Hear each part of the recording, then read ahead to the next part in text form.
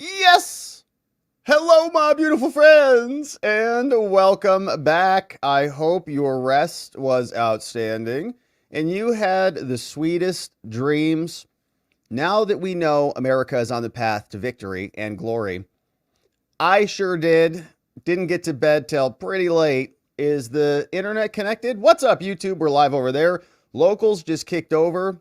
It's a beautiful day, my friends. Welcome back. I hope your rest was incredible and outstanding, and you're feeling energized and ready to go. We were here late last night. For those of you who made it to the end with us, thanks for joining us. It was, I think, 10 hours total. We got to see several networks call it for President Trump. They came out. Trump declared victory, said it was a tremendous campaign because it was, and it was a moving evening, I'll tell you. But when we wrapped up, felt like we were pretty good, but we were having flashbacks to 2020 throughout the night when water main breaks and all those things were happening. So we wrapped up the show. Your boy was getting ready for bed, laying there. It's like this.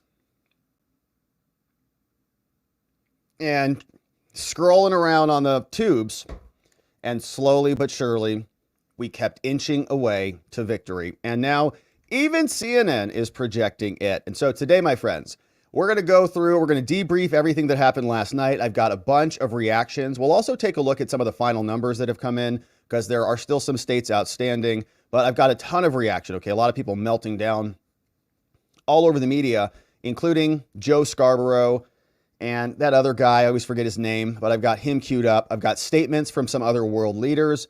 And then we're expecting Kamala to come out here today at 4 p.m. Eastern. So about 2 hours from now, Kamala is supposed to come out. And part of what we wanted to do here today was to capture her concession speech whenever it was going to be. But they told us originally it was going to be at 6 p.m. Eastern tonight. And everybody's going, where the heck is Kamala? All right, where has she been? She needs to come out and concede. Because as it stands, she has not conceded the race.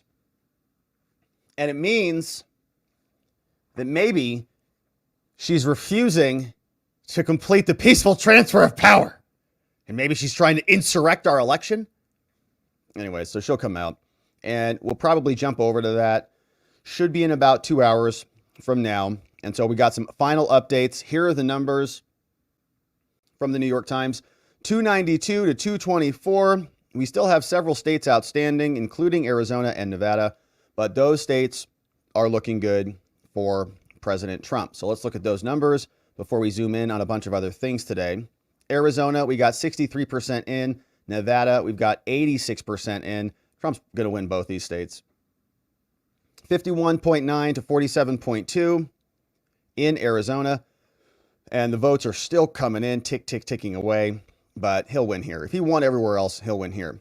So that's a foregone conclusion. So you can add Arizona's electoral votes to that count. And then in Nevada, let's take a look here. 51 to 46. He's going to win this too. 86% of the votes are in. That's even closer than what we've got here in Arizona. So I'm going to close that out too.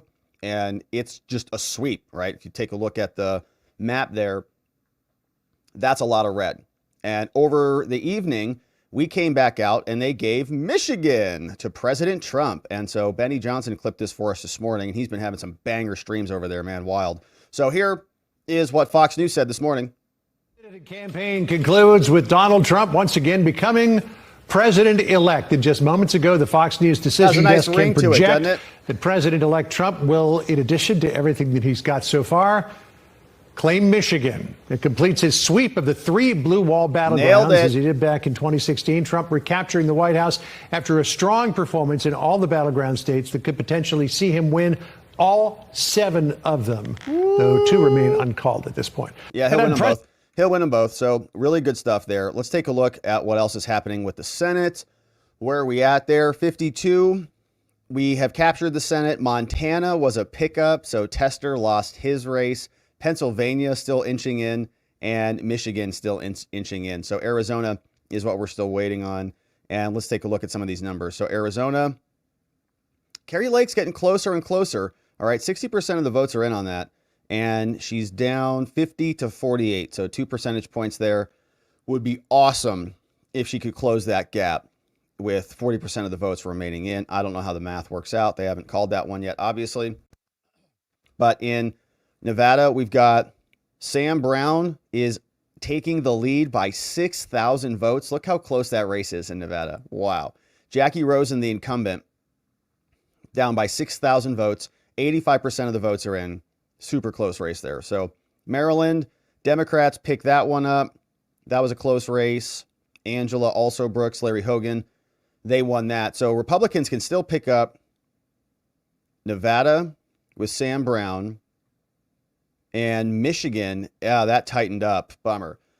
Last night we saw Mike Rogers was ahead. Now he's down about 30,000 votes.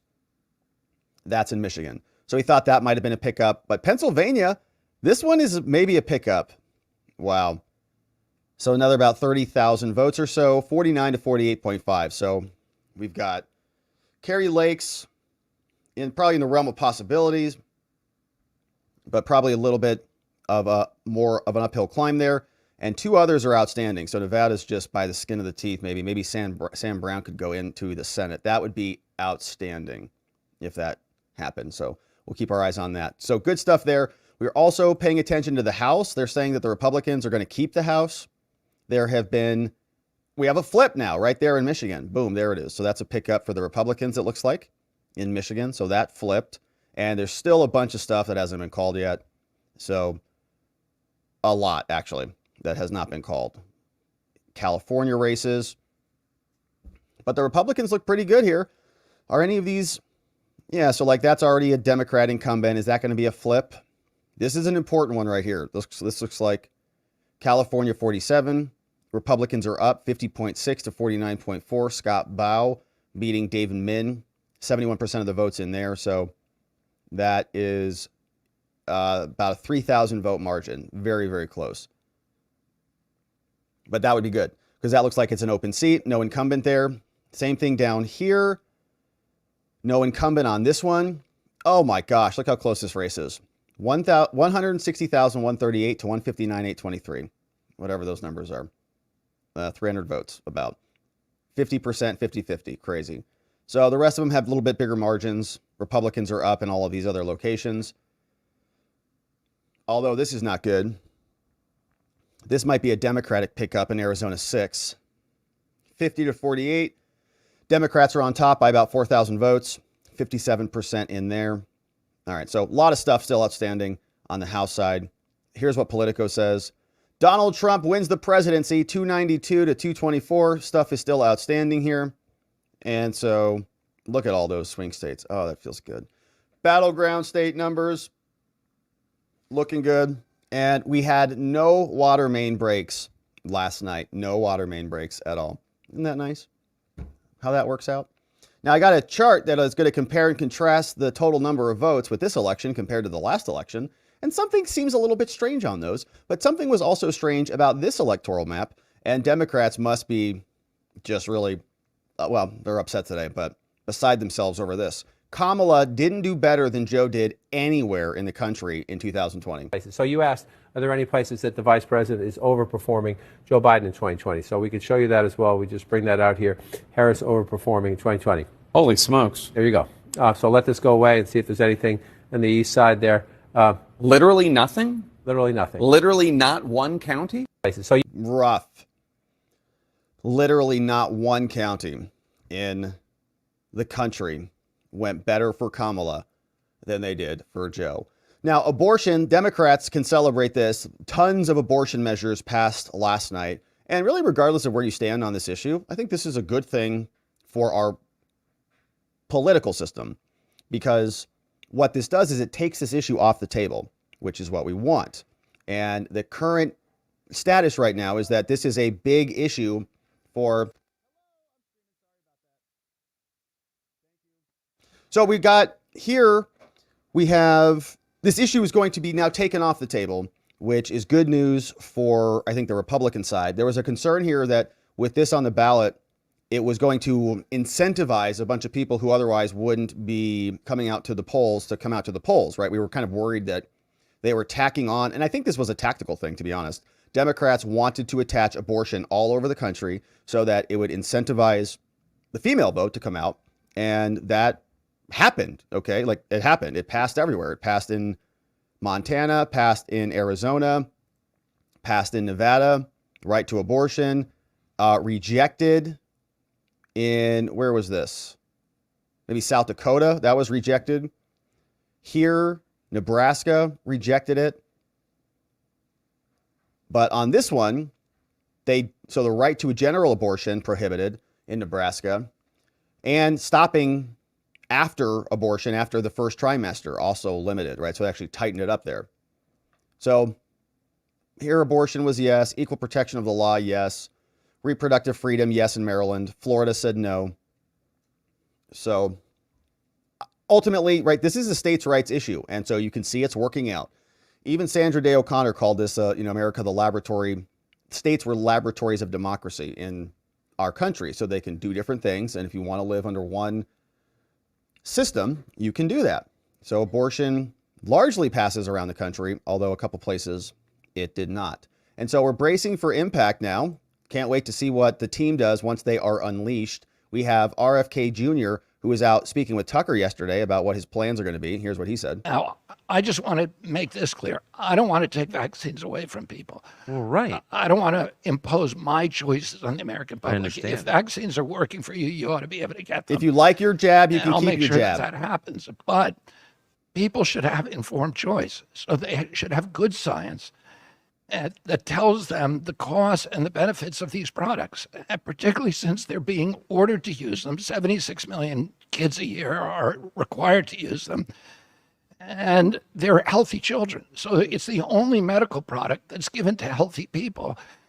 You want a product like that to be extra solid, to make sure there's no risk, because you can take, there's certain risks that you'll take if you're sick to get better. Of course. But if you're not sick, and you shouldn't be required to take a product unless it is ironclad, unless you know what all the costs and benefits are. And the problem with vaccines is that they were originally introduced by the Public Health Service, which is one of the 5 uniform military services. That's why there's a Surgeon General. And the Public Health Service introduced them and pushed them as a national security defense against biological attacks on our country. So they wanted to make sure that if the Russians attacked us with anthrax or with some other biological agent, they could quickly formulate a vaccine and then deploy it to 220 million American civilians without regulatory impediments. A normal medical product takes about 8 years to get to market because it has to go through double-blind, placebo-controlled trials, and you need to see long-term effects. There are many effects from every medical product that have long. Yeah, we didn't even measure the effects, right? On the last round of this, we just allowed it to be created and then mandated in an insane era in American history. But this was a great question that a lot of people are asking about now that we have something to measure against. Now, one of these things is not like the others. One of these things just doesn't belong here. Here is the numbers for John Kerry. He won in 2004, 59 million votes. 2008, Barack Obama, 69 million votes. And that was a campaign that captured something, right? And I was not on board with the Obama train back then, but there were a lot of people that were. And I remember it go, gosh, this guy's going to be unbeatable. Because everybody was just enamored. Oh, it was crazy. It was like delusion. Then, and it was nuts. 69 million votes. Like, okay. We had John McCain. Remember that? Okay, yeah. So Barack Obama, then in 2012, gets 66 million votes. Then Hillary Clinton comes in, loses to 66 million votes. Then all of a sudden, wow, Joe Biden gets 81 million votes for Joe Biden? What? Then Kamala Harris comes out last night and gets 67 million, which is in line with the rest of these numbers. So where do these 81 million votes come from? We know from Fannie's booty in Fulton County. So where did those come from? Right? It's because they locked us down, mandated mail-in ballots, and flooded the zone with a bunch of votes. It's just in the numbers. And so now we have an aberration. Nobody was voting for Joe Biden, okay, with another 15 million votes. Give me a break. It was stolen. We know it was stolen. The numbers now can validate that for us because we have a statistical anomaly there. Just like we were all saying, oh, there was a statistical anomaly. And yes, I know the population went up, but not like that. Come on. With Biden at the top of the ticket, he crushed Obama's numbers. Give me a break. Not even close. So we know what happened, and America voted accordingly. So we're excited about that. Very good stuff. And we had some other good news. I just saw this as I was sitting down. Several new updates out of the Department of Justice. And so let's see, what did I do with this link? As I was sitting down, I just saw another one that I thought was going to be relevant to us. Yes, here it is. All right, so yeah, we've got some good news here out of the Department of Justice. Jack Smith's cases are going bye-bye, can't prosecute a sitting president, and they're going to wind this up before Trump even gets into office. And we know why that is, so they can start shredding their case files. They've got a bunch of burn bags happening right now and shredding, walk into the DOJ, like, I'm sorry, I can't tell you right now. We're in the middle of some remodeling here. And so all over the place. So they're going to start winding this up already. They're not going to wait for Trump to come in and fire Jack Smith, who's completely illegitimate. So they're going to start figuring out, how do we stop these cases from moving forward? And they were just, remember, weeks ago, releasing document after document to try to smear Trump appendix after appendix. Well, now it's all going bye-bye. Several reports here from the cables. We have some news about special counsel Jack Smith, this man right here. Donald Trump said recently that he would fire Jack Smith, quote, within 2 seconds of taking office. Well, we found out that he may not have that opportunity. The reason is that the Department of Justice, where Jack Smith works, cannot prosecute a sitting president. Fox News is told that Jack Smith will be gone from his post as special counsel, meaning the cases will be gone before Trump takes the oath of office. Run, Jack. On January 20th. This is the documents case, though that was dropped already by Judge Eileen Cannon back over the summer, and it's on appeal, but also this case for Trump's alleged efforts to try to overturn the 2020 election. So given the fact DOJ policy says you cannot prosecute a sitting president, expect Jack Smith's cases to be done. The last case, and I'll end on this, is that Atlanta case that deals with the 2020 elections. That's a local Georgia case. We've seen over the last year how that has played out with Fani Willis, Nathan Wade. That has many problems, many different delays. So the bottom line for my story to all of you right now, Donald Trump's legal problems have essentially all gone away since he won last night. Oh, baby. So there will still be some pending issues in the New York case with Alvin Bragg. He's still got the civil case with Tish James and that $500 million verdict that is up on appeal, which looks like that's on thin ice. McConnell is not going to sentence Trump to jail. That's lunacy. Now that he won the popular vote of the country, they can try, but that would be a big problem for him. I think he'll ultimately dismiss that case. He'll find a reason why there was immune conduct in there, and that will go away too. So the last one will really be Fannyland. And as we heard from Nathan Wade, you don't tell Fanny what to do. He tried to tell her what to do that one time, and she didn't like it. He's like, but baby, it's real. I really like it. She's like, no, don't tell me what to do. He's like, all right. So she may not want to drop the case, but the Court of Appeals now in Fannyland is listening to the case. They're going to have President Trump up there, and we'll see what they do about that. So they should also dismiss that case. They should disqualify Fanny, and that case should go away as well, because it was birthed out of corruption. Not only with Fannie and Wade, but also with the DOJ and the White House with whom they were meeting. So all of that, of course, is now coming to a head. And Jack Smith, who was never a real boy, better have kept his receipts. And we are going to invoice him for $36 million and counting. So get ready, Jack.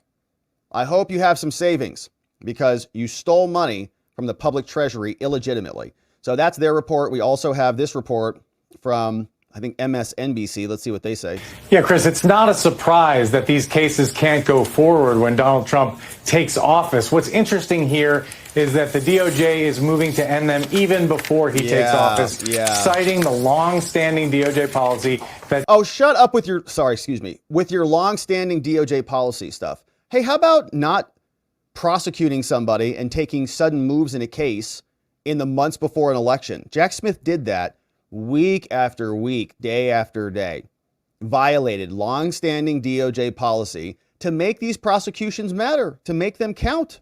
Now they're going to, oh no, it's our policy. Since you're the president, we're just going to... What? He was the former president. You breached his privilege with his attorneys. You breached his immunity that you knew existed as a former president. All of these were long-standing policies. You broke all of them. And now you're going to say, we're going to let up on the case because you lost. I guarantee you they're running, okay? They're just trying to get rid of their case files and be nice to Trump. Oh, no, we love you and we're sorry about it. This is you want. No. Repercussions for these people who engaged in criminalities to utilize the federal government to go after their political opponents. Repercussions coming, baby. Sitting presidents can't be prosecuted. And there was some thought that maybe Special Counsel Jack Smith was going to sprint through the finish line, was going to work up until the last day, very hard. Force Trump to fire him, wait till a new attorney general was appointed. But that does not appear to be the thinking inside the department. The thinking is that these cases can't go forward. There's no reasonable prospect of getting to trial within the 3 months before Donald Trump takes office. These cases are mired in legal issues that would be appealed all the way to the Supreme Court had Donald Trump lost the election. So now that he's won the election, DOJ officials are thinking that, look, there's just no room to move in these cases. And so the sensible thing to do is to figure out a way to wind them down. And it may stem from Donald Trump's lawyers filing some kind of motion or making a request saying in light of the DOJ policy,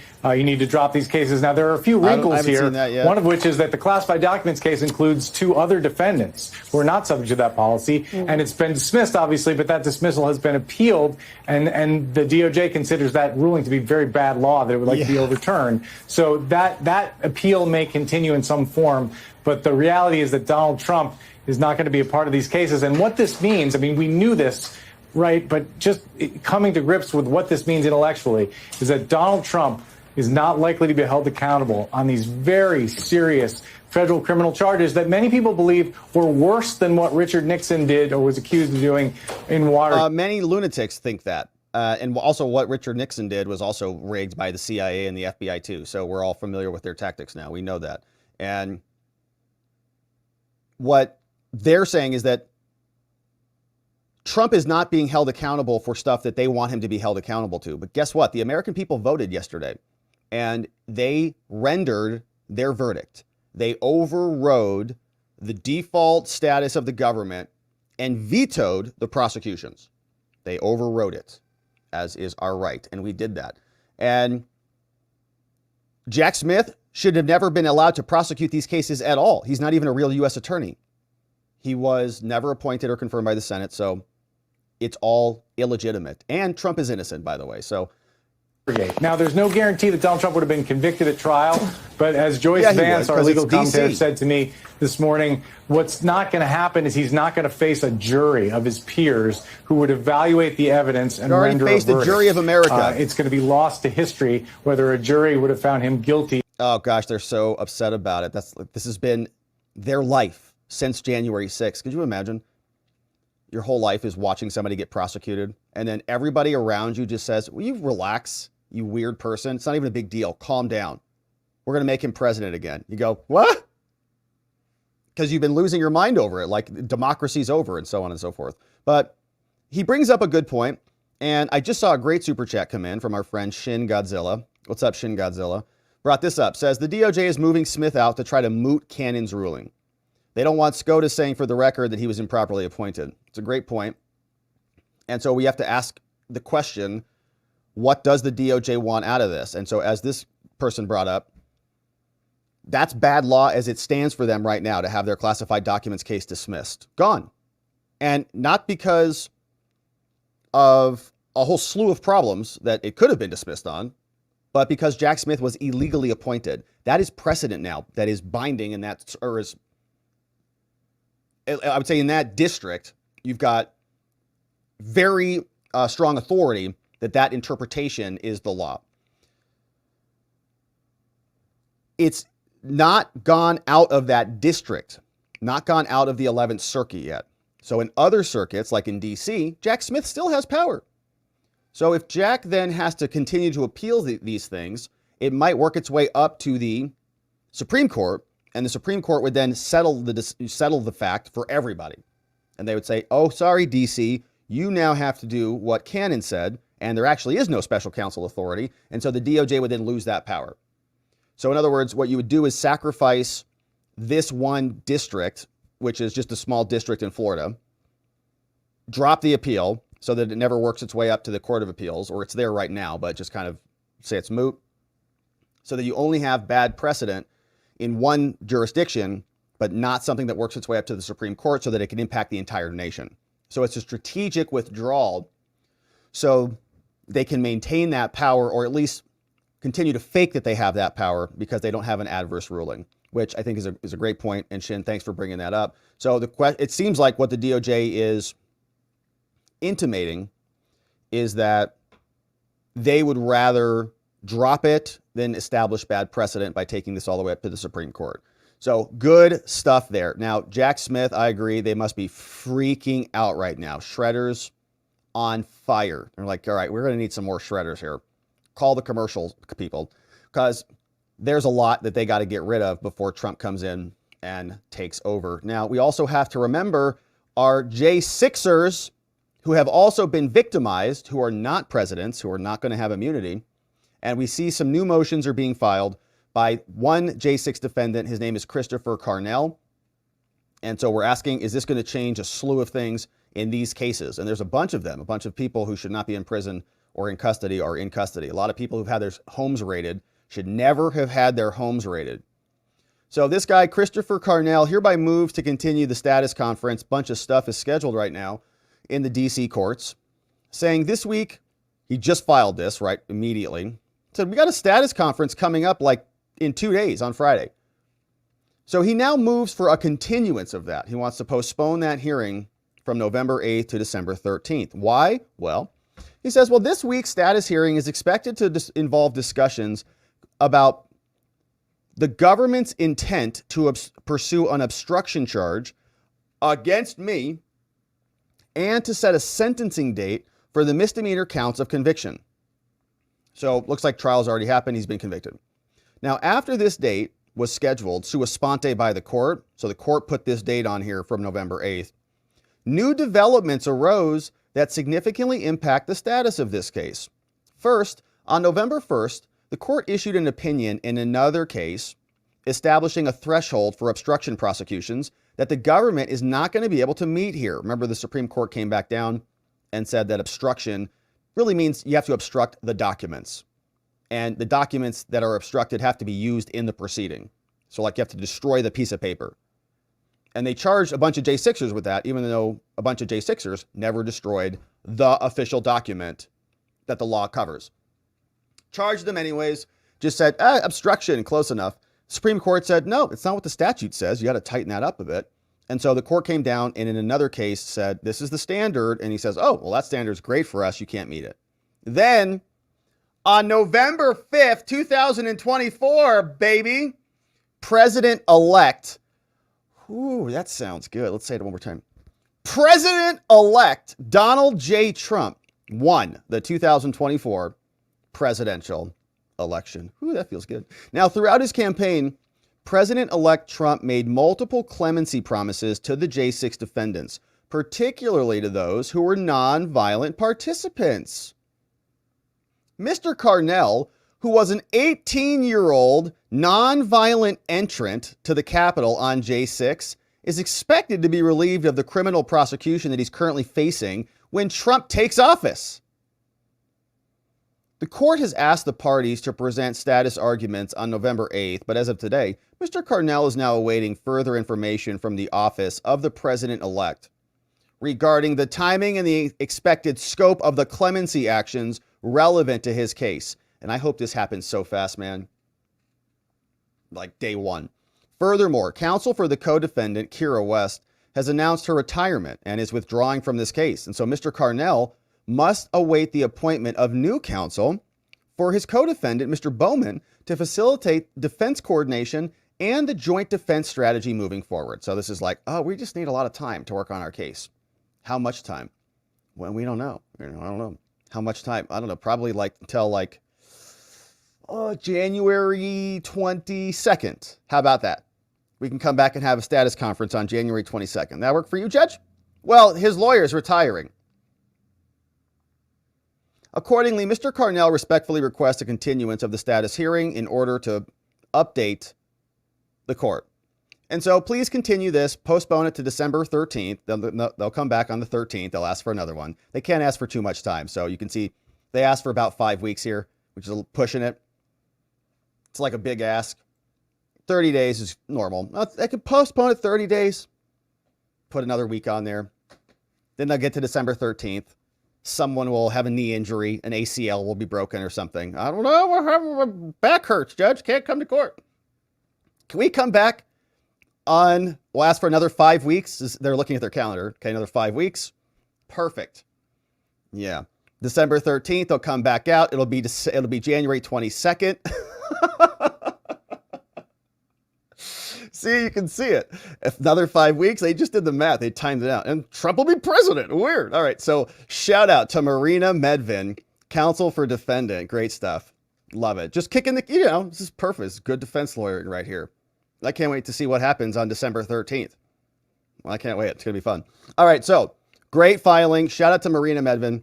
And I expect we're going to see a lot more of this. Okay. This one got in fast, baby. Marina Medvin, shout out to Marina. She's got the whole thing drafted. Okay. She's like typing it up. Fox News calls the race and she's like, and filed. Trump wins. Submitted. Thank you. So it came out December 6th and there you go. Just got dropped in and we're going to see a lot more of those. And we should, because what has happened to the J6ers and everybody prosecuted by the Harris-Biden corrupt DOJ deserves justice, and they deserve it expeditiously, and we hope they get it. All right, so great news there on the Jack Smith stuff. Let's see what some other leaders are saying around the world. We've got Keir Starmer. He is the Prime Minister of the UK. He says, congratulations to Trump. Says, congratulations, President-elect Trump, on your historic election victory. I look forward to working with you in the years ahead. As the closest of allies, we stand shoulder to shoulder in defense of our shared values of freedom, democracy, and enterprise. From growth and security to innovation and tech, I know that the U.S.-UK relationship will continue to prosper on both sides of the Atlantic for years to come. Prime Minister of the UK. Well, listen, buddy. We don't appreciate what you're doing to your citizens over there, censoring them and locking them up for releasing documentaries, okay? We don't appreciate the EU and others threatening our Elons. So we'll see how this relationship works out. But thanks for the letter. All right, and shout out to our friends in the UK.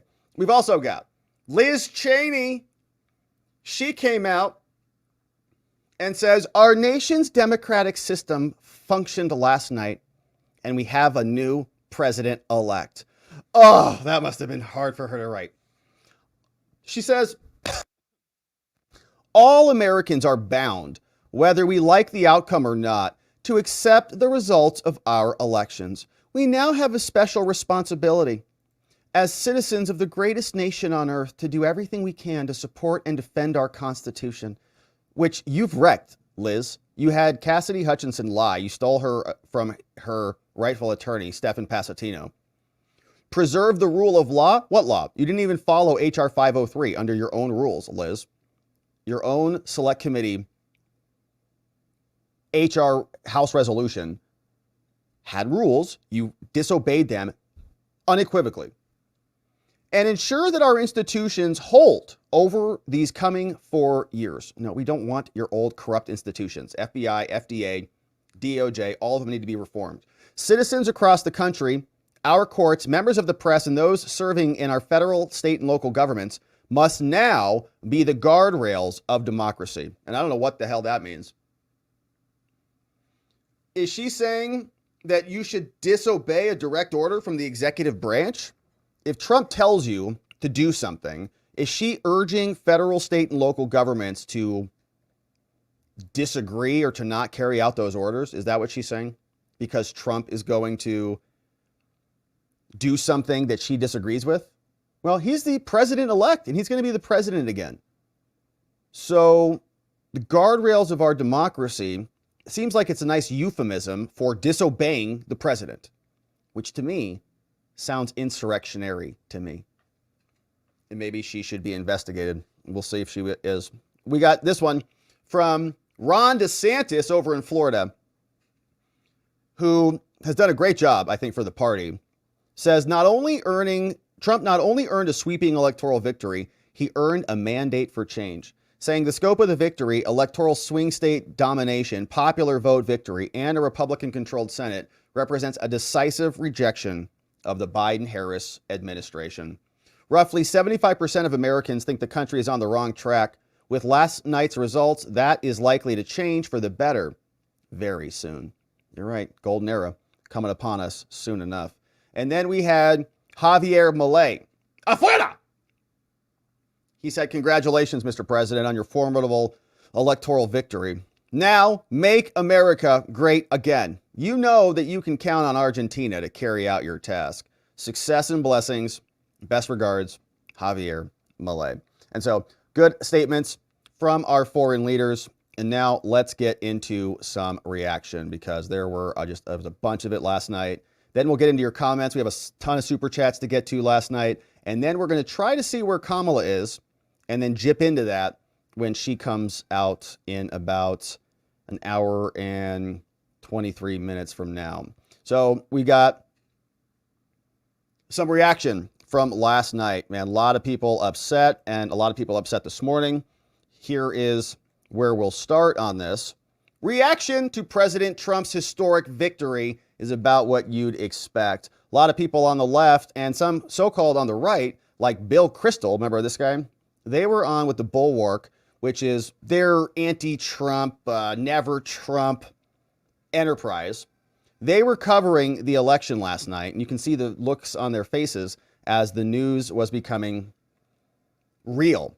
And let's listen to their conversation and see what they said.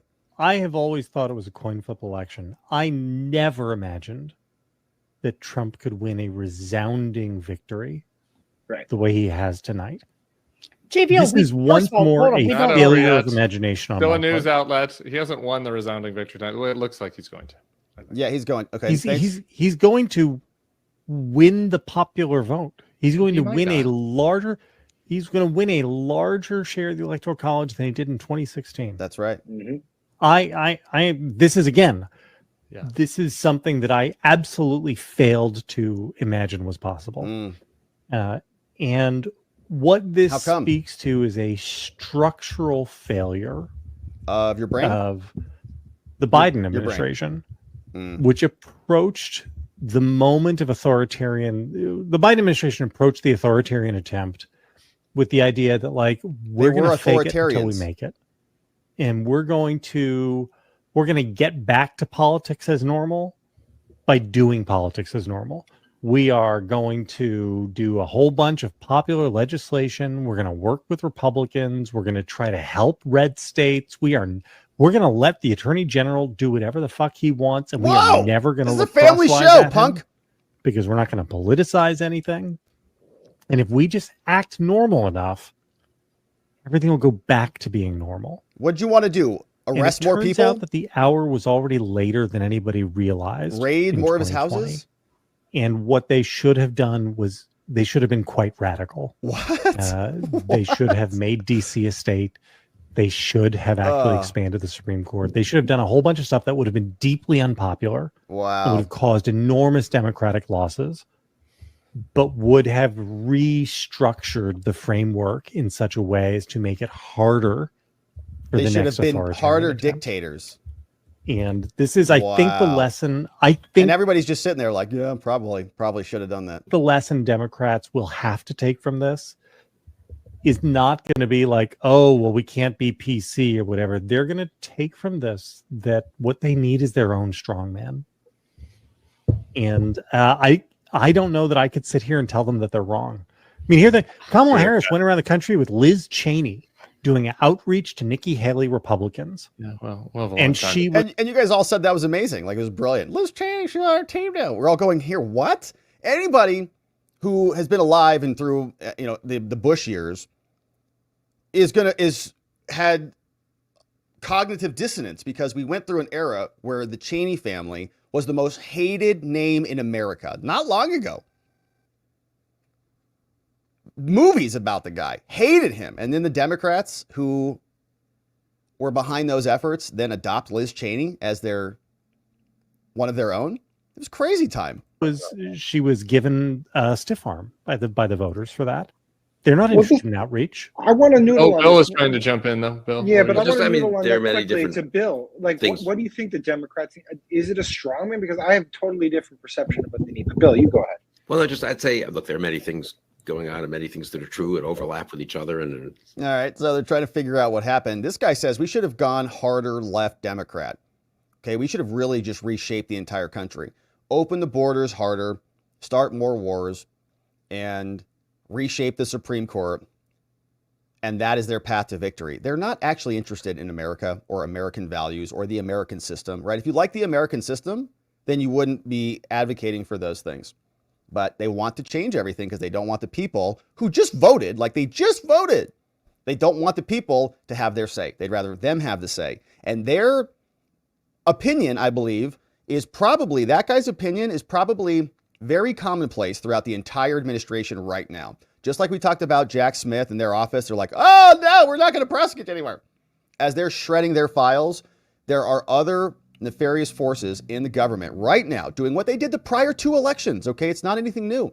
All they're doing right now is scheming and plotting to figure out how they can stop Trump again. Remember that Obama, when he was coming in 2016, was meeting with Comey and all these people to see what they could do to stand up this fake Russian collusion hoax to dog him the entire first 2 years. He had a whole 2 years of nonsense because they wanted to shackle him from the very beginning. And this guy's basically calling for that right now. And so there's a lot of time left on the clock before Trump actually takes the mantle of power. And how much damage can they do between now and then? A lot. They did a lot last time in 2016. Now, the problem here is that Joe Biden is not as competent. And so I think the White House is not nearly as capable. They don't have the same capacity that the Obama White House had to really muck things up because it's Joe Biden. Now, turning our attention over to the Joe and Mika Brzezinski show, what you'll see is they're upset about this. This was, I think, this morning, or this was maybe last night. It looks like last night. We've got some clips and highlights and reactions from all over the place. It was a lot of fun last night. So here's this one. A lot of very legitimate discussion here about how Democrats lost this. Yeah. But I just got a text from a member of Congress saying, something else we need to look at is how people are turning to social media, podcasts, and other non-traditional sources for their news, and also news stations that aren't news. And I canvassed in all of the battlegrounds. I was shocked by the amount of misinformation voters were truly repeating back to me. Truly shocked. I do believe this is what caused the collapse of the Democrats nationwide. You cannot win when people believe lies. But I think that's fair too. There's a lot of very legitimate. I guess, does she realize that she's talking about herself? Their whole station has been lying for years. Their whole show is mostly Joe Scarborough having a midlife crisis on the airwaves. So they should do some self-reflection, but they never will. And I think it was Mr. Wonderful last night who explained to us that this was actually a big win for them because what it means is the Democrats will have a moment of reflection. It's like when you lose, when you have a difficult battle, you come out a little bit stronger. Iron sharpens iron. And the Democrats will know that they lost fair and square. They'll do some self-reflection. They'll come back and they'll have a nice victory.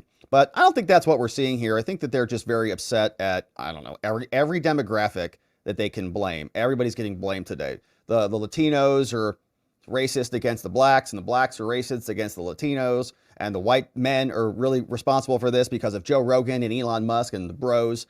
And everybody hates women. All of us hate women, apparently. And nobody voted for Kamala because she's a female. Okay. So never ending. They don't want to talk about the fact that no matter what color or gender or race or religion or ethnicity or whatever, we all want a strong economy, safe streets and cities. We want places to live. We want our food to be reasonably priced. And we want healthy bodies. It's not that complicated. But they would rather treat everybody like trading cards. Oh, okay. We got 3 black males here, 2 Latinkses over here, and 3 trans. So we've got, what does that give me here? Oh, I got a good hand. All right. So like trading cards, it's sick, it's racist, it's disgusting. Hopefully they recognize the errors of their ways, will they? Let's cross now to Barbara Heineback, former Democrat White House staffer, joining us live from Brisbane. Barbara, do you feel any disappointment that Kamala Harris hasn't been able to become the first woman of colour and first woman to be elected to the presidency? I am so disappointed and really insulted. I'm a Howard alum, and that she didn't have the decency to walk out and say something to her, to her university, make a comment to the United States. Things were not looking well for her. It wasn't completely over, but short of a miracle, we knew which way this was going. And that she didn't have some grace. I mean, it shows us how classless she actually is, a sore loser. And even though it's painful for her, for the Democrats, I think America might be relieved at Where was she a former White House staffer? They don't have to put up with this any longer. And if this is what they were walking into, maybe it's better that it gets, cut at the nip right now. Well, she's such a poor candidate, Barbara.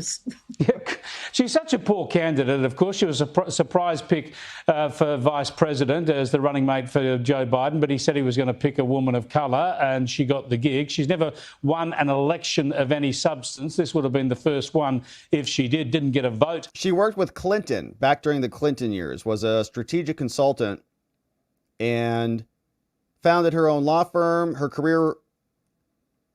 She was a press officer, notable for being the first African-American woman to serve as a press officer to a first lady. Okay, interesting. When she contested the primaries, why do you think she's failed? What was the biggest mistake of the Democrat campaign? Jimmy Carter was the first lady, Rosalind Carter. The biggest mistake was her not selecting Shapiro. I mean, she had an ace, Walz was terrible. The hole, and she didn't take that. Shapiro is so well respected, liked. He's doing an incredible job in Pennsylvania. And the reason she didn't take it is another part of that personality that, eked through. She is so completely insecure that she could not have someone that bright around her to upstage her and outshine her. And so this is why she didn't select him, I'm pretty sure. Yeah. She made a lot of mistakes by bringing on all of Hollywood and Beyonce and all of these people. But they always do that. Beyonce wasn't very happy. They always do that. Beyonce wasn't happy. Yeah, it's pathetic. Now you know the Democrats. You're connected to them. You've worked in the White House for Democrat presidents. So tell us what they're going to go through in coming days. What are they going to do to fix the House this? And the Senate as well. They may have gone backwards in the House and lose the Senate. A very, very dark day for the Democrats. Do you expect them to learn? Do you expect serious recriminations? What are they going to do? One of the things I noticed is that, or I really believe is going to happen, is that, we have to remember that Obama and Michelle did not come out to endorse her for about more than a week, about 10 days. Yeah, because nobody likes her. All of the other elite Democrats did, Nancy Pelosi, Chuck Schumer, all of the others. But they didn't come out. And Obama really wanted to have a proper, go through the process of the primary and everything, let the Democratic National Committee choose and select who they really wanted for a candidate. Obama has been telling people all along, before she became vice president not to do this and not to jump to that. Willie Brown as well, who had been the mayor of San Francisco, said give her a position somewhere, but not VP. So people closer to her knew what was, coming on. And so they didn't listen to that. The Congress, I don't know which way it's going to go, but I think that if we have a couple more Republicans in the Senate to carry us through these next 4 years, but I think it's going to be easier for Trump than it was, back in 2016. It could well be. He could be a much more powerful president than he was last time around. Thanks for joining us, Barbara. Okay, she seemed pretty based, actually. She was the former press secretary to Jimmy Carter's wife and was calling Kamala out on her campaign failures. But my question is, are they going to actually change any policy things right now? Kamala, yeah, totally insecure. That's why she picked Walz. You have to pick a VP that's dumber than you. That's why Joe picked Kamala. She was just following the same format. That's why Biden was Obama's VP. So it's just the list. It just keeps going down. It's like making a copy of a copy of a copy. When you Xerox a Xerox a Xerox, by the end of it, you're like, what is this? It looks really bad. It's like all crooked. You can't really read it. And it just says like over and over and over on it's unburdened, middle class family, middle class. So you got to be careful. But beyond that, are they going to change their policies? Like, are they going to secure a border? Are they going to stop going to war? Are they going to stop trying to transition kids and so on and so forth, or not? Are they just going to keep the train right on the tracks? So here was some more reaction. Some guy says, how do you spend $1 billion on this and not win? Easy. You just make Kamala the candidate. Not even hard. A very abbreviated Harris campaign. We have not heard from her yet. We expect to hear from her in the morning. What are you hearing from inside the campaign right now about how they think this happened?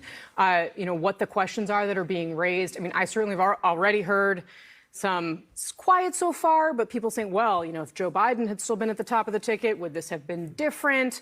I'm, of course, skeptical of that, but I want to know what you're hearing. Yeah, the finger pointing is already starting, and it's only going to become more direct. I'll just give you 2 quotes from people that I talked to tonight. This was a former Biden advisor. How do you spend $1 billion and not win? And I don't know about you, my friends, but in Arizona, we had ad after ad after ad. Don't have cable here, but I'd go to the gym. And it was Kamala all day. Kamala, abortion, constantly. Didn't work. F. Well done. There's a lot of F-bombs that get thrown. Yeah.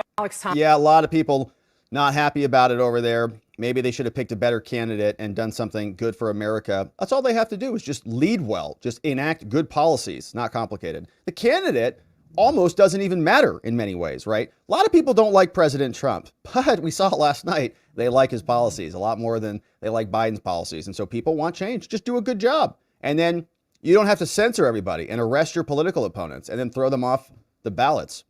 People just don't care. Americans just don't think about the world. These are not the American voters of 30 or 40 years ago. This is crazy. So this dude, this is his brand. I don't even know who this is. Who is this? On Joe Scarborough's show. Says Americans are stupid. Could you imagine if that's your opinion? Hey, we want you to come on our cable show. Why? So you can tell all of our audience that Americans are dumb. It's a very transactional electorate. I'll vote for you. You give me stuff. Bring down the price of eggs and the price. That is the Democratic Party, dude. What are you talking about? We don't want anything from the government. We just want a sound dollar and normal supply chains that aren't perturbed by the government locking everybody down and regulating everything into oblivion, and then outsourcing all of our stuff to foreign governments and to foreign countries that make products and goods and deliver goods and services at a fraction of the cost that we can provide those in America because we don't use slavery here, rightfully so. We're not asking for a handout. We're not asking for $5,000 whatever fake government tax credits that Kamala is going to try to incentivize her voters with. $25,000 for illegals to go buy houses and those things. We're not asking for that. Just don't take what we already have, okay? Just we earn our money. We're happy with that.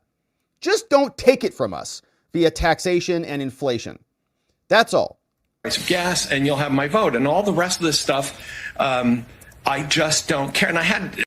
All right, they just don't care. We're also just so stupid. And as long as our groceries go down, we'll vote for, I guess, whomever. Now, markets are soaring out there. You may have seen this. They were soaring as of this video. Hopefully, they're still booming out there. But this is what it looked like on the open today. We'll say this, the stock market this morning is up 3% on the back of this news. You can look at Tesla, by the way, Elon Musk, who's going to play a huge role in this administration. At least that's the perception. That's right, baby. Up 15% this morning. By the way, stocks like Rivian, which competes with it, down. You're looking at Bitcoin up in a big way. You're looking at the DJT stock, that up as well. That one's, by the way, very hard to square, given actually Trump's ties to Elon. And you think either X is going to win or Truth Social would win, but it's unlikely that both will win, and both are not doing so well, at least on the economic end of it, though. I think X has clearly reached a real audience. So, Andrew, on that broad market number, we showed that the Dow's up, I think it was 1,300 or so at last check.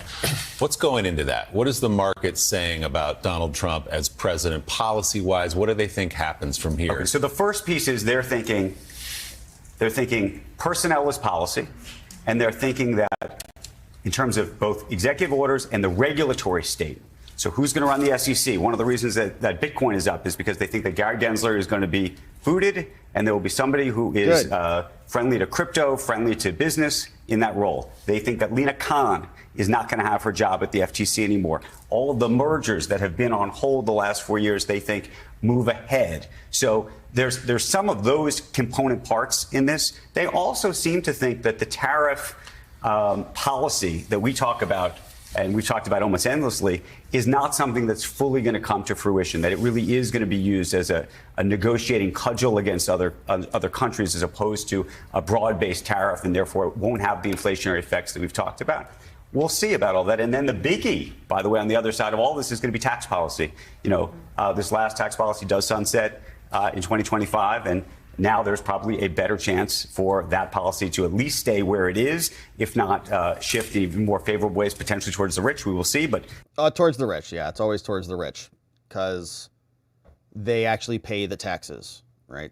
A huge portion of this country doesn't pay any income taxes. Now, let me say this. We are taxed enough already. We have taxes on every single thing, and I don't need to get on the anti-tax tirade here because you've heard that many times. But every time we spend $1, somebody's getting a portion of it, grifting off of us, and then we pay income tax on top of it. So here was Michael Steele yesterday.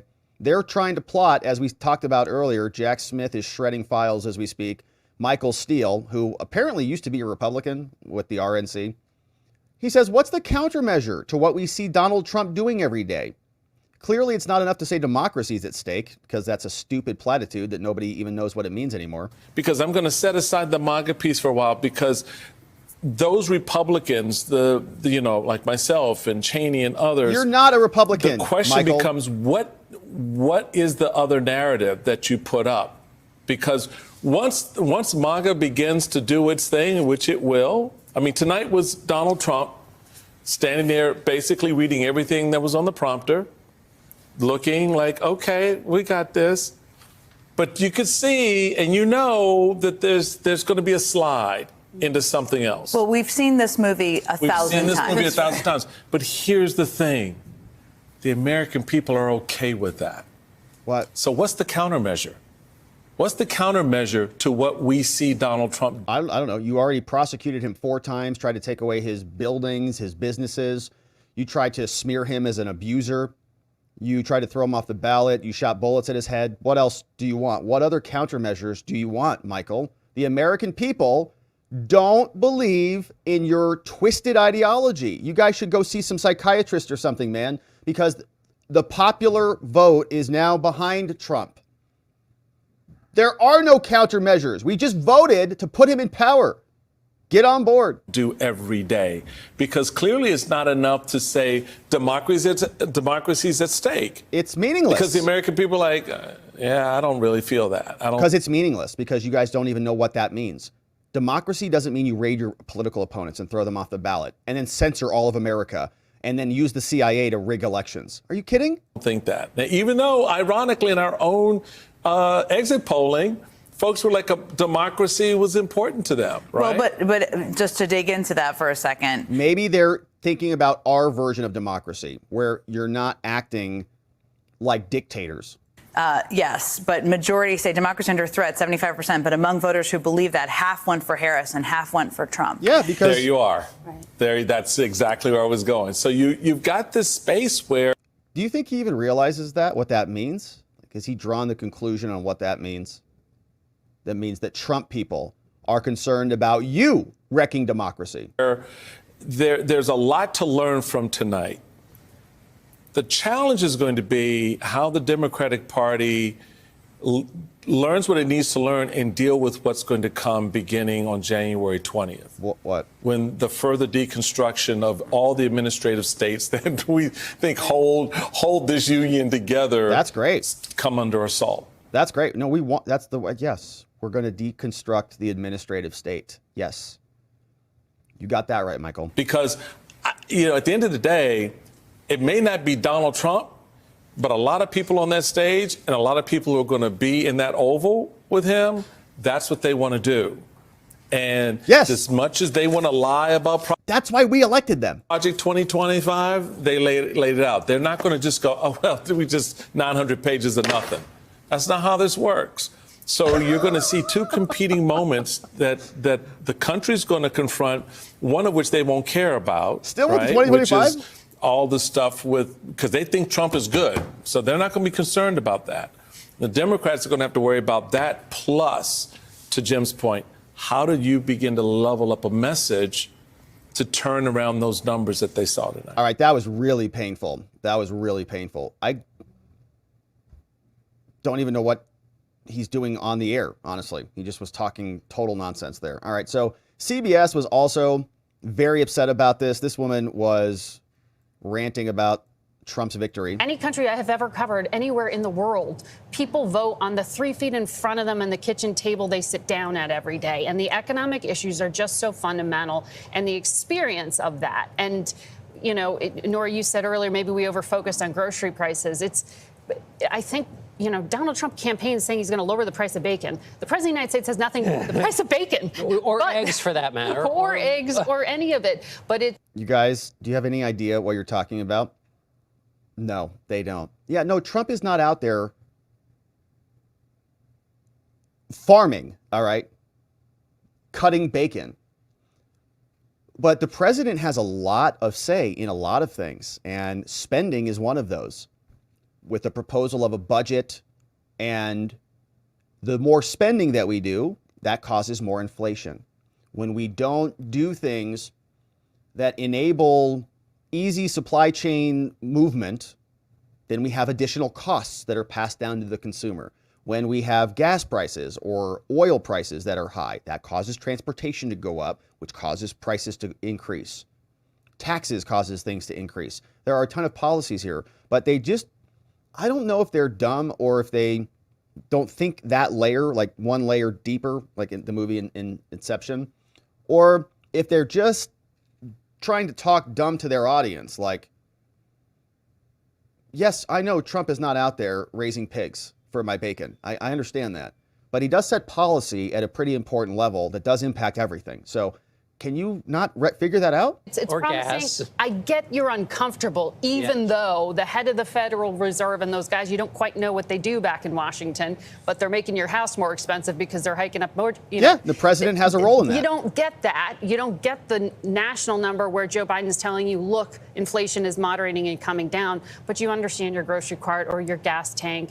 And that personal experience just seems to be what at least people are using to justify their vote for Donald Trump when they're citing the economy. They are treating everybody like they're idiots. They are not learning at all, right? There was a reaction to these elitist snobs who know better for everybody and call everybody else a bigot if you don't follow their ideology. Now they're coming out. That other guy from MSNBC just said, you're all stupid, right? We're all stupid because we don't know better like they do. Somebody who's really having a hard time with this, it's Keith Olbermann. You know who he is. Jeff Bezos had a nice congratulatory post to President Trump. Says, big congratulations to our 45th and now 47th president on an extraordinary political comeback and a decisive victory. Yeah, thank you, Jeff. No nation has bigger opportunities. We're about to enter the golden era. Let's go, Jeff. Wishing real Donald Trump all success in leading and uniting the America we all love. And so Keith Olbermann is just, that's what Keith Olbermann says. There it is. All right. So from Keith, not happy. So here was another one. This came over from this gentleman. His name is Jonathan Capehart. He's an associate editor over at MSNBC. And he was saying, democracy's over. Years ago, I come to elections with a sense of humility simply because, polls don't vote, people vote. And so in elections, we finally get to hear what the American people have to say. Yeah. And I've come to this election with an open mind, and I want to know what the American people have to say. Okay. What was it, 6 hours ago, I was mystified by what was going on. And now I can't help but think that if this election seems to be, if it proves out that the millions of people who are watching Fox News, if that ends up being the case, then I can't help but wonder if the American people have given up on democracy simply because of what he's told us, what he wants to do, simply because of what the Supreme Court decided in terms of immunity. I mean, he has said he wants to go after his political enemies. I am your retribution. So you guys you just released Steve Bannon from prison. Peter Navarro was in prison. Hundreds of J6ers in prison. If indeed what Fox is reporting, if that ends up being true and up being the case, then this conversation about who we are as a country, I was going to say will pop off in earnest, but I think we will have an answer, especially because I'm looking over your shoulder. Right now, Donald Trump has 51.2% of total votes. That's right, baby. 51.2. Yeah, 51.2 of total votes. In America, he's reading the votes coming in. He's like, democracy's over. Why is democracy over? Well, I don't know. Let me look at your vote tally. Oh, they're voting, and they just chose their leader in a non-rigged election. Democracy's over. All right. So it's so melodramatic. It's like, oh, God, what can I do? Okay, relax. You're going to be fine. Okay. Your currency is going to be stronger. Your streets are going to be cleaner. Your neighborhood's going to be safer. Your food's going to be healthier. Our country is not going to be in multiple wars. We'll have less dead kids. So just relax. It's going to be fine. Calm down. All right. Here's Al Sharpton saying the same thing, saying racism and sexism. All right. So if you just want a better country, you're now a bigot because you didn't vote for Kamala. Well, I think a serious assessment must be made to really understand the fear that Donald Trump was able to play on people. What? And to really, rather than just finger point and name call, really understand what drove a lot of voters to not go where, in my opinion, logic should have brought them, and whether the messaging was right. But I also go back to the point I made earlier, and Joe raised, we cannot ignore there is still a lot of racism and gender bias in this country. Wow. And I think he's talking to black people and to Latino people, I think, because they were the ones that didn't deliver for Kamala Harris. And they had white dudes for Harris, so, I mean, it's clearly not white dudes for Harris, so it's got to be the Latinx community. And I think for us to ignore that and not try to bring that front and center so we can heal that would mean that we would end up in the same place. Kamala Harris is a woman of color in an interracial marriage, running as a woman to be the head of state. That is something a lot of Americans are not ready to deal with. How we move that forward, we need to face it and deal with it. And I hope we do it in a way that shows that we will be more mature than when they lost. There will be no January 6th insurrection from our side. It must be the maturing of America. All right, so pretty interesting there from Sharpton. It's never going to be Kamala or policies or the fact that she's a terrible candidate who couldn't even talk to anybody when she sat down to do interviews, said the same stupid lines over and over again, had the same rehearsed speeches, not authentic at all. Nobody liked her 4 years ago. Was she also a victim of racism and bigotry when the Democrats didn't vote for her, when Joe Biden beat her during the primaries? Was that racism and bigotry too? Because that was the Democrats. No, it's always an excuse. Just have to find some other reason why she didn't win. We all know the reason why. She's a terrible candidate. It has nothing to do with her race or her gender. Here's Marco Rubio making the rounds. Donald Trump appealed to Americans as Americans, irrespective of your background or your customs or what music you listen to or how your last name is pronounced. This is more than just a realignment. I hope it's a realization that when you come to this country and you put your roots down here and you raise your children here, you become an American. And everything from our economy to our safety to our national security matter as much to you as they do to anybody else in this country. Donald Trump appealed. All right, so that's right, Marco Rubio. He did. And people want improvements in their lives. And here, black voters came through for Kamala Harris, but white women did not. Joy Reid's not happy about this. You know, it's a state that I think Democrats definitely were reaching for. There was a lot of work to try to turn out the college campuses, which were really thick and really packed, and try to turn out the suburbs. And I think there was a lot of hope because of just the insanity, can we say fairly, of the person who's running for governor in that state, and a thought that, you know, defeating him would also carry Harris in. But in the end, you know, if they didn't make their numbers and essentially exceed the numbers that Joe Biden had in the suburbs, and I think we have to be blunt about why.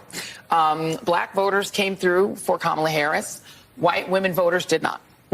White that women. is what it appears happened in that state. White women. Is that if you can't flip enough white women, and we've talked about this on this set numerous times. Don't you want your that abortions? You have a state where you've got a 6-week abortion or a 12-week abortion. I think theirs might be 12 weeks. Yep. But it's a state where women lost their reproductive rights, where there was a very heavy push to get women to focus on not putting in place, re-electing, putting back into the White House the person who was responsible for taking those rights away and restoring them. But that message obviously was not enough to get enough white women to vote for Vice President Harris. White women, all these white women on there, they're like all looking down. Here's Rachel Maddow, and here's this other, like, oh gosh, white women, white women, white women, white women. You hear it? She's talking to you. You didn't do enough. Should have voted harder. All right, so awkward, kind of racist, whatever. But all right. Here's Cenk. He's one Democrat who's absolutely right on this one. He says, you know, as predicted, okay, Democrats are all over TV this morning blaming different demographic groups for their loss. White women and black men and Latinx individuals. No, it's your fault, idiots. Democratic leadership is the establishment, obviously, now which is despised. People didn't vote based on race or gender. They voted on how much they hated your elitism. From a Democrat. So one of them got it. The only one I've seen thus far is right. Yeah, they're the elites, so-called. And I don't even like that word because they're not elite. They're idiots. They're bureaucrats. They're not elite. They're senators. You're a senator. All right, great. Okay, so you're an elite person. All right, you want to talk about some elite senators? All right, here's Mitch McConnell. He came out today and he was having some conversation. They had a whole press conference today. And so we got some time. We're waiting for Kamala to come in and to give her concession speech. And so we'll hang tight until she comes out. Should be about 45 minutes from now. Although I did see that they might have other people speaking first. So they might warm something up here. I'm looking at the C-SPAN schedule. And they say it's going to start at about 1:03 Mountain Time, but it is now 1:03 Mountain Time and it has not started. So we'll keep our eye on it. But here was Mitch McConnell and some senators who came out. They're going to win the Senate, baby. And what's going to happen? Oh, no, going this way. It's Senator Mitch Well, McConnell. good morning, everyone. Good morning, Senator. This is certainly a happy day for the GOP. You better believe it. Let me start by congratulating President Trump. What he's accomplished has not been done, as all of you know, since Grover Cleveland, which was a while back. I also want to commend the Trump campaign for running a sharper operation this time, and I think Chris LaCivita and Susie Wiles Okay, if you're going to deserve a lot of credit. If you're thinking about They taking a ran nap during this spectacular live stream, this is a good time. race. With regard to the Senate. You guys know how long I've been around. We do. We do. Had really hoped I'd be able to hand over to my successor the majority. He's retiring. I've been the majority leader. I've been the minority leader. Majority's a lot better. Yeah. And I think, based on the fact that we haven't got all the results in, we certainly already know we're going to be in the majority. We're hopeful that that might actually grow some. 54, 55 even. And I want to give particular credit to Steve Daines. I had that job at the NRSC a few years back. I've never seen a better performance. He focused on getting quality candidates. Did he help Kerry Lake at all? The nomination. And as I said, to some criticism, the candidate quality is absolutely essential. I also am proud of the job the Senate Leadership Fund and its related groups did. Overall, they were able to raise $425 million, and they made decisions to invest in, I think, all the right places. All right, so that's Mitch McConnell, and we'll come back to him. We'll see if he's got any questions that he takes from the press, but he's in super slow-mo today. But election update. Okay, so apparently Kamala has called and conceded. Let's see, I just saw an update on that one. Michael Bloomberg, one of the Democrat Party's single biggest donors, is encouraging some soul-searching in the parties now, saying Democrats, for their part, might ask themselves exactly how they lost to Trump, an ailing 78-year-old who much of the country despises. Not really. No, not that much. It probably wasn't great to cover up President Joe Biden's infirmities until they became undeniable on live TV. Yeah, they lied to everybody. Like, you can see that. You can see they're liars. It wasn't ideal that party elders replaced him with Harris, a nominee who had received no electoral votes and had failed decisively in a previous run, he wrote in a new column in Bloomberg. Yikes. So he's tearing into it, it sounds like. Republicans had an exceptionally good night. The irony of the outcome is, on almost every issue that voters identified as a priority, Trump's proposals would make your matters worse. Wrong. All right, so Bloomberg's going to do his thing. Maybe he should run for president again and lose another $1 billion. All right, so again, they're talking about Project 2025. Can you guys get a life? It was never his project. Why is it on the cover of the New York Times? All right, so I wanted to see, I just saw something about, oh, here it is. Where things stand. Vice President Kamala Harris was preparing to deliver a concession speech at 4 p.m. Eastern Time after calling Trump to concede. Biden has called both candidates and plans to address the country on Thursday, tomorrow. Mr. Trump clinched the presidency after 5:30 a.m. when he won Wisconsin, capping, no, he didn't. It was before that. Capping a remarkable political comeback, 4 years. And Harris's speech is going to be at Howard University, so this is coming up. Says Vice President Kamala Harris prepared to publicly concede defeat to President Trump on Wednesday afternoon, hours after she called her often bitter rival to congratulate him on winning the election. So the call has been made. She emphasized the importance of a peaceful transfer of power and being a president for all Americans. Stephen Chung, Trump campaign spokesman, said the president-elect had acknowledged Ms. Harris's, Trump said, "We appreciate your strength, your professionalism, and your tenacity." She's expected to give her concession speech at her alma mater, Howard University in Washington, where her disappointed supporters were left in silence last night in the early morning hours. The convincing victory by Trump, the first former president in more than 120 years to win a second term after a re-election defeat, is going to transform Washington. Oh, yes, it sure is. He will enjoy a comfortable majority in the Senate that will be prepared to confirm the ardent loyalists that he said will fill his government. Control of the House has not yet been declared, but Republicans may well hold on to their slender majority, now with the undisputed leader of the party in the White House exerting control over the House. That Republican majority in the Senate was also secured. Sherrod Brown, John Tester of Montana. We also got Virginia got picked up. Tammy Baldwin of Wisconsin did eke out a victory. Ah! Dang it. Senate contests in Michigan, Pennsylvania, Nevada also remain uncalled. Kari Lake still in the running. But the former president's victory left no doubt about Republican power surging. Voters chose Trump as a leader. He rode a wave of anxiousness over inflation and illegal immigration. They looked past his 34 felony convictions, which were guilty verdicts. He hasn't been sentenced yet, so be cautious with that term. His role inspiring an assault on the Capitol, no one cares about. Mr. Trump's victory in one of the most tumultuous campaigns in recent memory. Netanyahu came out. He's got a relationship with Biden. That became strained. He said Mr. Trump's win offered a powerful recommitment to the great alliance between Israel and America. Prime Minister from Britain came out, said he's looking forward to working with Trump. Harris, who sought to make history, didn't. In the end, the headwinds of post-pandemic inflation, soaring housing pricing, economic uncertainty were too much for her to overcome. And Trump has centered his campaign on sealing the border, deporting undocumented immigrants by the millions. He promised to impose sweeping tariffs. Gosh, it's like, please stop. I can't take anymore. It's too much winning.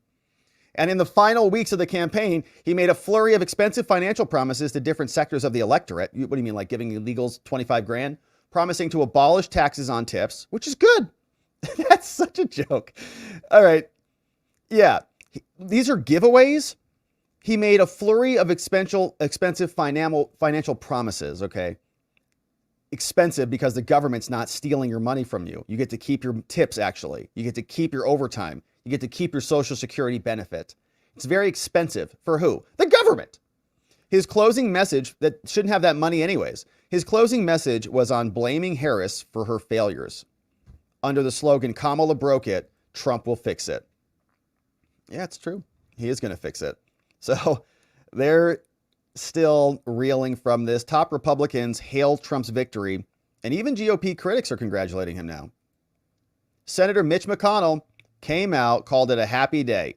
And Mitt Romney came out. Oh, Romney's probably having a rough day too. He said this. Says, Ann and I extend congratulations. Look, I don't even follow him. That's how useless he is. And I'm not gonna.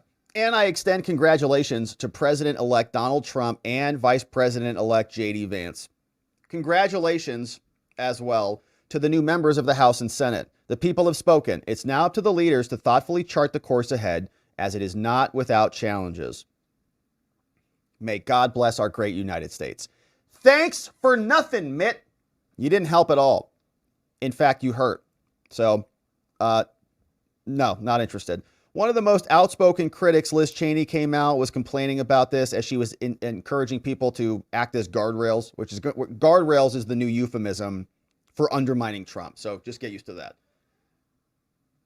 Former President Bush came out, who remained quiet. He says, and congratulated everybody. He said, the strong turnout in the election, this is Bush, is a sign of health of our republic and the strength of our democratic institutions. Trump's allies were also there. Johnson projected confidence. Jeffrey says the House remained very much in play. He wants to be Speaker of the House. Kathy Hochul came out, issued a statement, says, I want New Yorkers to know that as your governor, I'm committed to safeguarding your rights and freedoms, no matter what lies ahead. What a weird thing to say. Like, do you think you're under attack, Kathy, from President Trump? Is that what that statement's for? Mayor Eric Adams came out, congratulated Trump, wants his DOJ to drop those charges. They probably will. As Americans, we respect the will and the power of the people. So I love Trump. Can't wait for your new DOJ to come in here. Drop my charges. Brian Kemp came out, a Republican, who appeared with Trump in the aftermath of Hurricane Helene, wrote on social media, he's looking forward to working with Trump to put our country back on track. So that's good news over there. And let's go back to McConnell to see if he had any interesting questions that came his way. I'll just run it down for you. They spent $29 million in Maryland, $42 million in Michigan, $60 million in Montana, $3.3 million in Nebraska. What about Arizona? Did you do anything here? $12.8 million in Nevada, $133 million in Ohio, $82 $0.7 million in Pennsylvania, 30 million in Wisconsin, and 3 million in West Virginia. Did he say Arizona on that clearly list? What they were doing over there. I don't think he did. Did I miss focusing on it? the I had to places where we sneeze. the best chance to win. And I think the results pretty much prove they So made he didn't give a lot dime of to wise, Arizona? Is that what he said? decisions. So with that, I'll be happy did not. to Thank you. see what you want to talk about. Not a dollar. Thank you. Senate Republicans will have 54, 55, maybe even 56 seats before this is done. You have been an advocate of maintaining the filibuster, the former president, now the president-elect. You know, I'm glad you raised that. And what will you do outside of the leadership now? Okay, so what did he just turn on there? Was that a recorder? Did you see that? He pulled out this recorder and just turned it on. What was that? Been an Watch. advocate of maintaining the filibuster, the former president, now the president-elect. You know, I'm glad you raised that. And what will you do outside of the leadership now to continue to advocate on that if there are forces here who try to get rid of it? I'm really glad you raised that. I should have covered that before. I think one of the most gratifying results of the Senate becoming Republican, the filibuster will stand. There won't be any new states admitted that give a partisan advantage to the other side. And we'll quit beating up the Supreme Court every time we don't like a decision they make. Volume control? Is that what it was? This hearing aid shifting to a Republican Senate majority helps control the guardrails to keep people who want to change the rules in order to achieve something they think is worthwhile. Yeah, do Democrats want to nuke the filibuster now or what? Successful. And so I think the filibuster is very secure. Yep. Leader McConnell, practically speaking, what does having a 52 or 53 seat majority mean for getting Trump's agenda through the Senate compared to a 50 or 51 seat? And does this mean maybe you expand the agenda beyond the Trump tax cuts to explore other things? And what might those things be? Yeah. Well, we hear got a lot of work to do. reports of what may have happened in the House. And obviously, if you were going to legitimately work around the filibuster, it would be through reconciliation. And so I think we'd be obviously more successful if we flip the House. And Speaker, I think, put out a statement saying he's optimistic. I hope that's the case. Great. In March, you blamed former President Trump, President-elect Trump. And reconciliation, I think, is the process by which the House passes one version of a bill, the Senate passes another version of a bill, and then they reconcile them. And you can only do it for certain things. I think it's financial stuff. And they did that, I think, with the health care bill, right? With Obamacare, some sort of reconciliation process there. In other words, you don't need a supermajority in the Senate to do certain things. And his inner circle on the delay to Ukraine aid. Are you confident that he is the best person to deter Ukraine? Yeah, look, I'm here this morning to talk about the election, and I think I'm going to largely confine it to that. Yeah, don't ask about Ukraine, okay? Can you talk a little bit about what you expect your role to be next year when you're not in leadership? I know you've talked about foreign policy. You've got J.D. Vance as the vice president. He's obviously got diverging views from you on foreign policy. Well, what is your role going to be over the next 2 years? Okay. I'm not going to speculate about what anybody else may be doing. I thought your question was what I was going to be doing. I'm going to concentrate on defense and foreign policy. I think this is the most dangerous time since right before World War II. Our adversaries, the North Koreans, Chinese, Russians, Iran, and Iran's proxies are all talking to each other. They have one thing in common: they hate us, and they hate our freedoms. Diminish our role in the world. It may seem old-fashioned to some, but I'm still a Reagan Republican. What does that mean? That America's role in the world is absolutely indispensable. Even if you're concerned about cost, it'd be interesting to know that at the height of World War II, 37% of our gross domestic product was being spent on the war. 37%, and we lost over 400,000 Americans. The Reagan buildup, without a shot being fired, was about 6% of GDP. We're currently spending 2.7. So we should spend 6% of GDP on military? Defense spending. Oh my gosh. In order to prevent a direct conflict. He wants to take our GDP spending from 3 to 6%. It's a lot cheaper to prevent war than it is to have one. And so that's the focus I'm going to have for the next couple of years. Senator McConnell, will you, do you plan to chair the Appropriations Subcommittee or the Defense Subcommittee? I haven't made a decision. I'm hoping as former leader, you guys will care what I think anyway, and I don't think it'll have anything to do with committee assignments. Yeah. Are you anticipating any moves from the Democrats in the lame duck weeks coming up here? Well, we are going to have to figure out how to finish up the year, and that always involves a conversation between Senator Schumer and myself as to how we wrap it up, but those conversations haven't started yet.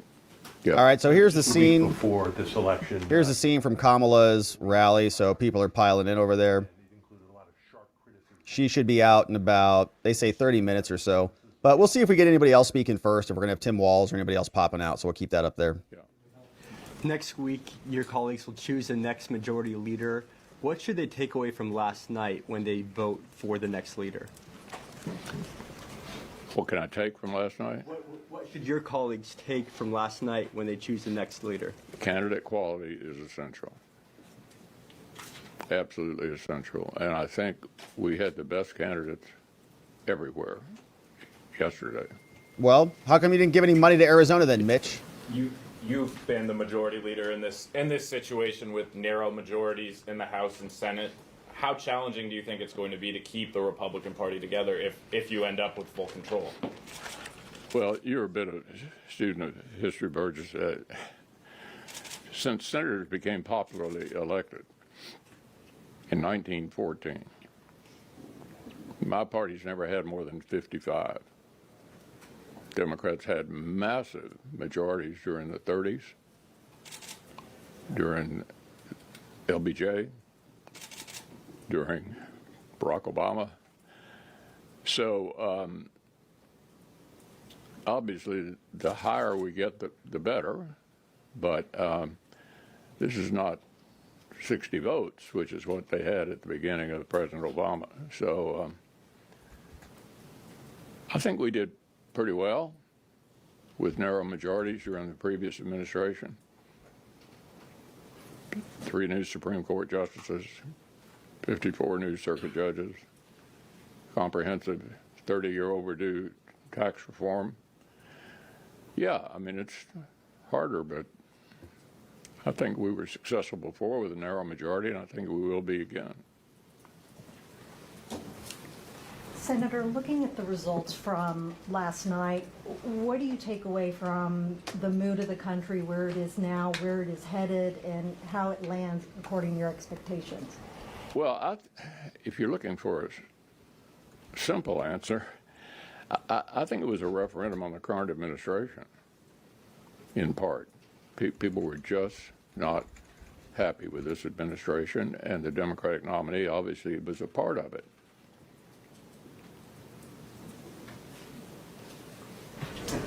Thank you, Leader McConnell. In your role as former leader, moving forward, what do you think your level of engagement is going to be directly with the new Trump administration?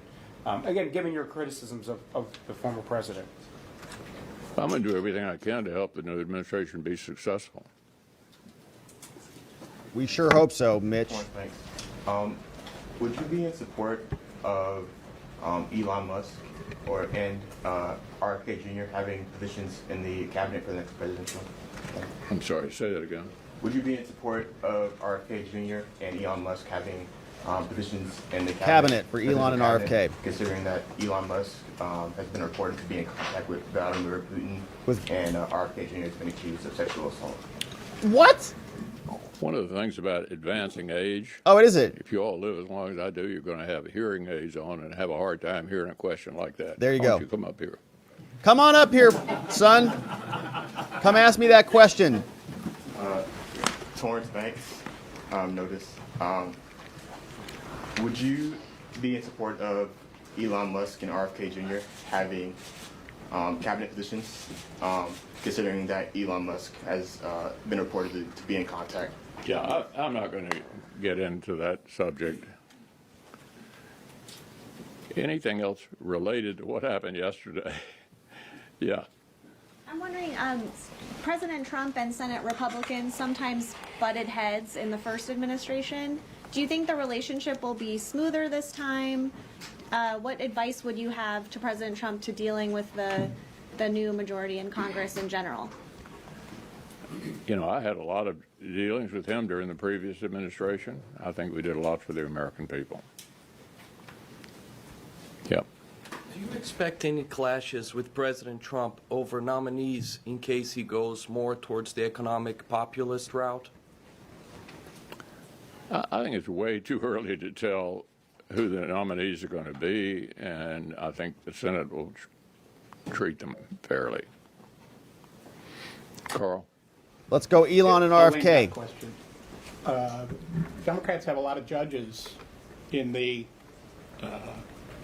channel here that they could try and push through in these last few weeks. What do you think Republicans should do if that's what happens?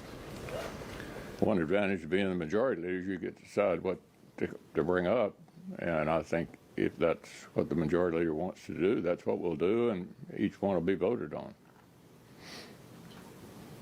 Now that Republicans have control of the Senate and the presidency, how do you expect some lame duck priorities like appropriations to be handled? Is that going to be punted into the new year? How do I expect what? Appropriations and other big lame duck priorities to be handled. Well, I mean, I think getting our work done, which no matter who's been in the majority, we've not been able to do that very well for quite a while.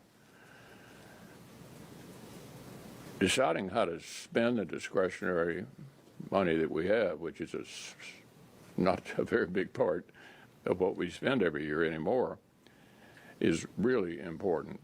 And I would hope we would put a greater priority than the current Senate has on doing the basic work of government, which is deciding how much to spend and getting it done as close to regular order as possible. All right, so wrapping up here. Thank you, sir. I was hoping you could compare the 2017 Tax Cuts and Jobs Act extension that Republicans are pursuing now to the Bush tax cut extension that we saw. Are these comparable periods in policy now, and what does the Republican position mean for that? Well, I can speak for most Senate Republicans. We thought it was a huge success. It produced more revenue than less, and I'm interesting sure how that works. All of us would like to see most of that extended. Let's go. Okay, Yeah, that's enough. I think we're through. Yeah, you nailed it, Mitch. Great job. Good luck to you all. I enjoyed talking to you, and it was a hell of a good day. You're right about Thanks that, buddy boy. When you're right, Mitch. President-elect Leader McConnell. Just turn off those hearing aids. Boop. They're gone.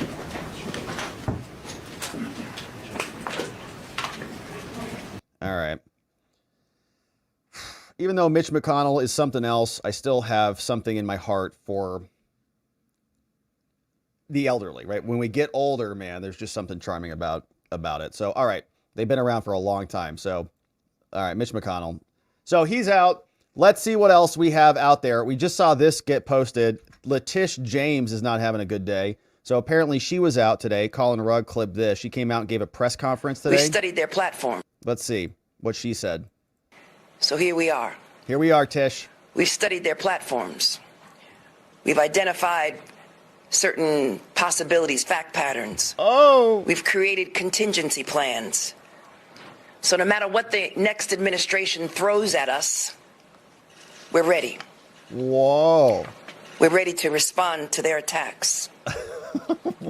He hasn't done We're anything. ready to respond to any attempts to cut or eliminate any funding to the great state of New York, as the governor outlined. You guys shouldn't have a dollar of federal dollar. So despite federal what has money. happened on the national stage, Not for your office. we will continue to stand tall in the face of injustice, revenge, or retribution. Melodramatic. Oh, We will gosh. continue to protect and our most vulnerable and marginalized amongst us.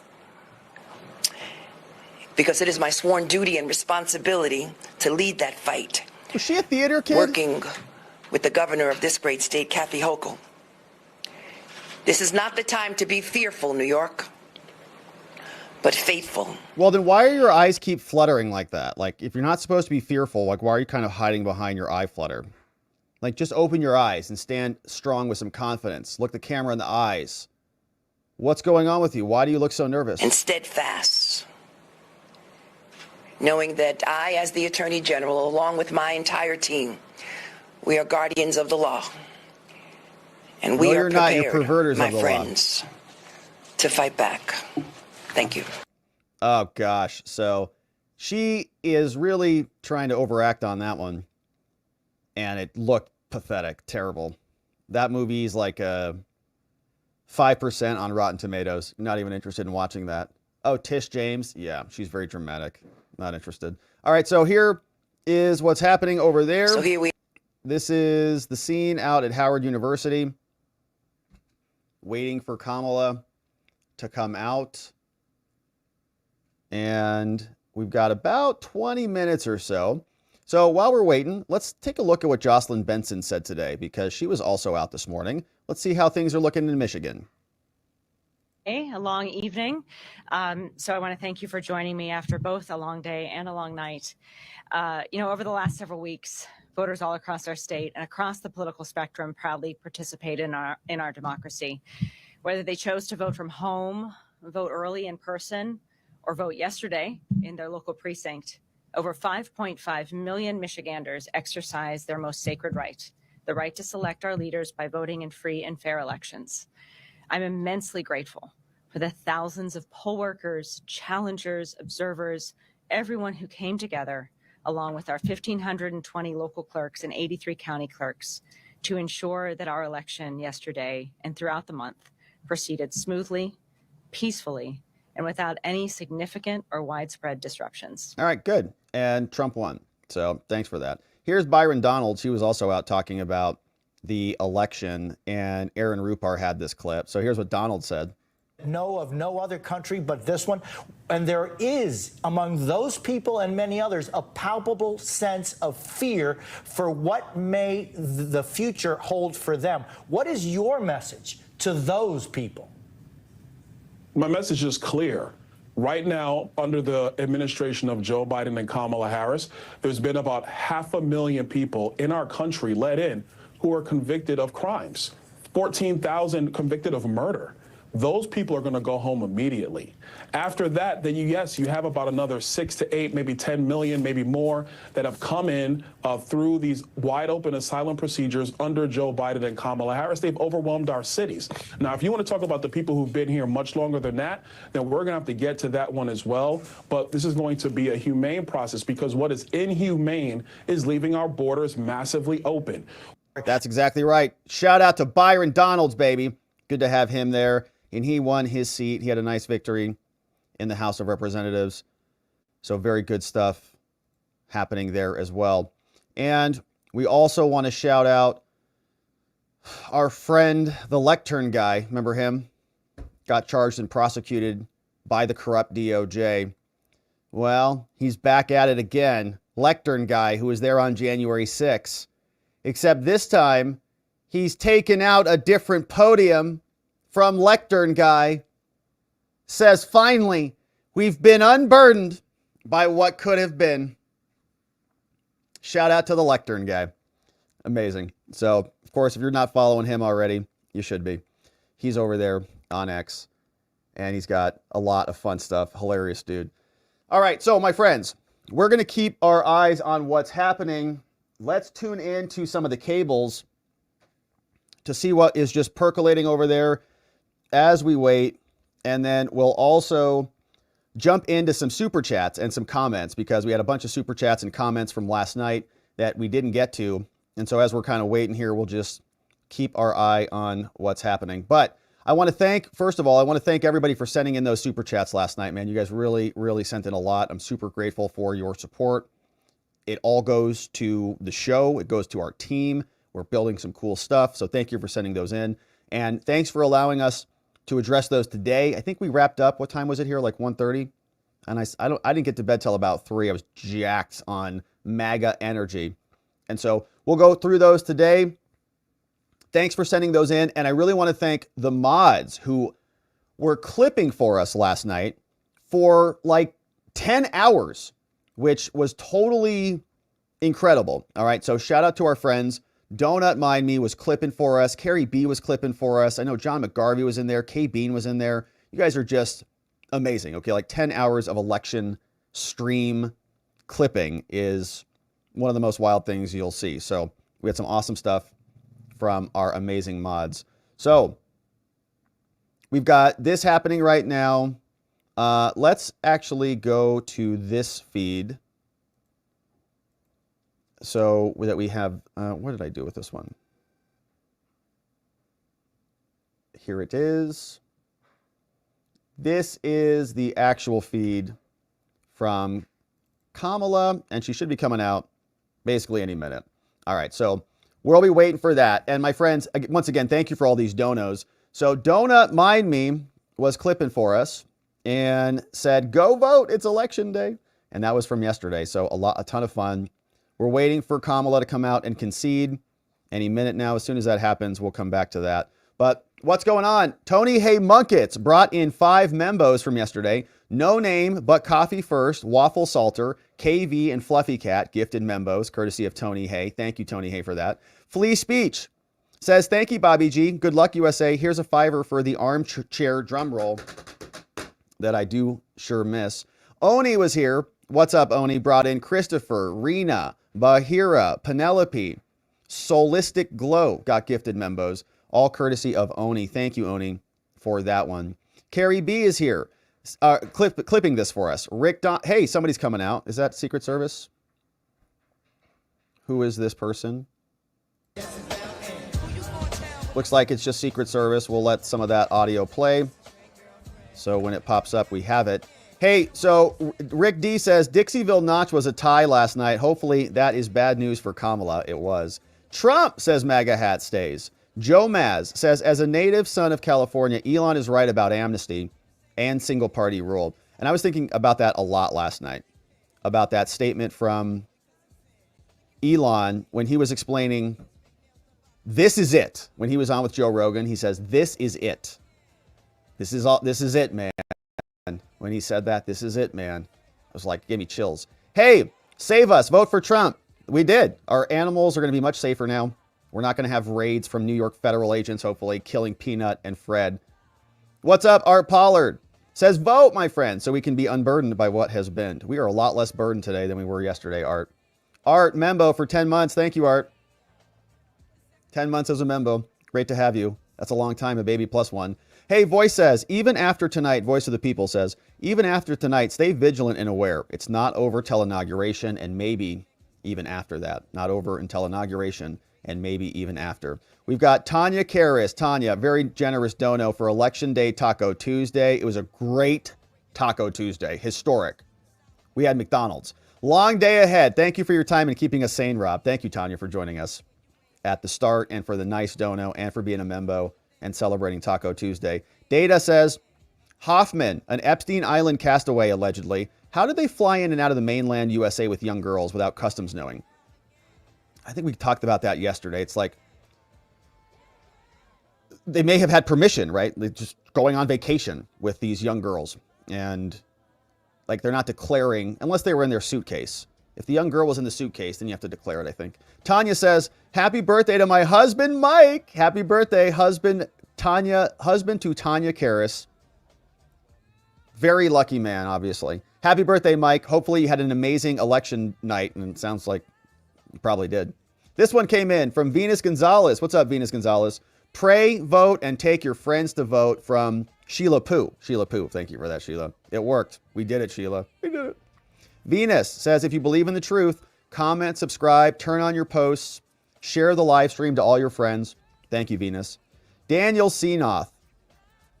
Daniel yesterday said, history on Kamala's campaign. This was a great comment. The wolf that cried wolf. And Biden's was the sellout that got sold out. Trump 2016 was smart business meets dumb government. Trump 2024 is mergers, acquisitions, and takeovers.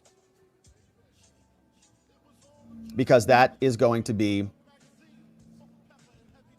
Trump, Elon, RFK, and more. Sergi P says, I wore my MAGA hat, and we talked about that, Sergi, yeah. So we talked about the politics and the polls and how free speech can be limited through time, place, and manner restrictions. Muffin Rando is a supporter. Hey, Muffin Rando, thanks for joining again as a member. Great to have you. Neuro D, reminding everybody to hit that thumbs up button. Bonnie was sharing that there were widespread problems being reported in 2 Republican counties in Pennsylvania. We saw that one. More here is bringing in Merjam, Katie, Tripping Over Trauma, Jager, Christy Shortridge, Golden Gaming, gifted membos courtesy of More Here. Thank you, More Here. And welcome aboard, new friends. B.H. Williams says, what security people learn very early is no matter how secure you think you are, some schmuck will come up with a vector you haven't thought of, purposefully or accidentally. Build an idiot-proof system, the world will invent a better idiot. Yeah, I think that's right, BH. And we made a criticism when that security expert said 100%. That's how you know he doesn't know security, because nothing's 100%. Tasadaka says, you can configure BIOS settings to install a new operating system on your computer. Yeah, right. I mean, you could just set it to a new hard drive or to a USB drive and boot from USB and install whatever you want. Hey, and this was a great one, saying you could just actually, Death's API, who knows what APIs are, says you can just go in, go into the BIOS, crack the operating system password, and then just get out of the BIOS and just log in with the actual password. Knox, what's up? Happy election day. There were many shenanigans in Harris County in Texas already. We saw that. And yeah, voting numbers were disappearing. Texas came through. NY for Cruz too. NY says, sounds like this Arizona official doesn't want to uphold Arizona law. Knox says, this morning I had to show my voter card, my picture ID, and verify my address. But then again, I'm a citizen. NY said, he's creating his own law. If I were the Arizona legislature, I think talking probably about Adrian Fontes, I would subpoena him to testify at a hearing. Chubby says, quote, the Supreme Court misunderstands, talking about Adrian Fontes. What a pompous A. Yeah. He was very unhappy with Arizona law, which is a problem because he's supposed to be enforcing Arizona law. Daniel Seenoth says, Robert, when I said, quote, the grift is in the gray. This is why I love this channel. Thank you, Daniel. It's true. It's all in there. Lady Ice shouting out Alina Abba in the house. And Chubby said, it's just amazing how these Democrats in power positions are so pro-authoritarian. They think every citizen agrees with their power-grabbing efforts and are equally against those trying to rein in their atrocious behavior. From Chubby. Ganga Raider says, love from Australia. Let's go Trump. Hey, shout out to our friends in Australia. We had a clip from Sky News Australia earlier on the show. F. Joe Biden says, if a vote was taken worldwide, who would win, Trump or Kamala? My bet is Trump-Vance 2024, baby. I don't know. I think it depends. I think Europe would be very, very much Kamala, but other parts of the world, like I talked to a guy from Japan. I did an interview with a Japanese newspaper when I was here in Arizona at the in Glendale at the Trump Tucker thing. He seemed like they were interested in Trump, and other people in other parts of the world, like the Philippines, are excited about Trump, but maybe Europe not so much. Jason, quote, clean, safe energy, says, go Trump. I can't wait for this to be over. We made it, Jason. We made it. Jim R., 15 months as a membo, says Democrats don't hide how they steal anymore. No, they do it openly. They try to throw you off the ballot in court filings. You're off the ballot. Rick D. says more like the Stygian witches than the Three Amigos. And I don't know what that one is. This old guy says, Rob, looking forward to the coverage tonight. Heard I could get VIP seating, so here's my ticket purchase. Thank you, this old guy. Very generous dono. Glad you made it. How long did you stick with us, this old guy? Was it the entire night? I know some people were up even later than we were. So other people I saw in the chat were saying that they're going over here. Is it an all-nighter? And I was asking my friends, were you up all night? No, I fell asleep. All right. Hey, Glocky, good to see you. Says, this is an excellent sign for Trump. In fact, the Republicans are winning the state house races in Guam, from Glocky. Glocky, good links there. Glocky's sharing links to Elon. Let's Go Brandon brought in 10 membos. Okay, we got 5 minutes until we should have some activity here with Kamala. Let's Go Brandon brought in Design Rhythm, You Skate Diaries, Mighty Mouse, Jason Newton, Marilyn, Leo Zero. That is worrisome. You better run is a membo. Bart C, Zool McCool, Serial Killer, gifted membos, courtesy of Brandon. Let's go. Thank you, Brandon, for that one. Nice of you. Hey, Rick D says from James O'Keefe, talking about Philadelphia city commissioners and some problems there. David DeHart on YouTube says they already testified in Congress that the exact location cannot be identified, from David D. Bruce Rice Baby voted for Trump and Vance today. Heck yeah.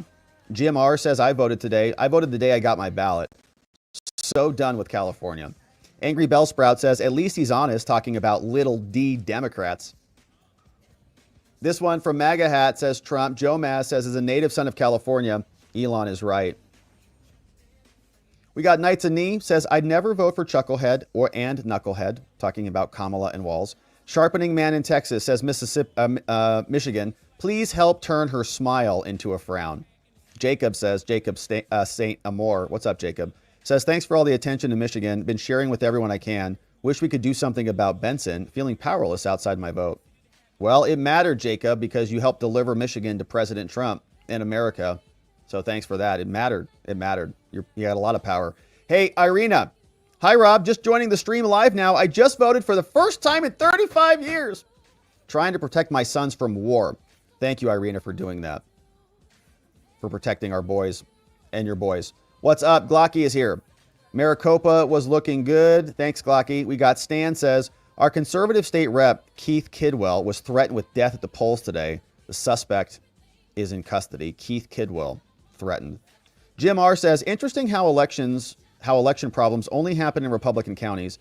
Democrat issue, quote, we were so successful with 120% of the votes accepted, from Jim R. Stan says the Kidwell incident was at Washington, Washington tried to attach a leak, but YouTube wouldn't allow us to. And let's see. We had some others coming in from yesterday that look like this. From Just Rhonda on YouTube.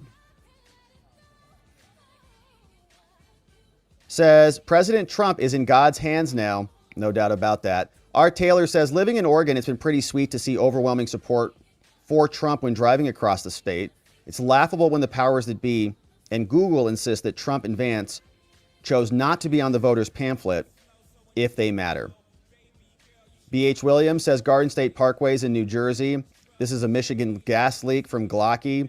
Exit polls from Glocky are looking good. Glocky shared the insider paper. More exit polls looking amazing there. Glocky, thanks for all these links. Results. Glocky sharing a bunch of results. Rick D said, drinks, snacks, monitor screens all set up. Time to watch Trump win, baby. Knox says, happy election day all. At least the poor man can get some rest. Gotta love Trump. And doesn't Melania just look stunning? Milo says, woohoo, I voted for Trump 2 hours after getting my ballot from my mailbox. It's like Christmas. Will we get life, liberty, and our health? Or a lump of coal? Sheila Pooh brought in 10 membos. Linz, Steve Weberg, horseshoeing, Amber LMT, Upside Down Name, Rainbow Dash, James Reagan, Kevin Dorr, Ominic, Crucifix, and Rockhounds. Gifted membos, courtesy of Sheila Pooh. Thank you, Sheila. Here's one from BH, says, dollars to donuts, the Russian sources are really controlled by Democrats here. Glocky says, they're literally telling you what they want to do.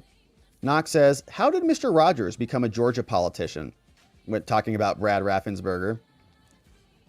BH says, think about it. Do you think the Russian government actors wouldn't know how to buy a server here in the US or wouldn't know how to use Tor? It's not Russia. It's somebody who signed up for a Russian email address. BH says, it's trivially easy to get a Russian address. NY says, anyone can spoof an email address. So if one wanted to create a, quote, Russian interference op, it would take less resources to use a Russian.ru site. John Allen says, hey, Rob, you've been working overtime with all these long streams, making an awesome build-up to the elections, brother. I hope that you're getting some sleep at least. A little. We appreciate all that you do. Speaking for myself, though, I'm not sure I could handle all the craziness that the liberals have been trying to pull without your great commentary. Thank you again for all that you do. Thank you, John. By the way, when are we going to get I'm a watcher, we are many shirts? It's a good question. It's a great idea. I'm a watcher, we are many. I love it. And that was from NY, I think. Thank you, John. I'll have to work on it. Pookie's Ma says, total judgment. Yisraelia says, Rob, you may have already shared this, but how did you hurt your eye? Was it roughhousing? No, I got attacked on the street by Doug Emhoff. He backhanded me.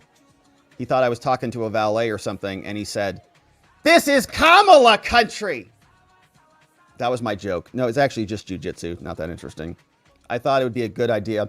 I often, when I'm kind of turtling, you use your head as a post on the mat, right? Use your head as a post, and then you fight with your hands down here.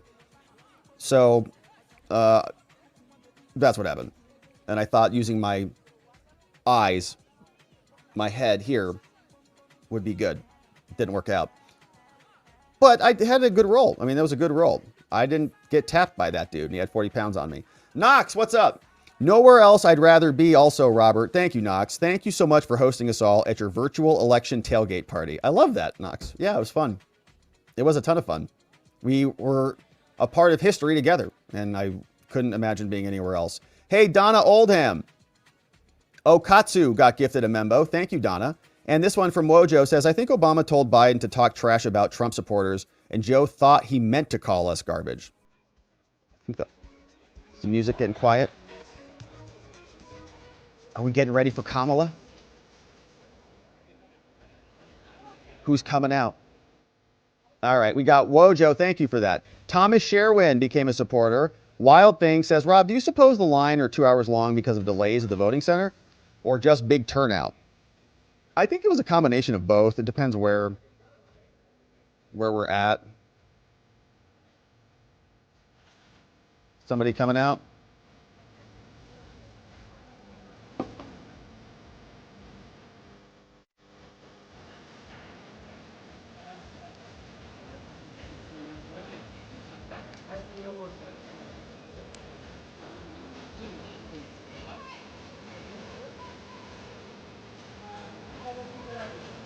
All right, so still waiting on them. This old guy says, one of the best campaign promises would be, look, if I don't win, I'm going to have multiple millions of dollars to keep sending you texts for the next 6 months without stopping. I see. So like almost like borderline abusive to your voters. If you don't vote for me, I'm going to email you every day on the hour, every hour, every day for the rest of your life, unless you vote for me. Like, geez, all right, I'll just do it already. Leave me alone. Glocky says, Rob better up his game and get whatever Bill is using to tally the votes. Get whatever Bill is using. Oh, Bill's magical wall? I don't know. Yeah. That's Fox News magic, I guess. Thank you for that, Glocky. Was the crowd chanting something? Hey, Brian Bishop says, I voted all over myself. Now I need a cigarette. Giggity. Oh, gosh, Brian. Hey, Jia Jiang says, voted for Trump from Wisconsin. Amazing. Hoping we go red this time. 33 months, Jia. Thank you for that, brother. 33 months. And Wisconsin did go red. It worked. Rick D says, my final totals for transporting voters. Early voting is 57. Today, 39. Whoa, Rick D. You brought in 57 plus 39 people to vote? Man, that is participating. That's awesome, Rick. Thanks for that, man. Really great report. Thomas Sherwin bringing in Mighty Marcia, Just for Crafts and Giggles. Sam in Texas came in. Shaughnessy Coffee and Shane Wiseman gifted membos courtesy of Thomas Sherwin. Thank you, Thomas. One Old Guy's Opinions says cackling Kamala ain't going to help her tonight with Mayor Brown. NY says although anything can be hacked, it's extremely hard to hack a pen and paper. We should skip these stupid person computers to vote. Vote on a ballot, the same mail in as in person. Keep the paper for 6 months afterwards. Hey, Deborah. Thank you, Deborah. Says, love your t-shirt and your beautiful sense of humor. Thank you, Deborah. Sometimes it can be funny. Sometimes it's not. Glocky, what's up? The career politicians are salty. They canceled them because they can't stomach to watch another Trump victory. Trump takes the fizz out of election night as embassies ditch their soirees. Oh, no. All the embassy parties are canceled. One old guy says, seriously, if that cackling Kamala and Tim get into office because of the Democrats, the fall of the United States is here. There will be no place on earth where freedom will abide. From One Old Guy's Opinions. Thank you, One Old Guy, for the nice dono. Glocky shared that post over from X. BH Williams says, Rob, I'm going to have to charge you for making me watch and listen to Rachel Maddow. I know we jumped in on her a couple times. We had to do it. We had to. David D says, can you go to Maddow when they announce the winner? Yeah, I think we did see some of those. We didn't see Maddow when they announced the presidency, but I think maybe one of the big states. One Old Guy's Opinion says,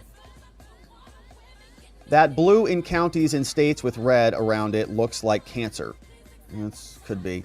Hey, I love you. I love you back, says, love your shirt. Thank you for that. It was a fun shirt to wear and a fun hat. One old guy says, CNN knows the fix is in and conservatives make it too big to rig, so get out and vote.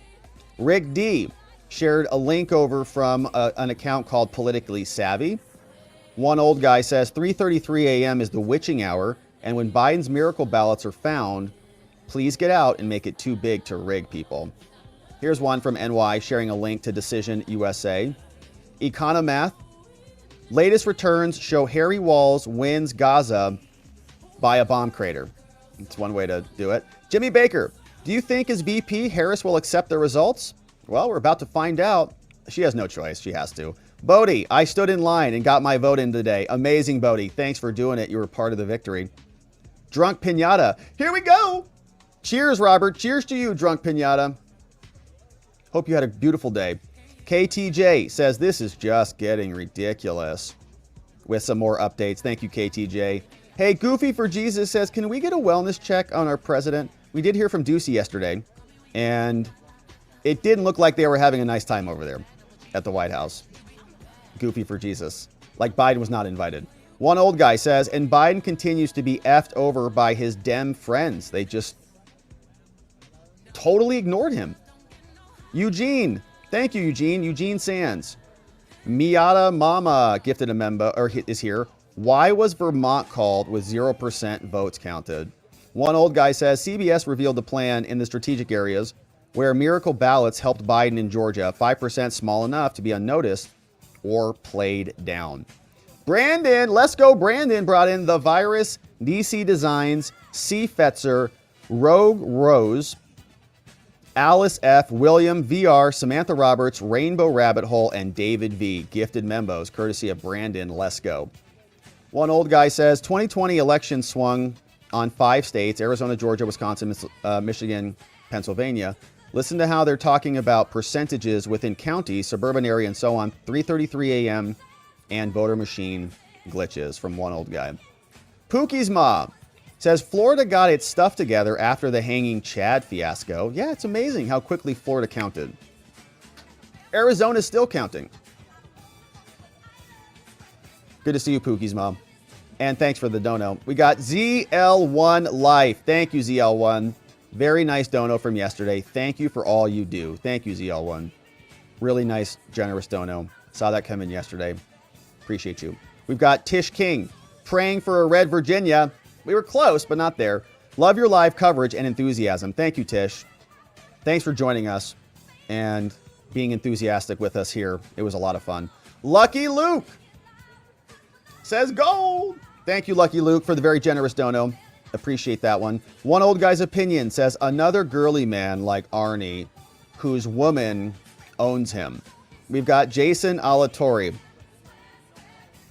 Says Sega Genesis jingle.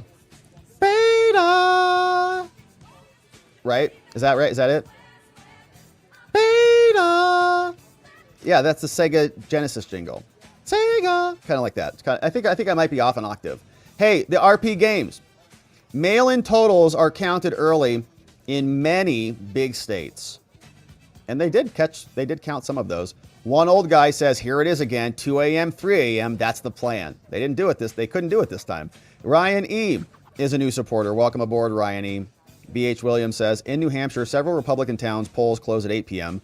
Also, the cities tend to report first, and they tend to be liberal. Kenneth says, let's see if the vote count is the same as 2020 or back to 2016. Great point, Kenneth. Will the 25 million strange votes disappear? Look at this, okay? Talk about that, right, Kenneth? Sent that one in at 5:38 yesterday. You're exactly right. They're gone. Where'd the votes go?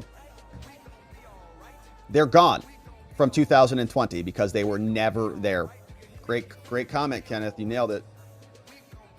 Called it early. Kimberly B. says, my hero. Thank you, Kimberly. Steadley says, still here. Let's go. Trump 2024. Thanks for sticking with us, Steadley. Steph D. LFG. Trump 2024. Thank you, Steph D. We got M. Martin became a supporter. Great to see you, M. Martin. Thanks for joining up. NY says, okay, so People's Pundits sharing positive results. Independents and exit polls. Great news in Georgia. Anti-War on Rumble. Thank you, Anti-War. Thanks for being a member on Rumble. Thanks for the dono and for joining us. Okay, they're fixing the flags. Is Kamala like, just stall. Just go stall for a little while. Just go fix the flags again. They're fine. I'll go fix them again. All right, NY, thanks, Anti-War. People's Pundit in the house. We got Let's Go Brandon. Brought in 40 membos, Brandon. Look who's here. Ray, Castro Valley Lip, the Heifer next door. Kieran, Colin, Barbara. We got Michelle, So Very Carrie, the DJ Intronic, David S., USA, Candace Winters, Michael C., Omar T., Bill D., Margaret G., Kingdom, Annette, Jerry, and Ann Donnelly gifted membos and more from Brandon Lesko. Man, you guys are awesome. Thank you, Brandon. Pete is here. Crypto Block Party. John McPherson, Joe DC, Jason McGee, FW11, Kevin McGee, Lovin Brown, Avelia B, Glenn W, Michael E, Jennifer V, Annie V, Almighty Chief, Septani, Josiah, Mr. Wick is here, Billy Clark, Tony V, and TTA. Gifted membos, courtesy of Let's Go Brandon. That's 40 membos, Brandon. Thank you for that from yesterday. Wix became a supporter. Welcome, Wix. Michael McKenna says, when Trump wins North Carolina, I'm playing some Petey Pablo, Raise Up. I hope you hit it and enjoyed it. Glocky says, breaking news. People stormed the election site. We did see that story. Thanks for that one, Glocky. Eleanor Schoonover. Thank you, Eleanor. Says, Rob, if it weren't for your analysis and reporting, I would be stuck combing through the news sources I can't or won't afford to try and make sense of current and historical events and associated people. The will of our Heavenly Father will be done. God bless the watchers.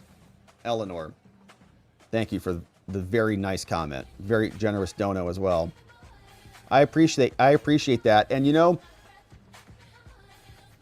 it's a symbiotic thing. It's because we're working together on these things, right? It's weird how it works. I get knowledge and inspiration and information that guides where the show goes. So it's a symbiotic thing. So we're doing it together, like whether you know it or not, we are. Eleanor, thanks for the nice dono. Very generous. Stacy Milliken, I really wish we were together right now. This is so stressful. I love that we're at least together here, thanks to Rob. God bless this country. Pray. Love my patriotic friends here. Stacy Milliken. Yeah, maybe one day we'll all be together in a big auditorium sometime, and we'll go through the next one together. But I had a great time, Stacy. Thanks for joining us as we went through it. One old guy says, did he say that Trump is taking Kamala's rear? I don't know. Billy Bright says, win or lose, Trump should be careful about what he says tonight. The Dems and Deep State are looking for and planning another legal criminal scandal. Yeah, they might be doing it right now, as that person was saying at the start of the show. That was kind of what he was plotting on. Hey, Debbie says, seriously, McDonald's is all GMO and chemicals. Save yourself. Yeah, I ordinarily don't eat McDonald's. I hadn't had it in a long time, but it felt like it was appropriate for the election. And Kamala's late, 15 minutes late. Very rude. Very rude. Ray Ronk says, I was a McDonald's manager. The machine is always broken. I read an article about that somewhere. Like the machines are almost intentionally broken, kind of a thing, because they make more money off service contracts or something. It was weird. Debbie O says, the New York Times just said full electoral win for Trump. Yes. One old guy says, Minnesota has a problem with tampons. Knox says, LOL, love the cowboy hat, Rob. Tonight, you're one of us. You're a Texan tonight. We're all Texans tonight. It's fun. Thank you, Knox. Hey, Floyd is here. Became a supporter. Thank you, Floyd. Floyd Standifer, new supporter. Let's go, Brandon. Gifted 20 membos. Amazing. Let's go, Brandon. And I think, let's go, Brandon, were you gifting membos when states were won? Something like that? Expert Wings, Wanda Stevens, Official Rogue, Samuel Martin, Corey Chambers, Vincent Martin, Joshua Collier, Bob Trump is here, Karen Herrera, James Moore, Renee Collins, Crystal Hart, I'm a what?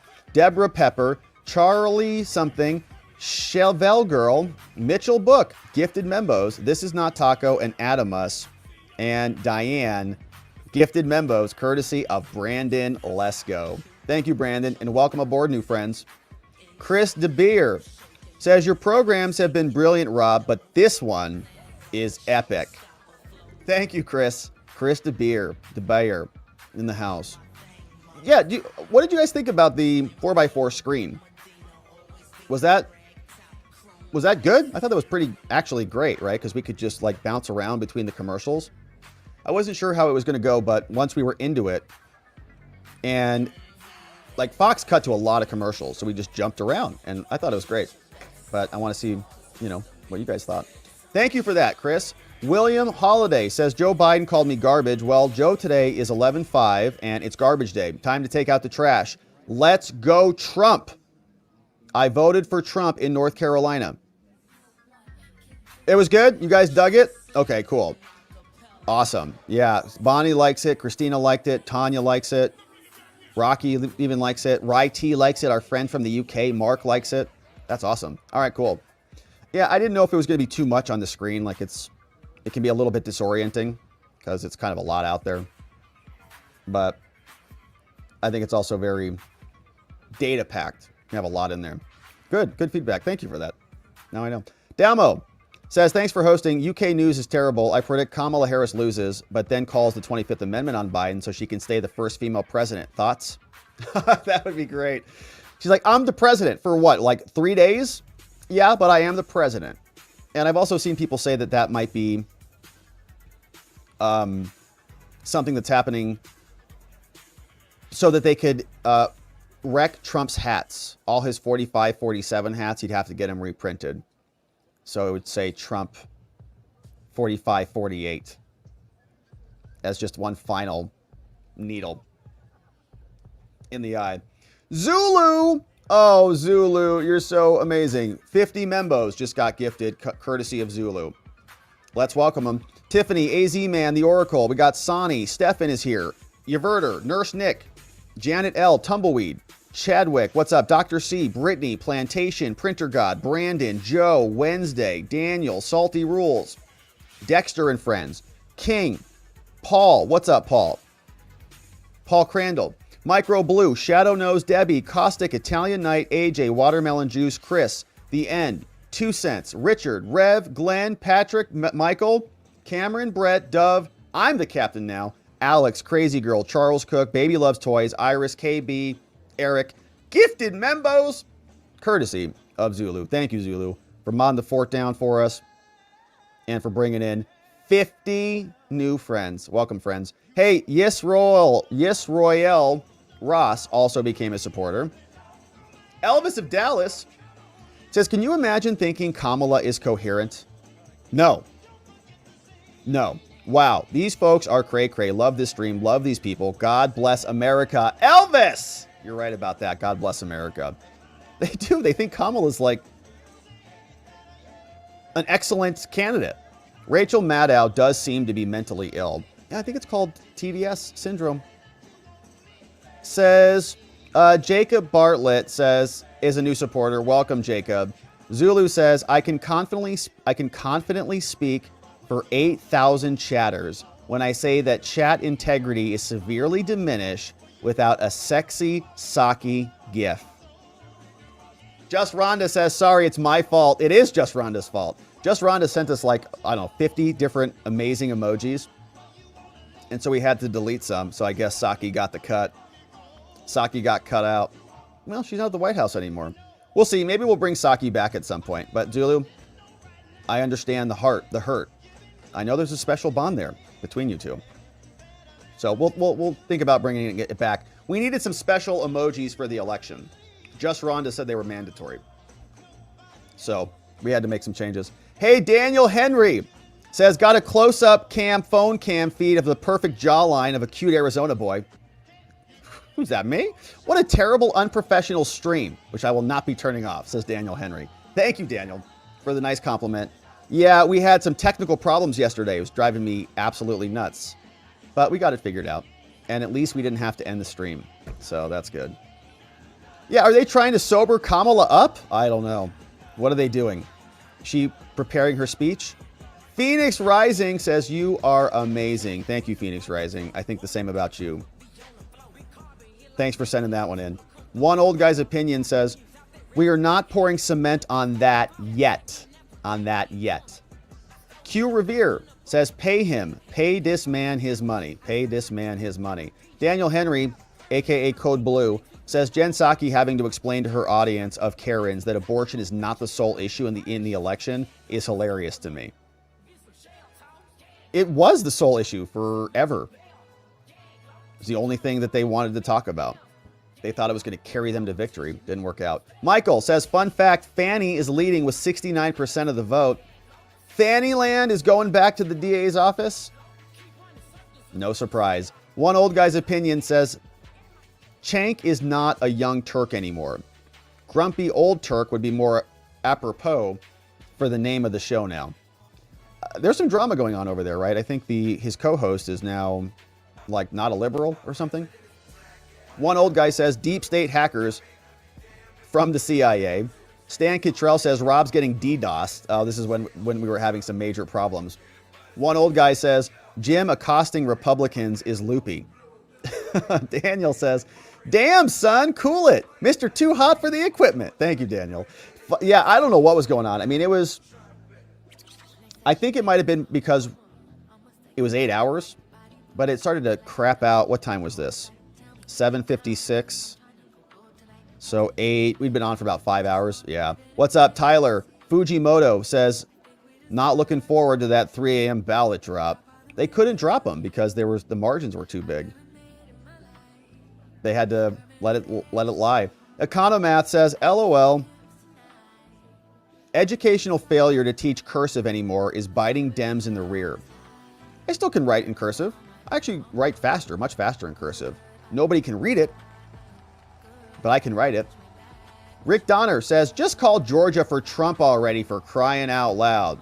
All right, what's going on over here? Oh, it's Walls. A lot less energy, a lot less flutter kicks today. Just call Georgia for Trump, says Rick D. Ryan E. brought in 10 membos. Texas D, we got Richard M. What's up? Rue Coos, Dan, Another Kid, Billy French, Riley Small, Game On, Schoolka Gaming, and Cat's PJs in the house. Gifted membos courtesy of Ryan E. Tom Ari says their bureaucracy is what they mean, not democracy. Their bureaucracy, not democracy, is a good one. Tofo Thank you, Tofo, for that. Nice dono. We got Wojo says, I unintentionally got down to my perfect body weight. United States. Okay, here she is. All right, what's the over-under on the speech? How much time? Over-under on the speech. Let's go 9 minutes. Over-under 9 minutes. I'll take the under. I'll take the under on 9 minutes. What do you guys think? Over-under on, we'll call it 9 minutes. I don't know. We'll set it at 9. We'll set it at 9. So let me know over, under 9 minutes. Over 9 or under 9? From the first word.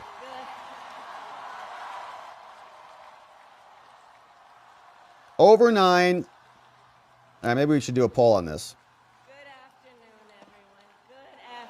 Good evening. Good afternoon. Good afternoon. Thank you all. Thank you, thank you. Thank you, thank you. So let me say, and I love you back.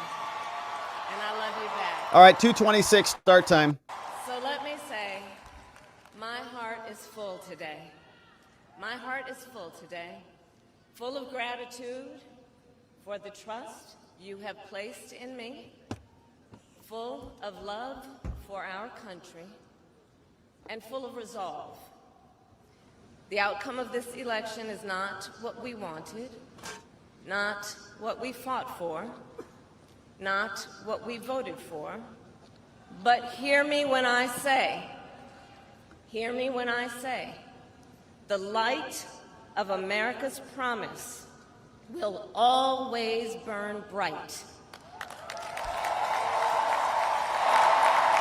As long as we never give up. To my beloved Doug and our family, I love you so very much.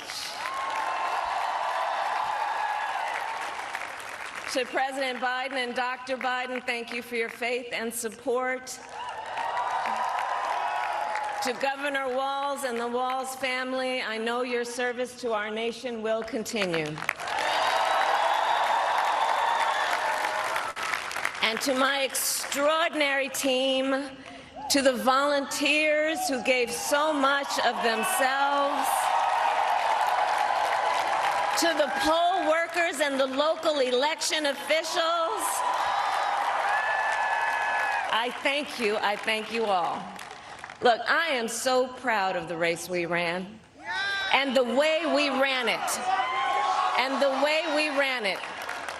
Over the 107 days of this campaign, we have been intentional about building community and building coalitions, bringing people together from every walk of life and background, united by love of country, with enthusiasm and joy in our fight for America's future.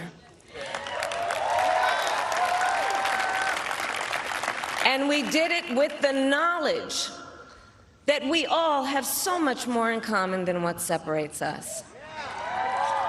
Now, I know folks are feeling and experiencing a range of emotions right now. I get it. But we must accept the results of this election.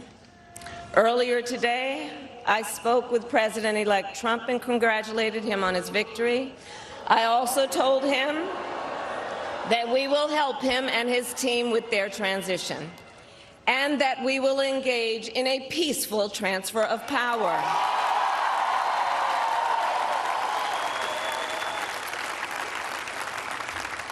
A fundamental principle of American democracy is that when we lose an election, we accept the results.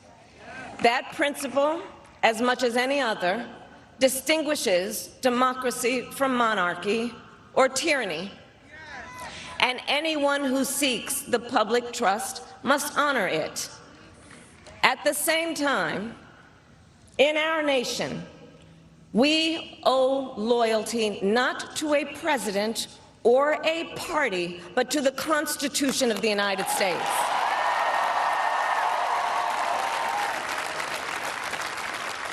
And loyalty to our conscience and to our God. My allegiance to all three is why I am here to say, while I concede this election, I do not concede the fight that fueled this campaign. What was your fight? What were you doing? The fight for freedom, for opportunity, for fairness, and the dignity of all people. A fight for the ideals at the heart of our nation, the ideals that reflect America at our best. That is a fight I will never give up. What's next for Kamala? I will never give up the fight for a future where Americans can pursue their dreams, ambitions, and aspirations, where the women of America have the freedom to make decisions about their own body and not have their government telling them what to do. We will never give up. They just made the decision in a bunch of states our schools for and abortion. our streets from gun violence.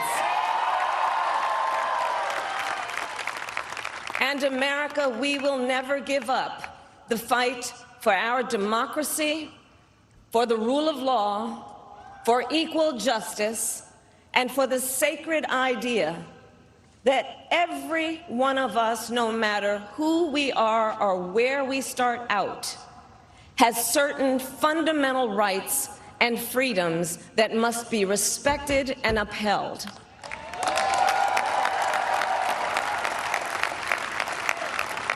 And we will continue to wage this fight in the voting booth, in the courts, and in the public square. And we will also wage it in quieter ways. Nobody wants you to In how wage we this. live our That's the lives. problem for you. By treating one another with kindness and respect. By looking in the face of a stranger and seeing a neighbor.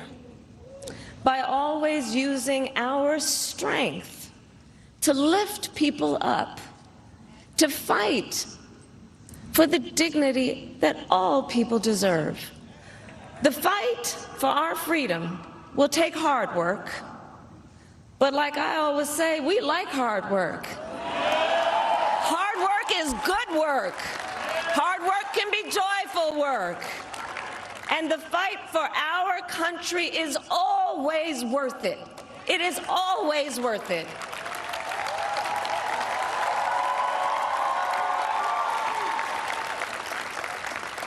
To the young people who are watching, it is, I love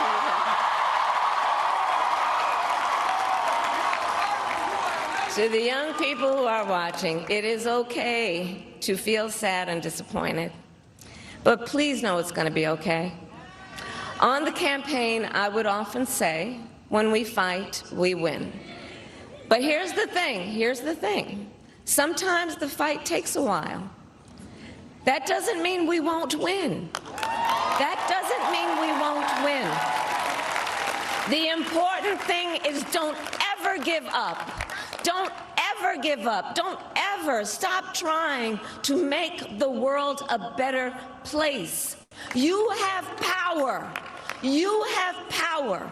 And don't you ever listen when anyone tells you something is impossible because it has never been done before.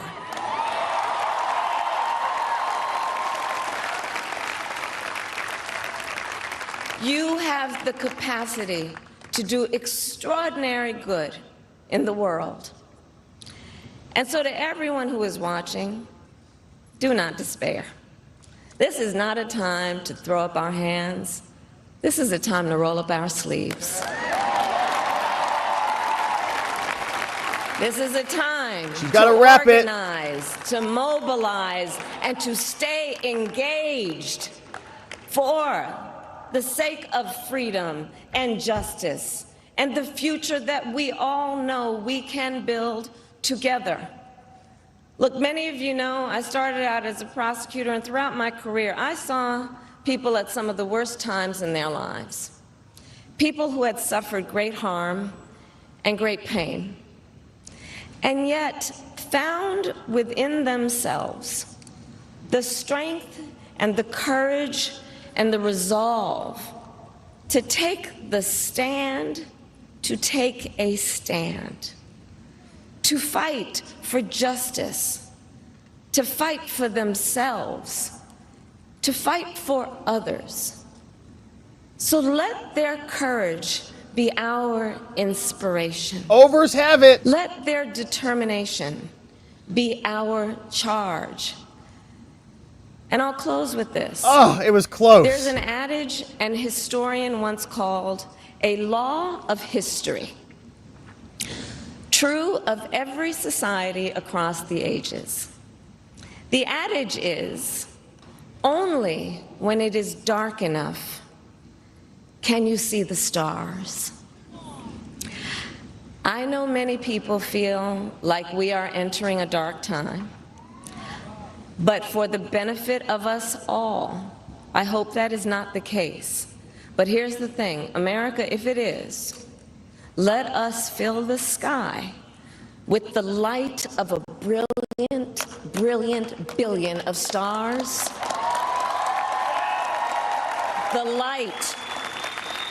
The light of optimism, of faith, of truth, and service.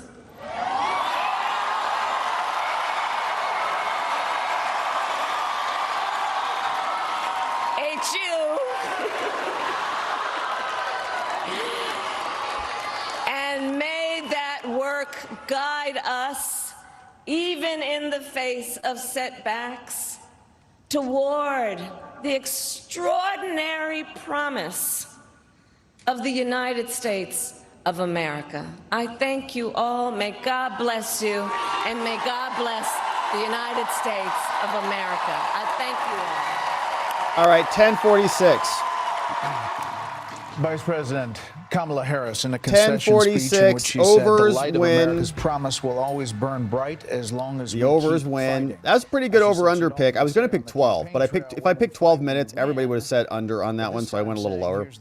9 minutes, pretty good. So 10 minutes, 46 seconds. I think I started it a little bit late, so maybe 10 minutes and 50 seconds. There, and she talked about the fight continuing. It was 11 minutes. Okay, we just timed it. So, all right, that's Kamala Harris. She's conceded power. She didn't even mention Trump, right? Didn't even mention his name at all.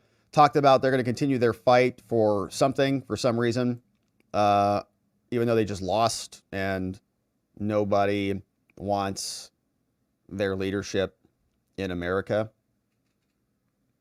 All right. Well, they're walking out now, and that's it, man. That's the game. Election's over. Kamala has conceded, and rightfully so. Congratulations, everybody. Well done. Nothing interesting, really, in that speech, at all. She'll go right back into obscurity where she's been for the last 4 years. Nobody had anything interesting from her throughout her entire tenure as VP. And now she is done. Good news. All right, so let's see what you guys say about all of this and more. It has been a beautiful day and a beautiful stream. We still got a bunch of super chats to go through. And so that is what we've got cooking next, my friends. And so thank you for sending these in. We'll keep our eye on the cables to see if anything else is percolating out there. But otherwise, let's see what you guys say about this. There were some great comments from yesterday. That was not worth the brain cancer that it caused me, says Villa Plot. Yeah, I can understand that. Wojo says, I unintentionally got down to my perfect body weight on the Biden-Harris diet. In other words, I can't afford groceries under their administration, which is why you're losing weight. Well, silver linings and everything. Let's go, Brandon. Brought in Katie Johnson, LCJ8, Rob Kane, Dan H, Carrie T, Ward, Lee Bart, Linda Drake, Jennifer Foster in the house. Thank you for that. Brandon Lesko. Economath says, smash that like button, people. Thank you, Economath. R Dub says, Arizona is worrying me, Robert. I did my best to get Tucson on the Trump train, but I'm a little worried. We got Glocky says, breaking news. That's a good one. Hey, Colby Newlick says, check Minnesota. Swede for Trump says Trump is 273. Omni say in the house. Thank you for that, Swede. Glocky, breaking news. Virginia is looking good. We had, but it wasn't. Daniel says, New York Times just flipped to likely Trump. Talk about it. From Daniel. Thank you, Daniel. One old guy says, that Maddow dude makes me ill. R Dub says, I heard Harris is preparing a concession speech. Now we can be unburdened by what has been for the last 4 years. Jeremiah said, Seattle staying crazy as always. Antifa already being Antifa. And I did see some of that last night, but not a lot, actually. Economath, why would people riot when most people want this to be the outcome? Economath says, can't spell Democrats without DSM. One old guy says, Democrats' biggest mistake is prejudice. They prejudge you based on your ethnicity and not on your ability to be a critical thinker. We have one old guy says, who wants to see that dude Rachel Maddow cry? Boopsy, Rob, you're doing a fantastic job tonight. Thank you, Boopsy. I had a ton of fun, man. I hope you did too. Thank you, Boopsy.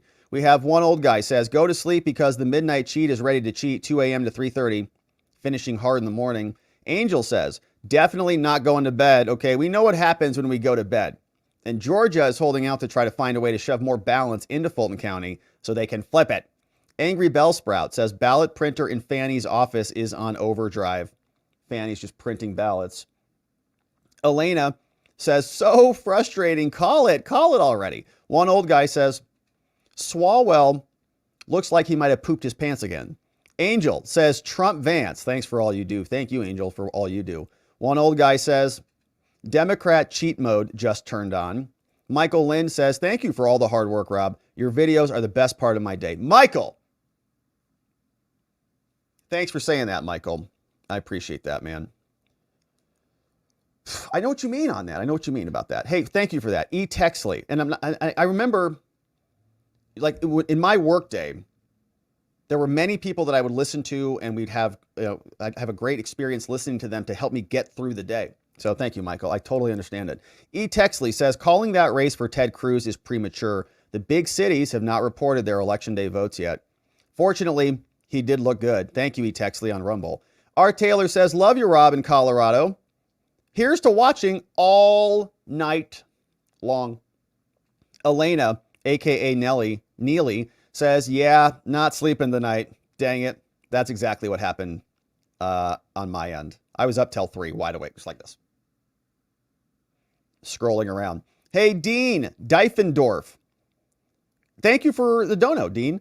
Spud says, Rob Williams, my our house rep has lost to Mannion. Ugh, Spuds. Sorry to hear that. Wild Thing says, I guess if we don't win the House, there's going to be a lot of executive orders, said Wild Things.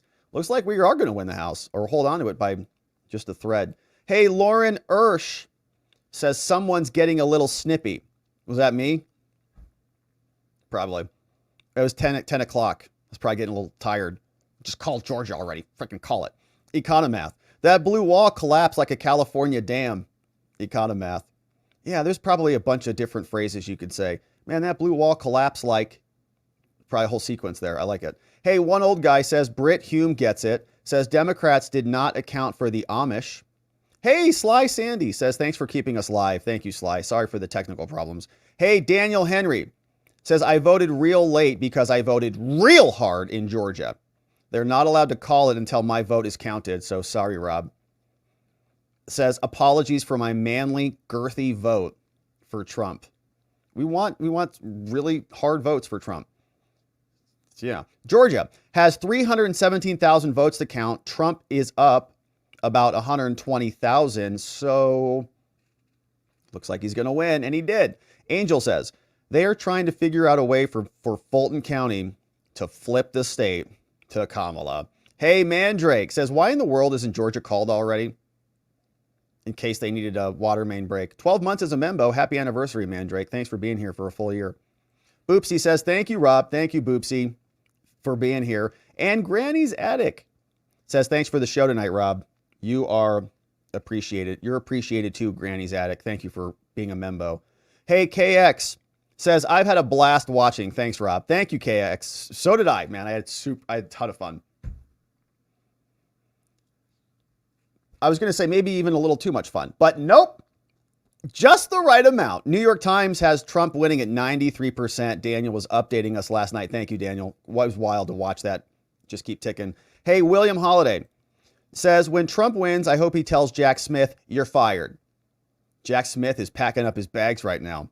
They're already leaving. They're like, oh, crap, Trump's dad's home. Dad's coming home. Let's go. Mandrake says, I don't like that they've suddenly stopped calling anything, even when it's mostly in and the numbers can't make the difference if there's no shenanigans. I know, Mandrake. I was feeling you on that.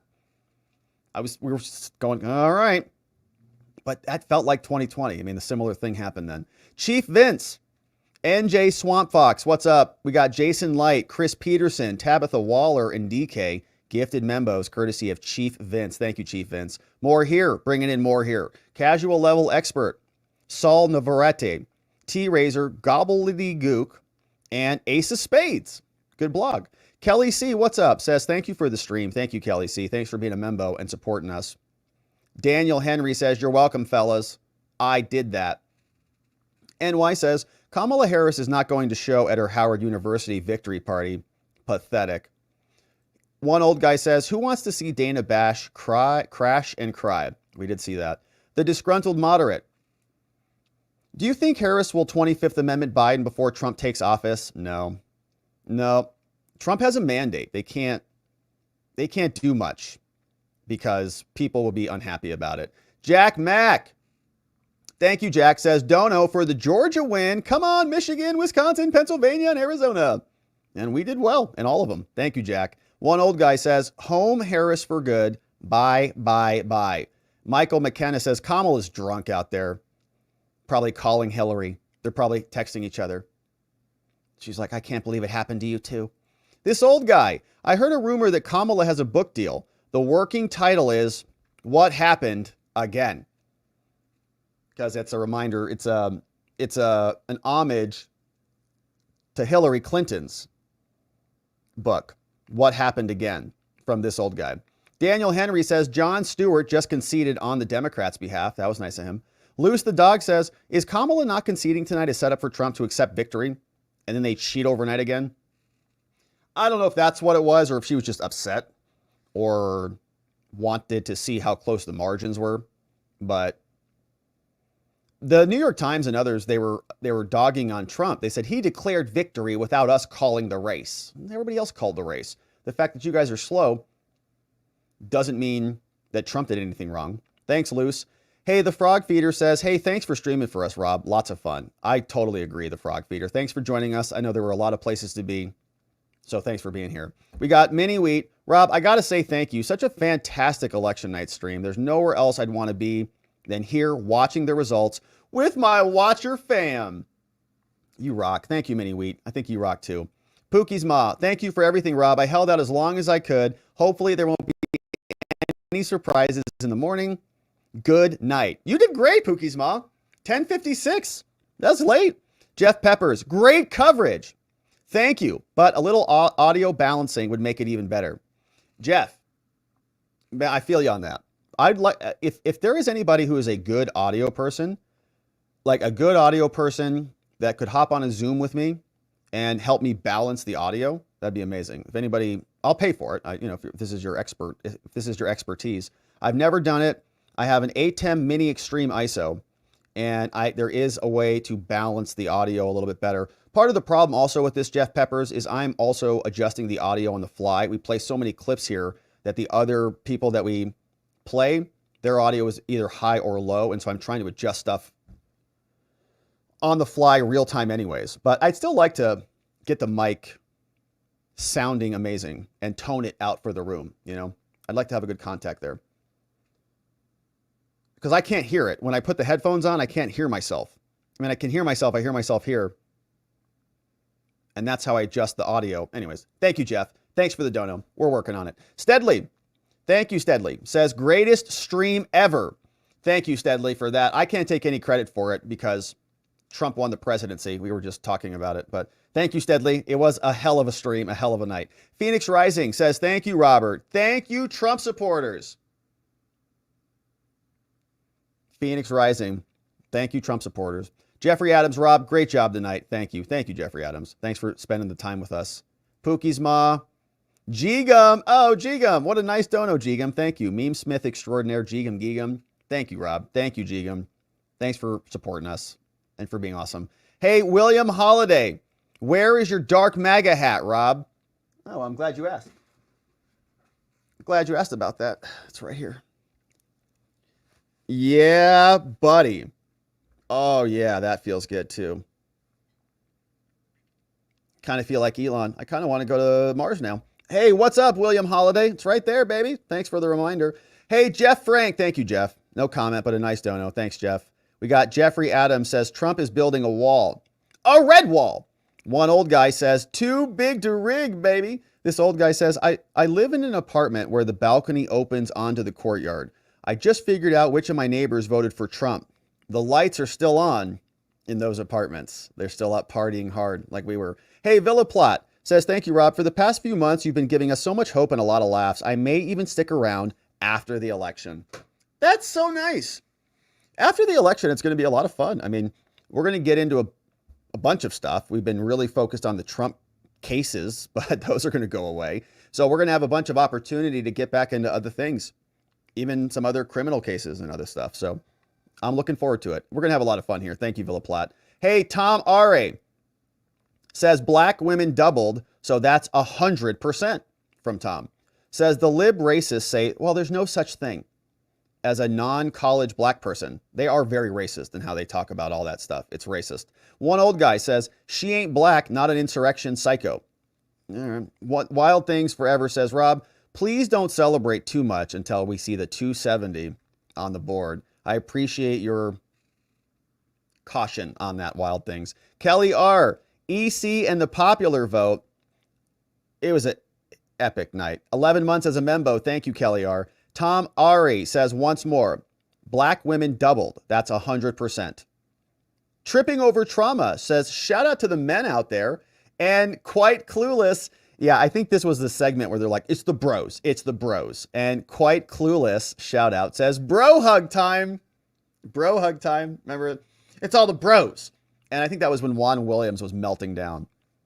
Good to see you, Tom R.A. Just confirming that the votes have gone up. Quite Clueless says, we have made America great again. We did it together, my friends, and it was a long journey, but we did it. We're here. One old guy says, Juan Williams' Democrat talking points fall as flat as Kamala's personality. Of course, the other Democrats back Juan Williams like girly men. Kelly R. says, no, I'm not celebrating yet. Okay, there's still room for the Democrats to cheat. Now for the congressional races, what are the deets there? Thanks, Kelly. Yeah, I think it's appropriate to be cautious because we remember what they did. One old guy says, Amy sat next to Podesta and they're sick, girly men. Economath says, FNC's math is that New York Times has Trump at 247, Pennsylvania, Alaska, 269. He still needs one more. He got it. Economath, he got it, baby. Thanks for doing the analysis with us live on the fly and for donating and supporting us. Hey, Bruce Wayne. Bruce Wayne says, thank you, my fellow Americans. Thank you, Bruce Wayne. Lucky Lady says, game over. That's a good sticker if I ever saw one. Debbie O. Trump is speaking now. Can we go there? Oh, yeah. We went right over there as soon as it happened.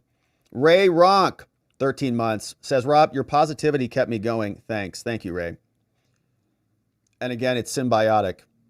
I can be positive because you are positive. Even in some days, maybe, Ray, you are not specifically positive, but somebody else here is. So that energizes me. And some days, maybe you're not energized, but I'm energized. So you can get energized. And we just support one another. That's what we're building here. That's how we win. Walter Bryant, too big to rig, baby. Thanks, Rob. Thank you, Walter. It was way too big. Hey, Oni brought in, I follow Paul. Kissa Masis. Having a hard time pronouncing that one. Welcome, though. Graham M is here and Nathan Ryan, gifted members, courtesy of Oni in the house. Hey, Boopsy. Says, Rob, you worked hard for this too. We did. We put in a lot of time here defending the president against our corrupt justice system. It's been worth it, baby. Thank you, Boopsy. So did you. This old guy says, man, I'd love to have server access to the DOT, to the .gov mail servers tonight. Yeah, wouldn't you like to be on Comey's group text tonight? Or Mark Elias's group text? Hilarious. This old guy, funny. Rub some dirt on it. Says, Rob, tomorrow is our first anniversary. Says, thank you for sharing your gifts and enthusiasm. It's been a hell of a year. I speak for all the Watcher family when I wonder how much influence you had on tonight's spectacular win. Awesome work. Again, thanks. Rub some dirt on it. Thanks, man. I don't know. I'm just grateful to be involved. Just grateful to be able to share this time with you, to go through this together. I think that we're doing something very important. And I was talking to a friend of mine yesterday about this. And he brought up the Federalist Papers. And I was thinking, I think about this a lot, but I think what we're doing here is an analog to the Federalist Papers. We're talking about liberty. We're talking about the function of government. We're watching how things are working and understanding the mechanics. And in that process, hopefully, just like the Federalist Papers did, we're inspiring people to get actively involved in their civic life, and our country will be better for it. So if I can contribute to that in any way, rub some dirt on it, you're doing the same. Thank you for supporting us in our efforts and our mission to deliver and discover the truth. Thank you, Rub. Some dirt on it. We got some. John Allen says, whoa, I feel such a burden has been lifted. Thank you, Rob, and everyone for sharing this time together. Thank you, John, for being here, for always being helpful, for getting through it with us. I think we're all, I feel like an inch taller today, because we're so unburdened. One old guy says, Rob, show us some liberal tears from Mad Cow and Dana Bash. Wojo says, I already feel unburdened by what has been. Wojo's 2 inches taller today, too. Tina Sassy says, thanks for the watch party. I'm glued. At 6:35 a.m., I can't go to sleep till he passes 270. Tina's watching from the UK. Shout out to our friends over there. Says, Trump 2024, baby. Thank you, Tina. Great comment. Art Pollard says, congratulations to President Trump and VP Vance, and a big thank you to Rob. Now it's time to make America great again. Thank you, Art. Big thank you to you. Thank you for being here. Thanks for always supporting us and contributing to our work. I really appreciate it, Art. Thanks for that. Hey, Jason Clean Safe Energy says, nice job, Robert. So glad it's over. My man, Trump, with a nice dono, 2024 from Jason. Jason, quote, clean energy. Clean, safe energy. Thank you, Jason. Hey, Pet Vet says, thanks, Rob, from Texas. Your live coverage tonight has been my favorite. Your energy is awesome. Keep it up. Thank you, Pet Vet. Man, I was just filled with the spirit, the mega spirit. Rocky Water says, mint. Great stuff, Rob. And happy election day to you and ours. Rocky, good to see you. Thank you for the nice dono. It was great. It was great. And then when the song came out, when he came out to the song, golly, Wild Thing Forever says, yes, yes, Wild Thing Forever. And look who it is. Oh my gosh, it has been ages. Dr. EMB in the house. Was that like Dr. EMB, man? That was like last election, like 2020. Good to see you again. I remember you very well. Good to see you. Thank you for the nice dono. And thanks for stopping by. Long time no see. Thank you, God, from Dr. EMB. Very simple, very generous. Nice to have you back, Dr. EMB. Good to see you. Hey, D. London says, Alina Abba for Attorney General. Yeah, that would really change. I'd have a lot more interest in the DOJ. Be a big fan of the DOJ. Like, yeah, they're pretty good over there. Might almost want to be prosecuted. You know what I mean? Hey, what's up? William Holiday. Rob for U.S. AG. Well, apparently it's going to go to Alina Abba. But if I'm called to serve. Jimmy Baker says, what if Biden pardons Trump? What if Biden pardons Trump? I don't think he needs it. I don't think Trump needs it. All his cases are going to go away. Hey, Jimmy Baker said, thank you for that. Jack Mack says, election win dono from Jack. Thank you, Jack. Trump 2024, baby. Hearts in America. I pray we can take the House. A little nervous on that. This is a great day. We are on the right side of history. Yay, America. We, good night all. We, good night all. Well, amazing, Jack Mack. We did it. We did do it. We are on the right side of history, and it's nice to have the victory. Thank you, Jack, for the donos today. Johnny 5 says, thanks, Rob. It's great to have good company for this. Totally, Johnny 5. Yeah, it's important.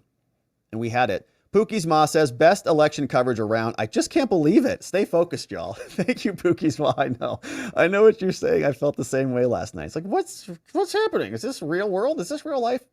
It's like that kid in that video with the Novocaine in his mouth. Is this real life? Yeah, it happened. Sergeant GPS says, what a great night, Rob, for our community. The Watcher fam.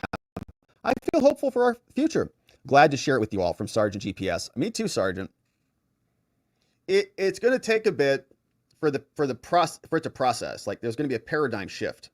We've been living under a sick regime for a while. So you can almost feel like the brain opening up a little bit to new possibilities. It's really, really, I'm excited about it.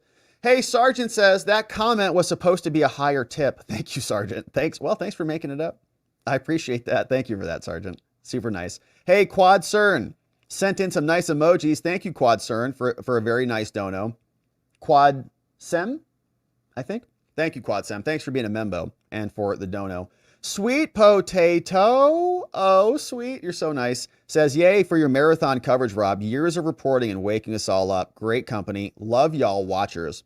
And Sweet, did you see we shared the photo of you and your little one last night? In the MAGA hat? Amazing. Super fun. Thank you, Sweet. Appreciate you being here. Thanks for the dono. We got DK says, thank you, brother. You made it a fun ride. Thanks for joining us as we went through it, DK. It was fun. Art Pollard says, Kamala the pariah. We have been unburdened. Yeah, I'm curious as to what her future looks like because she let them down pretty badly and they all got duped again. Like they got duped by Joe Biden, then they shoved her in there. She's like, she's going to win landslide. They got duped again. So they must be feeling really foolish. Hey, Ray. What's up, Ray? Thanks for bringing in 20 new friends here. Dr. D,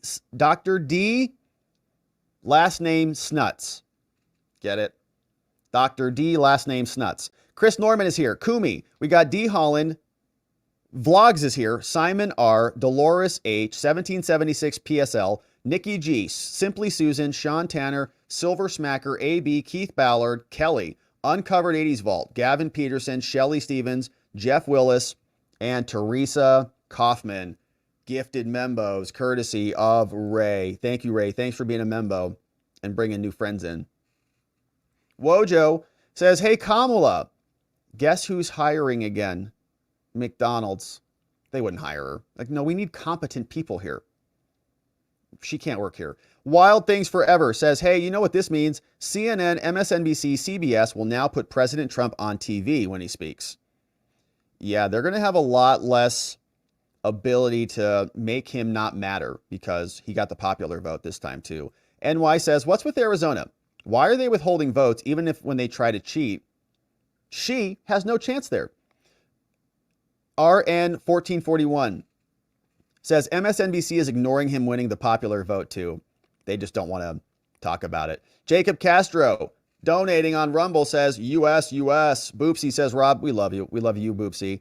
Hallie P says, what are the House updates? We did jump into those last night, but thanks for the reminder on that, Hallie P. We were bouncing around. And the houses were harder to follow, actually. Thanks for the dono. Hey, ex-Mariner in the house became a membo. Kathy, your realtor in Jersey, says he did it. Thanks be to God. Thank you, Robert. Thank you, Kathy. Sounds like you're a great realtor in Jersey. Mrs. T. Rush says, thanks for the wonderful live stream. Thank you, Mrs. T. Really glad that you got to join us on that one. Glad to have you. We got RN14. But Whoopi told me Chavez would be deported. Why is she smiling so much? Yeah, Whoopi said that they were going to deport J.D. Vance's wife. She said that. Of course she did. Don Goff says, thanks for staying with us tonight. You rock, brother. Thank you, Don. It was absolutely my honor and pleasure and privilege. And I'm glad we got to hang Thank you, Don. Hey, welcome to Die. Says, thanks for the coverage on this, Rob. Thank you, welcome. Thanks for the dono, my friend. Good to see you here. Glad you made it. We got John Allen. Flag this for us. Thank you, John, for the tech support donation. Says the locals chat was down. Sent in too. Thank you, John. And we did start a second stream last night. But locals, we were going for like 10 hours. I think it's too much for the tubes. Nacho Mama. What's up, Nacho Mama? Thanks for this nice dono. Says, thank you for all that you do, Robert. Love you and all of the watchers. The future is bright. I feel the same. And I'm actually really excited about this term. I mean, with Elon and RFK and like this dream team coming in, we're at a turning point. And I am thrilled. Hey, I'd rather be skiing. We aren't black, white, or brown. We are all red, white, and blue. God bless America. We all win together. Thank you. I'd rather be skiing. You're right about that. Mike L. brought in Economath as a membo, overcoming obstacles. John Arment, Walter Bryant, and Speed. Gifted membos, courtesy of Mike L. Hey, Ricky T says, thank you, Robert G. Thank you, Ricky T. Thanks for the dono, my man. Thanks for joining us. Debbie O says, several reports on X that Kamala called Trump and conceded. And I don't know what time that was, but yeah, almost 1 o'clock. Corey Powell says, notice he hasn't said one negative word. No more talking about Biden or Kamala. He'll be laying the groundwork by lunchtime tomorrow. So Trump is on a tear. Thank you, Corey. Norman Lee Smith music. And my friends, you should check out Norman Lee Smith's music on Spotify. I think you'll like it. Says greatest election coverage ever, Rob. Type in Norman Lee Smith music on your Spotify. See what comes up. Hey, Kareem, great night. Thank you so much, Rob. Thank you, Kareem. Thanks for the dono. Thanks for hanging with us. A lot of fun. Happy Tiger, another one. Says, hey, been watching you since around this time in 2020. Rob, thank you for bringing the facts, receipts, and fun commentary. Happy Tiger. Can you even fathom how much has changed since then? I was thinking about that. I was sitting in my law firm's office late at night. My whole life has changed. It's been just a journey. The whole world changed. I mean, the whole world changed over those. Many of our lives changed. So happy Tiger. Really awesome that you're back. Thanks for hanging with us this election cycle. Thanks for supporting us. It's been fun. Hey, Roger Needham, 4 months as a membo, says, voted for Trump, Rob. Let's go, Roger. John Allen was saying, Rob, I absolutely do not want you to stay tonight. I was giving John some grief. I love watching you, but you've worked so hard these past days. I meant 2 hours of catching up tomorrow. Oof. I was just teasing John. I was like, guys, can I please just come back tomorrow and read these super chats? And John said something, and I kind of poked fun at him, saying, John said, no, I have to stay here and work. But John was just kidding. Hey, one old guy. Thank you, John. One old guy says, too big to rig, baby. Jesser Bob says, how long will it take for Democrats to replace Biden with Harris now that she's lost? This way they can say she's the first female president. Will they use the multiracial card too? Cheaters cheat, winners win. Thank you, Lord, for allowing our country to see through the lies, allowing good to defeat evil. Amazing comment from Jesser Bob. And that was from this morning, from today's show, it looks like. Thank you for that, Jesser Bob. And yeah, Glocky flagging this one for us. DOJ is going to be unwinding their case because they're freaked. Jesser Bob says, it's now time to change all 45-mile-per-hour signs to 47 miles per hour. That should be one of his first executive orders. 47 everywhere. Happy Trump Day, says V is never silent. Glocky is sharing this one. Trump, oh my gosh, Trump just resigned from McDonald's. He's going to be president now. He says, please accept this as formal notice that I'm resigning effective Monday. During my tenure here, I've enjoyed working. Your president, sincerely, Donald Trump. Hey, Chubby says, the abortion results are exactly what Trump and SCOTUS wanted. The people of the states to make their own choices. I'm sure the lefties and the Democrats will still scream. It's the only thing they've had to push for years. Right, and now that it's settled in those many states, are they going to keep belaboring that? It's like you guys just enshrined it in the Arizona Constitution. So are you going to keep fighting for abortion and women's rights like you just Is this going to be an issue again next year? Probably. Oni, bringing in membos. Mickey K, Eric Kennedy, Jeremy Jenkins. What's up? Tina Pereira, Debbie Marie. Gifted membos courtesy of Oni. Thank you, Oni. Glocky shared, looks like a fake Kamala post, which is funny. Hey, Tony Hay is bringing in Marge. Intellectual Iconoclasm. Kimberly Mullins, Beverly Madseth, and Frex 1002. Good to see you, Tony Hay. Thanks for bringing them in. Here was a scene from The View this morning, courtesy of Rick Donner. See that? Yeah, they were not happy there at The View. That's what they look like. Hey, Brandon Lesko is bringing in 20 membos. Thank you, Brandon. Barry, we've got Ian. Dubs is here. We got Agent Orange, Mel Comp, Virtual Loner. Randy's retired. Nothing to see here. Merkin King, Louis Gleason, Todd Johnson. We got Gabriel Garcia, Judy, and Sixthova gifted membos, courtesy of Brandon Lesko Brandon. Amazing. Thank you, Brandon. Brandy Coffee, one full baby, 9 months as a membo, says, hey, Robert, I feel like it's a holiday today. It is. It's American Victory Day. Incredible day. Thank you, Brandy. Thanks for being here for 9 months. Full baby. Milo Phone Bill says, fill the burn bags. Run the shredder. Run! Van Song says, Robert, you're hilarious. The shredders. Ha. They are. And right now, Jack Smith's office. Membo for 11 months. Thank you, Van Songs. NY says, the New York angle. Leticia James is eyeing the governor's mansion. Hochul is unpopular. I wouldn't be surprised if Hochul will pardon Trump in a unity move. That's interesting. Art Pollard says, can Trump force the cases to go forward to clear his name and ensure the documents are preserved? Trump won, and it's all Robert's fault. My fault? Or whose fault? I'll take the blame. That's fine. It's my fault that Trump won? Guilty. All right. So, anyways, not really. I mean, not really. Like, he can't force the government to prosecute him. And especially when he's in the Department of Justice, that would be weird if he's in control of it. There's some concern that maybe if Jack Smith wanted to keep this case going and Trump did not want it to keep it going, the judge could deny a dismissal. We had that in another case. I forget what case that was. But you can file, like the government, so gaming it out. Trump comes in, takes over the DOJ, fires Jack Smith, brings in another government prosecutor, tells that prosecutor, file a motion to dismiss the case. Case is closed. Prosecutor files a motion to dismiss the case. Judge says, what's the basis for the dismissal? Prosecutor says, oh, it's in the interest of justice. Okay, cite a rule, interest of justice. Okay, I don't think it is in the interest of justice, so I'm not going to allow you to dismiss the case. Case moves forward with an uninterested prosecutor and it stalls out, something like that. But I think now, if Jack Smith is going to tell Judge Chutkan that they want to dismiss the case, she'll accept it because she knows that is in their interests. So I don't think it's going to stick around. Hey, but thanks, Art. Thomas Wright says, Congress better send notice to Jack, preserve everything today for our side to investigate him. Yes. Stop shredding. Shin Godzilla. Great comment from earlier.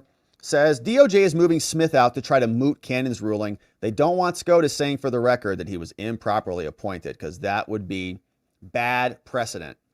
Hey, D says, I've been around since your prior days, and I've got to admit, thank you for keeping it real all along, my friend. Glad you've received this.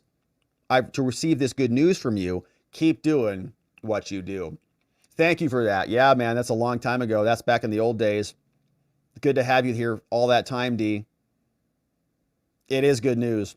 Hey, Saintly Beginnings says, in Florida, abortion and marijuana amendments failed in Florida. Interesting.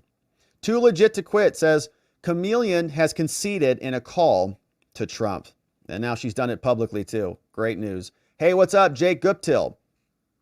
Jake says, Leticia James just declared war on Trump's administration, said they're prepared for whatever the administration will do and they'll fight. Well, they're not going to fight for long. I think the Court of Appeals is going to dump her case or make it basically inconsequential. So she was just up there like a theater kid, just pretending like this was her big debut. Sketch Therapy. Did we win the House yet? You helped these wins, Rob. Thank you, Sketch. I hope so. I mean, I hope it's been helpful. We try to be helpful and useful here. We're trying to have an impact. I hope in some way. Amazing. And wow. Okay. So Sketch Therapy. Thank you for that. Did we win the House yet? Chubby says, time to label everyone crying over the political prosecutions now being bunk and election denier. That's essentially what they're doing. They're trying to invalidate the will of the people. They're trying to invalidate the will of the people. Is exactly right. And I just saw this comment come by, so I don't want to miss this, because if I don't answer it now, then I will miss this. But, okay, so we had a super chat typo problem. So Stefan Harness sent this very nice dono in, which is a $400 dono, except it wasn't intentional. It says, Robert, I'm new to your channel. I was up all night with you watching the election. Do you realize how close we came to having Doug decorating the White House, and now we have Melania? What a disaster that would have been. Okay, so his extremely generous dono is $400 donation that came in. And I think we probably have that clipped here. So let's see what that looks like. It was a $400 donation, which I'm extremely grateful for, except it was made in error. So how do we fix that is the question. And that is a good question. I don't really know if there's a way to request a refund on that. But where did your chat go? It just says, Rob, I didn't intend to do that. How do we fix this? Rob, I didn't intend. Where did this chat go? Here it is. Hey, Robert, I meant to do a $4 chat and it took out 400. Oh, man. That's not good. All right, do me a favor. Send me an email. Robert@Spotlight Lawyer. We'll figure out what to do about that. I don't know if we can do a reversal, but I can PayPal you or Venmo you $396. Although YouTube takes a cut. YouTube takes a cut of that. YouTube takes, I think, 30% of that cut. So we'll figure it out. Stefan, send me an email. Robert@SpotlightLawyer.com. Hate when that happens, man. Send me an email. All right. We'll send it back.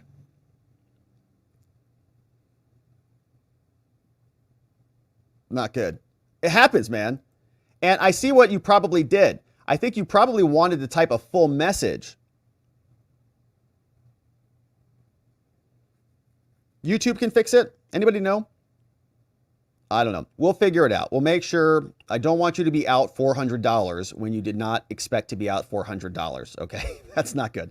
I know that's a lot of money. So that's a lot of money. So send me an email, Robert@SpotlightLawyer.com. I don't know how it works, but we'll figure it out.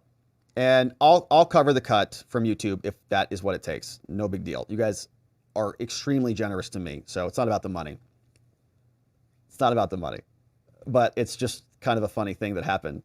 Not to you. I'm not laughing at $400 just got taken out of your account. That's not ideal. But I think I know what happened is on YouTube, in order to type a full message, right? Like the more you pay, the longer the message is. So you wanted to type a very nice message.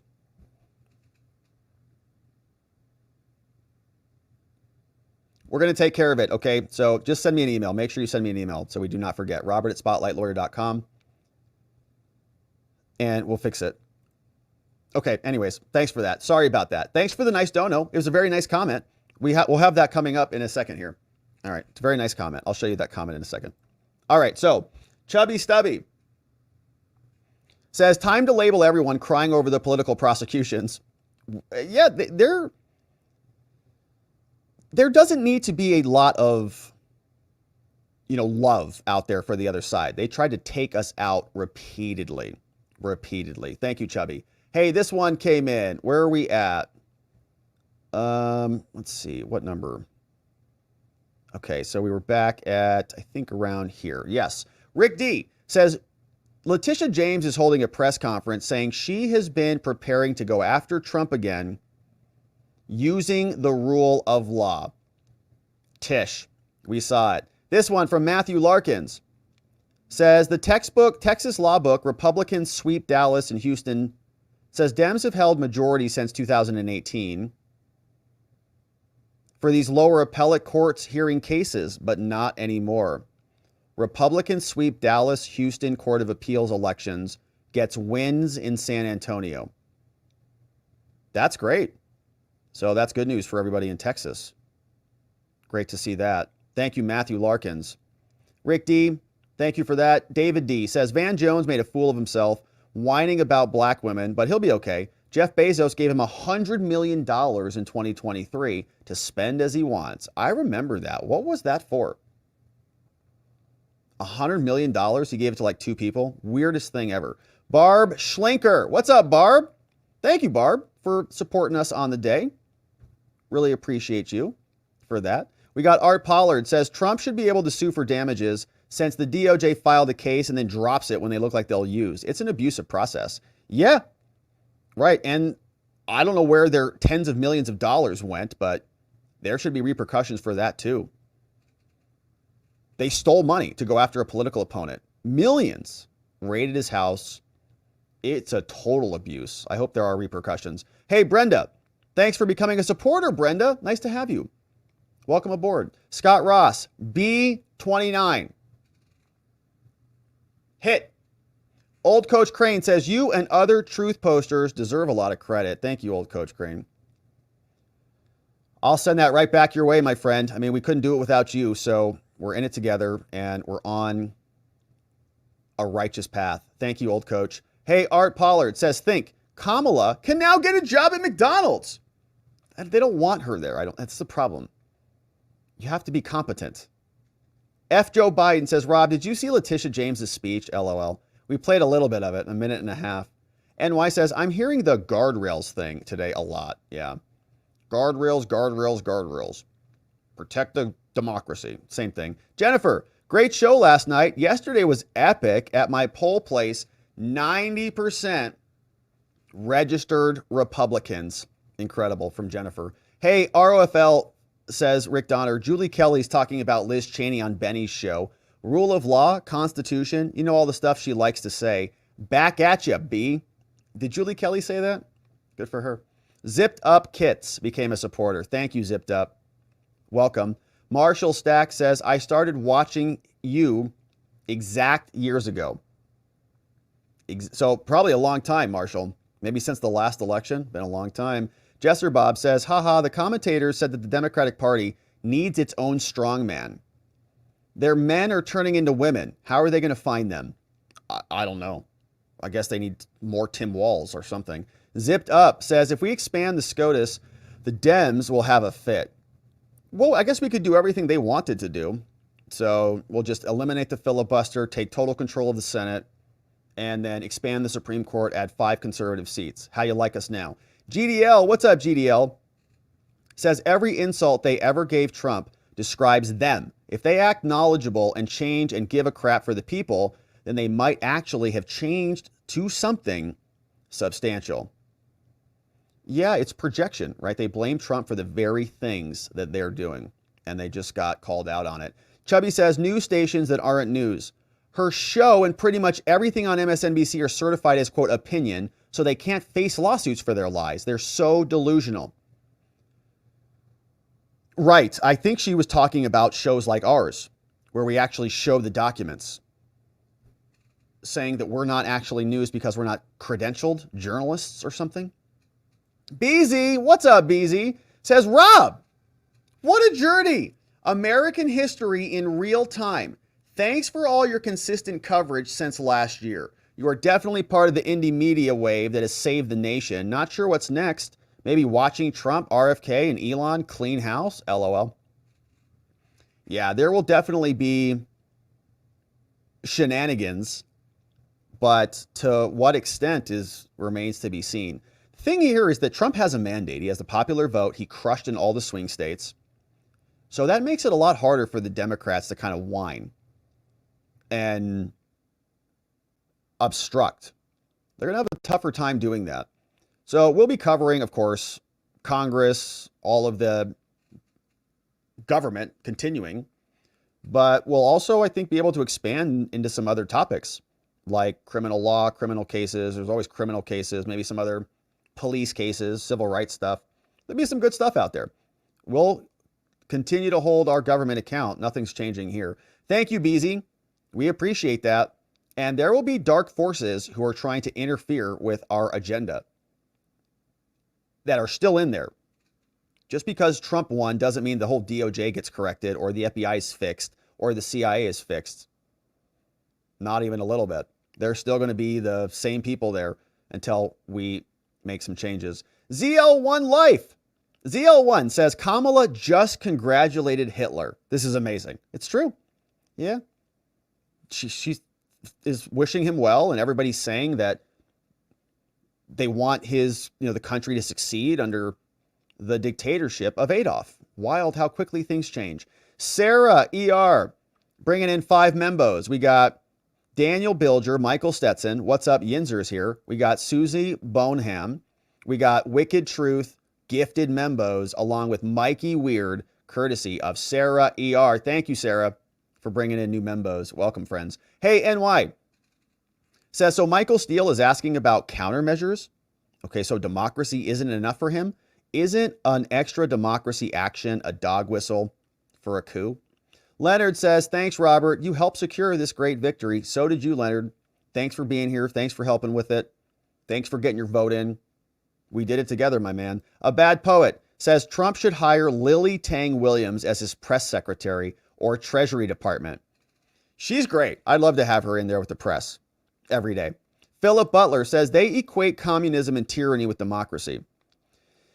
Yeah, and I think what we're going to be seeing right now, Nitty Linny says, love the level of narcissism that makes the mainstream media and elites blame others while refusing to see that the problem could be their own. Yeah, there's going to be, I think, an interesting era right now. Like a lot of the Democrats seem like they're rolling over and showing you their bellies a little bit, but they're not. Don't buy it. All right, they just don't want our side to recognize that we have a mandate and that we have control of all 3 branches of government and both houses, and they don't want us to act like that. So they're rolling over, showing us their bellies.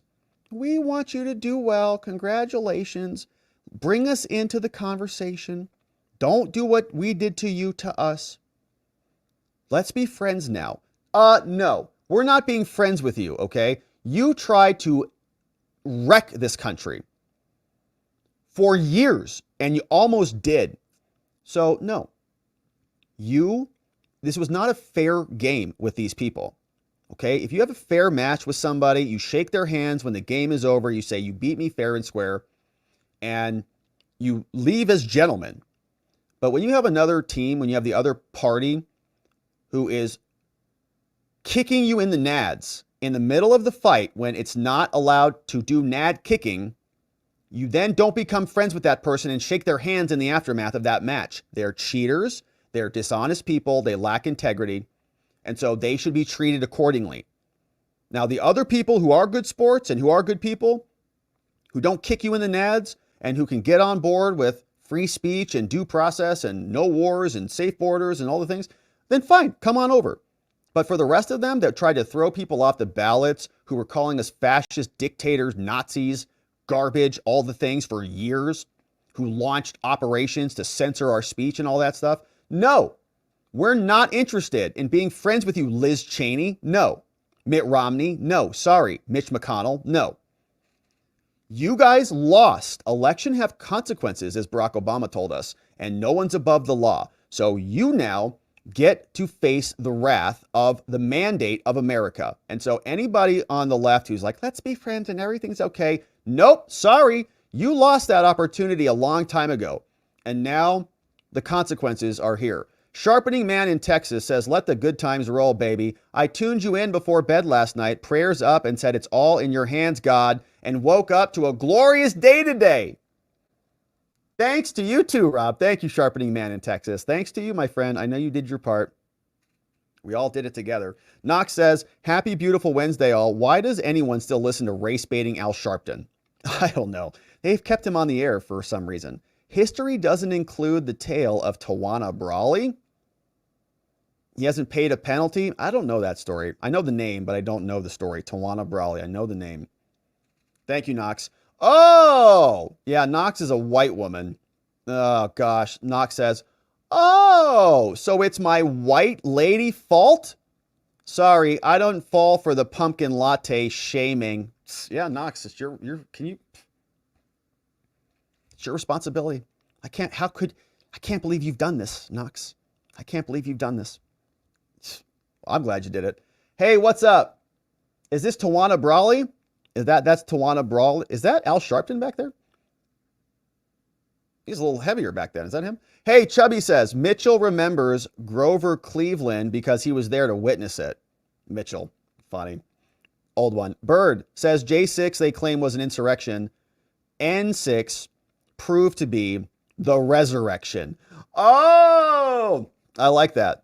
J6 was the fake insurrection, but N6 was the new resurrection. I like it. Thank you, Bird. Hey, Jason Alatorre. Membo for 2 months. Says, look at Mitch. Turtle, turtle, turtle. Listen, President Trump won. Quite frankly, had to see what happened with McConnell. Eric Westerheim bringing in 5 membos. Michael Stetson, BMG's here. We've got M. Rivers.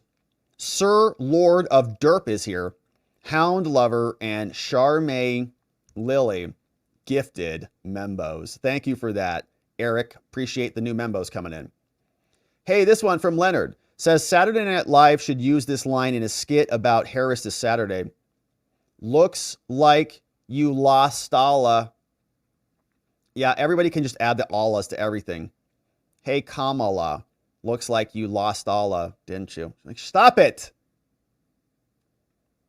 How does it feel to be a loser Allah and lose the election Allah, Kamala? Rick D. Well, the VP seal is missing from the podium where Harris is getting ready to speak. Oh, I didn't even notice that. That's fun. Hey, Ray K says, prayers made, prayers answered. It's how it works. It's pretty incredible. Indoctrination says, it's pronounced Sherrod Brown. Or like in Ohio, we like to refer to him as the former Ohio senior senator. Amazing. So I was saying what, Sherrod? It's actually Sherrod Brown. It doesn't matter what his name is because we can just call him former Ohio senator. Bye. Thank you, Indoctrination. Pookie's Ma says, Rob, this is my banner pick on Facebook. Everyone loves your pick. Ah, that's great. That's great. Oh, that's too funny. You put that on Facebook? Amazing. That's real, man. That's real, baby. That's a great screenshot. I think I'm going to have to save that, actually. That's a fun one. That is a fun one. Yeah, we'll definitely save that because we'll call it 2024 victory, baby. Amazing. It was fun. Thank you. I'm glad. Thanks for spreading the vibe around, baby. It was a lot of fun. Good stuff from Pookie's mom. Rob White says, if the House goes to the Democrats, they will try to say that Trump is an insurrectionist and doesn't qualify to be the president and try to toss him out. Oh, I see what you're saying.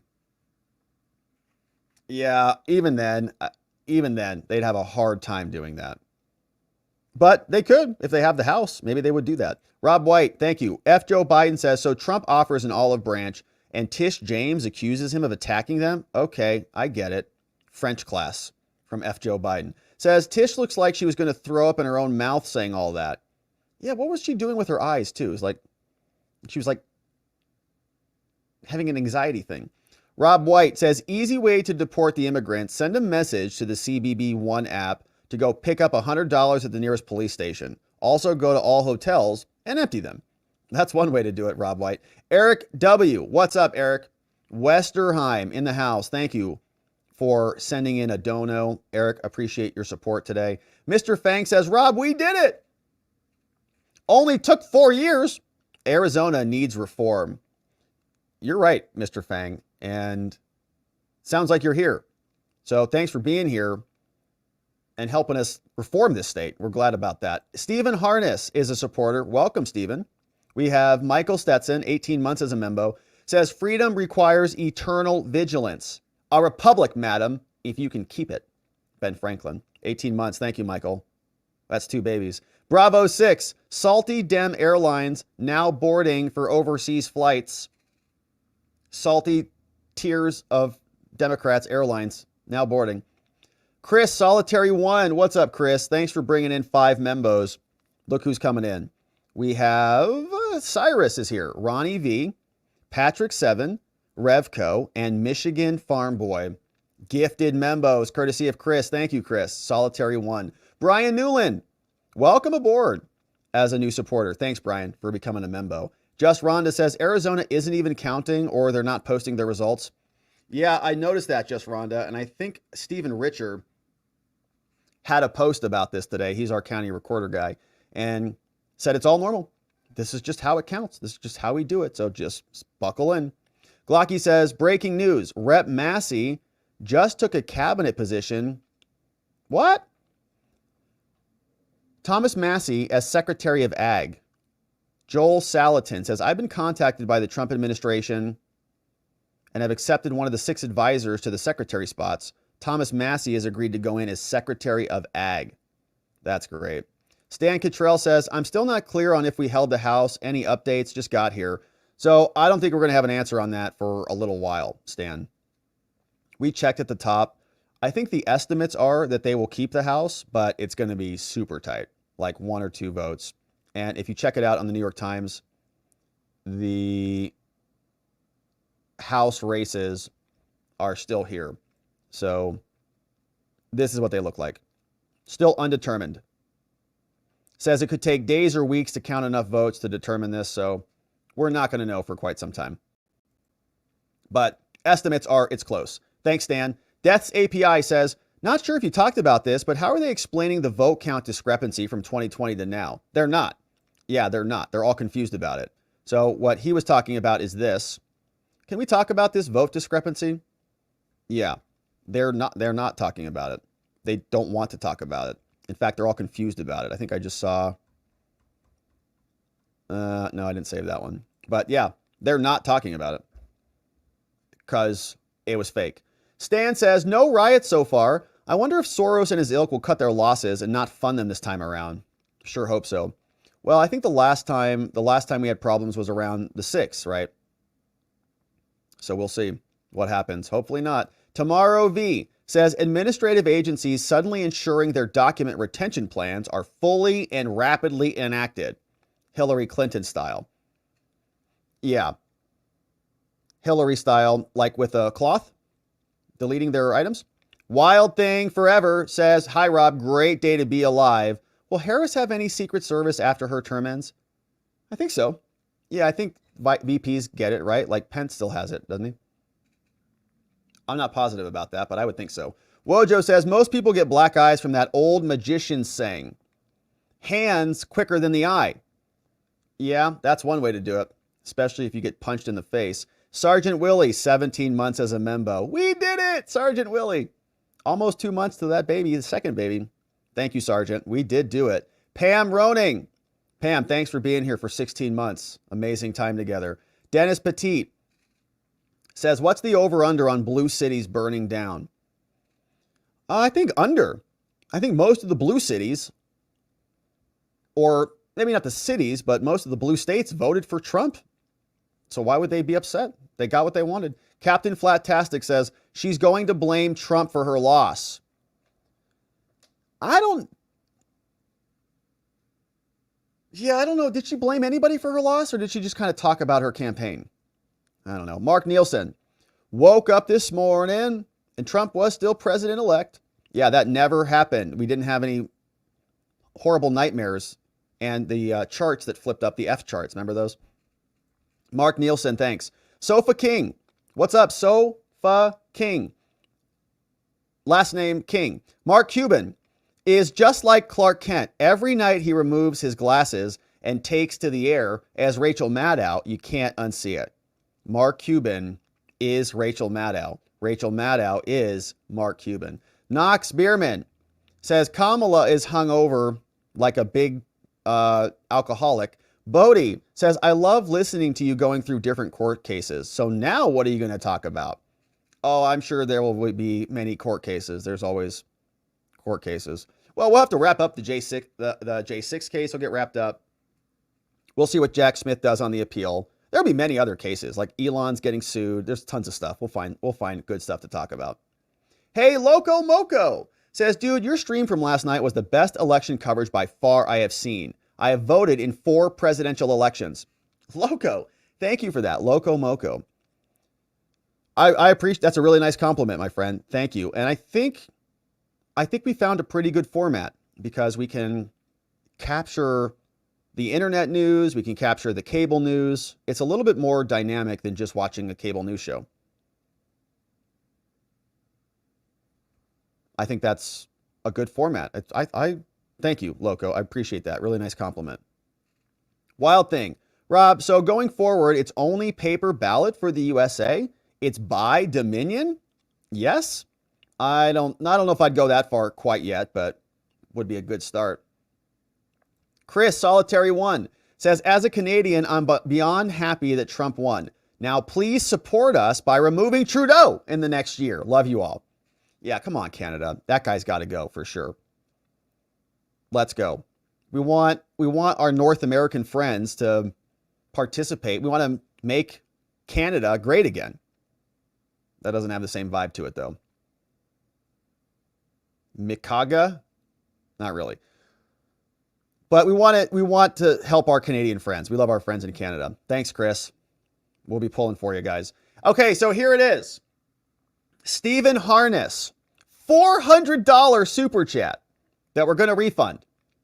Robert, I'm new to your channel. I was up all night with you watching the election. Do you realize how close we came to having Doug decorating the White House? And now we have Melania. What a disaster that would have been. That's true. Yes, Stephen, you're right about that. Doug Emhoff, the first gentleman. That would have been weird. But we don't have to worry about that. Melania will be back. It's going to be as beautiful as ever. We're excited about that. Okay, so make sure you email me, robert@spotlightlawyer.com. We'll take care of it. Winning Reality says, sniped a lot of your stream last night. Have been following your work on the election and featuring you on my shows during my Rig Watch section. It's not much, but I just wanted to say thank you and keep up the great work. Winning Reality. Hey, thank you for that. So that's amazing. Thanks for sharing my work, our work. Thanks for supporting us. It's plenty. Thank you for that. Yeah, I really appreciate that. So it sounds like you also have a channel and a stream. Winning Reality might be your channel. Awesome. Keep up the work. Thanks for sharing our work. Thanks for speaking the truth out there. We need a lot more of it. So I'm glad that you're out there. Thank you, Winning Reality. Hey, Eric Westerheim, 5 more membos. Thank you, Eric. We got Sketch Therapy. Liam is here. Barbaric Brit is coming in. Backfeed News, Digital Anon, and Cindy Bowman. Gifted membos. Thank you, Eric Westerheim in the house. Willy Wonka says, Carrie Lake took the hit for the Republican Senate races. No money from the RNC, which is just pathetic. Lightning rod for Democratic money. Republican Senate field was free to share RNC money. She deserves a spot in the Trump White House. Yeah, she got totally shafted by Mitch McConnell. Unreal. Chris 1, Solitary 1 in Canada says Kamala will be coming out soon. Yeah, for 10 minutes and 43 seconds. Thank you, Chris. Schnookum says there should have been an FEC charges forever having the presidential seal on the podiums during the campaign. She is not the president. And if Biden is not there, it should be a violation. In other words, she shouldn't be able to grift off the presidential seal to elevate her status with something that's not hers, which has basically been her entire career. So just another example of her fakery. But you're right, Schnookums, inappropriate. Brian Newland says, first and foremost, we're a constitutional republic, dang it. Not a democracy. They wish we were a democracy so they could just have tyranny of the majority. And I also saw that Colorado, remember all those states that were going to be a part of that interstate compact, that if the state would then give their electoral votes in alignment with the national popular vote. Remember that? Like the states would basically self-destruct their own voice and just say, even if we want to go this way, we're going to change our vote to go with the popular vote. Colorado did that, apparently. Trump won the popular vote. So they passed it. It hasn't taken effect yet because all the states have to agree to it, but still interesting. Maybe Colorado should just reverse themselves and give their votes to Trump if that's what they really want. Hey, what's up? Elvis of Dallas says, woke AF, weak AF. Hashtag SNS. Woke AF is weak AF. It's true. Bruce Wayne, I lost. Here's my money. Oh, you lost the over-under? I went with the under too. Many of us lost. But I noticed many other people changed their votes after the fact. There was a lot bigger. The over number, the under number was much higher. Now it's 50-50. I see what happened there. Or people came in late. Libby T, what's up? Was very happy when I woke up to the Trump win. Me too, Libby. We were worried about the alternative, but that did not happen. Elvis of Dallas. What's up, Elvis of Dallas? Says, we got 5 membos. Thank you, Elvis. Look who's here. We got Chris Style Porky, Crystal 22. We have another one coming in from Marty Smith Fansu, Jeff Holman, and new friends in the house. Thank you for bringing them in here. Courtesy of Elvis of Dallas. Christy Porky, thank you. Former LEO says, I believe that this is Kamala's first speech that she didn't refer to Trump as a fascist. She didn't want to mention it. I don't know why. Maybe it's because she's like, I don't want him to know that I'm mad at him. One of those. Hey, Box Lane Productions says, my wife's boyfriend is really upset about Kamala losing. I'm going to miss her calming voice. Purple and Green Brigade forever. Yeah, a lot of that out there. A lot of wives' boyfriends are very upset. Actually, the wife's boyfriends are not upset, right? It's usually the husband who's upset. The wife's boyfriend doesn't care. Yeah, what's up? Anyways, Box Lane. Thank you. Hey, Elvis of Dallas. Thank you, Elvis. Says, great show last night, Robert. Thank you, Elvis. Thanks for bringing in new friends today and for the great comments and for joining us. We had a ton of fun. Hey, we got Dan. Says, Kamala needing to carry her Glock. Well, I hope not. She has Secret Service protection. Hey, just had an epiphany, says Schlista. If people say that Biden really got 20 million more votes than Obama, Hillary, and Kamala, I guess they're admitting the Democrats are the party of racism and misogyny, since 20 million Democrats refused to vote for a black man or for a woman. Wow. Yeah. What are these numbers? Ridiculous. Oh, so the Democrats are just racist. So they'll vote for the white guy. 20 million of them. Look at those. Look at that. That's so ridiculous. Isn't that ridiculous? Just Rhonda, I wish there was a way I could share all of the emojis and let the watchers vote on the emojis, on which ones they want to use. I think there are 50 to 55 slots. Yeah. I wouldn't know how to do that either, Just Rhonda, but we have a lot of them. Just Rhonda sent over, how many do you have total? Like 100 different emojis? We have too many emojis for emoji positions, so we have to then decide what emojis do we want. And Just Rhonda is amazing. She sent a message in yesterday before the election, sent a message to me and to Pamela on my team, on our team, said, we need these emojis now. We need them for the election stream. Like, get them in there. This is urgent. I absolutely love it, Just Rhonda. We got it done. We got it done. They were in there, right? So it was great. It was great. And I love it. I love it. You helped get it done. So thanks for being so amazing and helping out. Cartier says, there's a small part of me that is disappointed that the dumb lefties will never understand what we've avoided. Yeah, they'll never have any idea. I'm glad we don't ever have to find out, but they'll still never have to admit how close we came to a downfall, assuming we've actually avoided it. Yeah, this is a great question, Cartier, because, Trump has 4 years. And the question is, what can you do in those 4 years? Can you actually reverse multiple generations of degradation of the American body politic, of, generations of undermining due process and free speech and the right to keep and bear arms and, Commerce Clause and regulations and taxes, all these generations? How much of undoing can you do in one term? Or maybe J.D. Vance comes in and gets another term or 2 other terms, right? That would be great. 12, you can do a lot in 12 years. 4 years, not so much. But the question is, did the timeline shift? Like, does the whole timeline shift in a different path? And I think it has. So a big part of me before the election, and I think we even talked about this on Good Logic's stream. Is Trump going to win? Yes. Does that reverse the downfall of America? Not necessarily. But it's a necessary condition in order to make that reversal happen. Like, the reversal is not happening without a Trump win. Trump has won. That's great. It's necessary, but it's not sufficient. We still have more work to do. But at least it is opened up a door of possibilities. And I'm actually very optimistic about it. I was not optimistic about it some time ago. I thought that Trump was going to win. I think we've always been pretty consistent about that here. But that we've got a generational problem, in other words, of people who've been indoctrinated. But we saw the numbers this time, and Gen X, I think, is repudiating a lot of their ideology. So we might be in the middle of that transition right now, where people are waking up.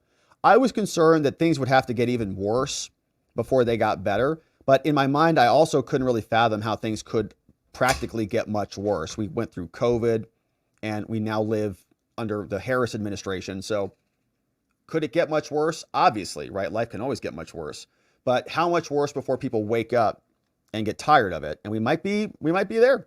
Tony Hay Munkets, 20 membos. Thank you, Tony Hay. Jill Kelly, 6 is coming in. Caw Valley Crypto, what's up? Jack78, Erdy's here. Rhonda, Whiteout Gaming. We got ASD's here. Scott Clements, Bugman. Kevran, Sandy Voss, Deborah Sturgeon, Fanny Francis. We got Chris B, Luna Jane, and Tamara Rummel, along with Suze Mad and Lone Wolf RCs.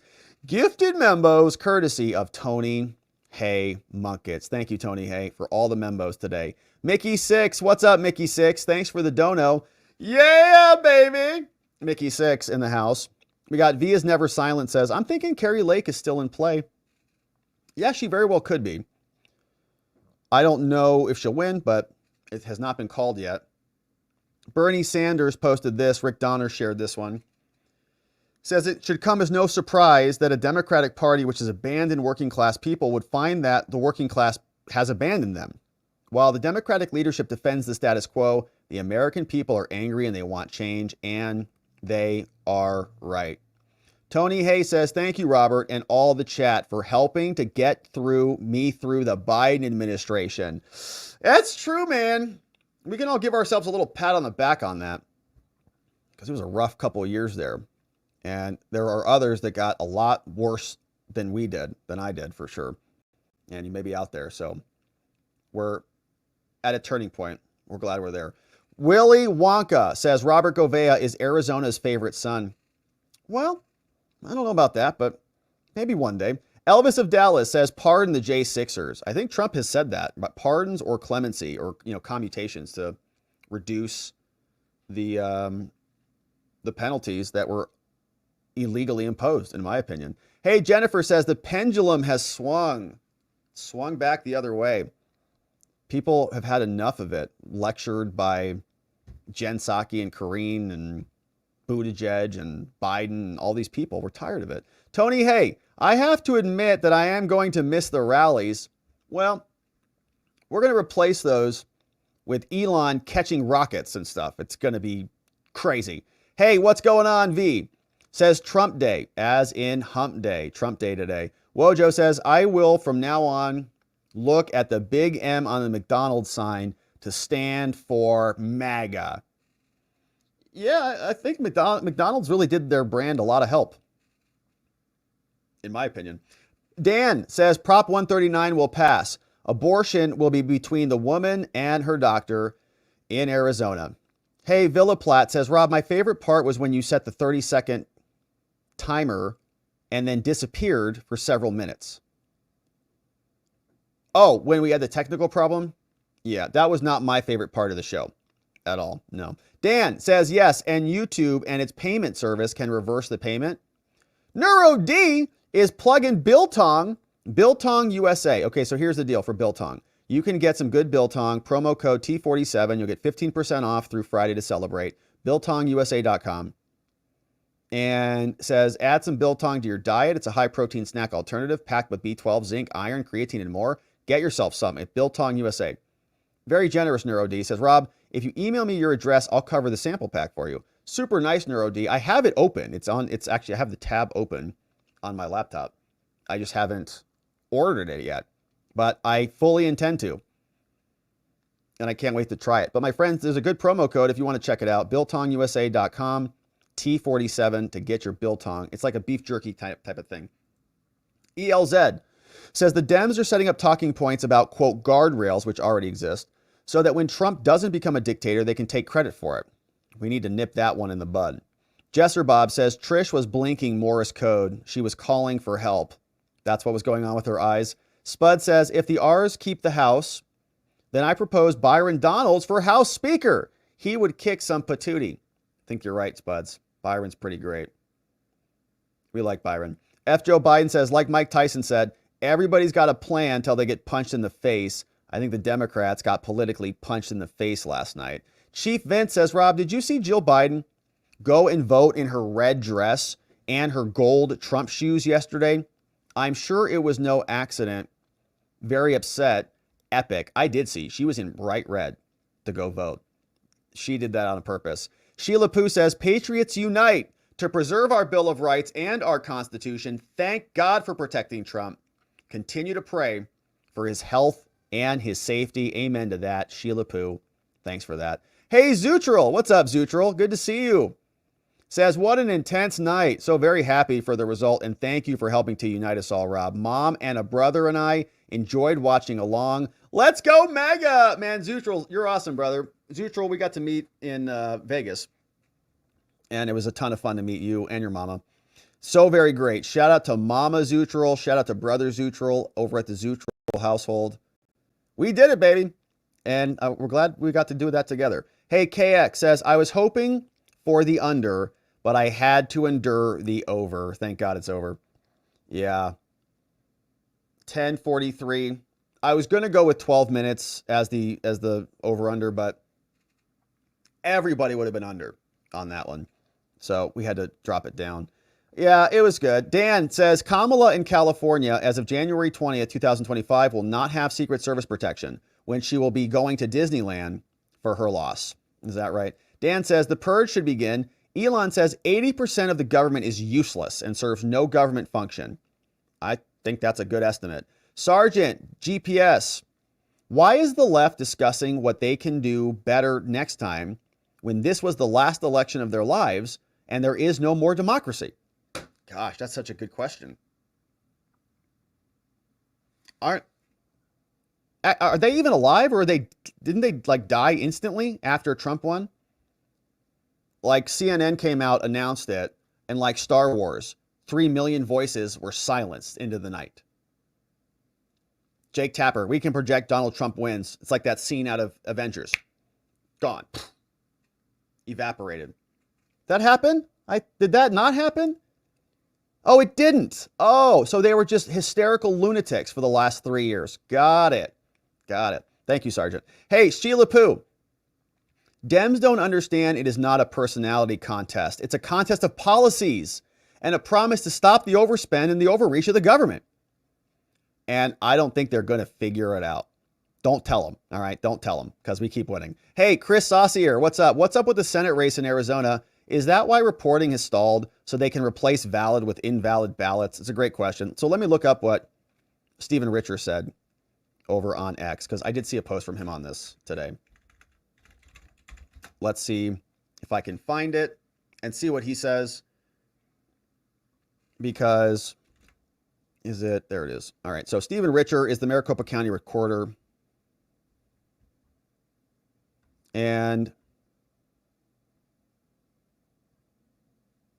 Senator Mike Lee asked him a question. He said, why does it take Arizona this long to count? Seems sketchy. So he says, for the same reason it takes Utah about the same time.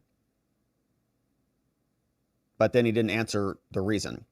Did he answer the reason? We have similar state election laws We don't have similar election laws like Florida. So he's just saying it's the law. All right, it's just the law. It's slow. So that's his take on it. But who knows?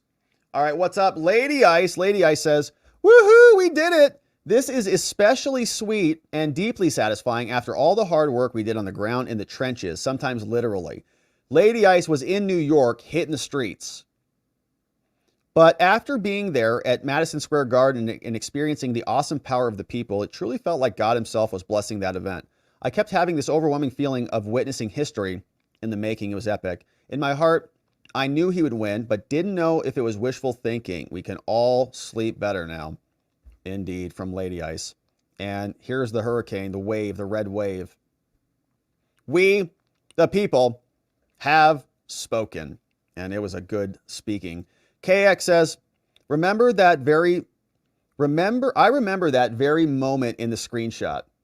Says Rob was off the rails. I was so happy. I was excited.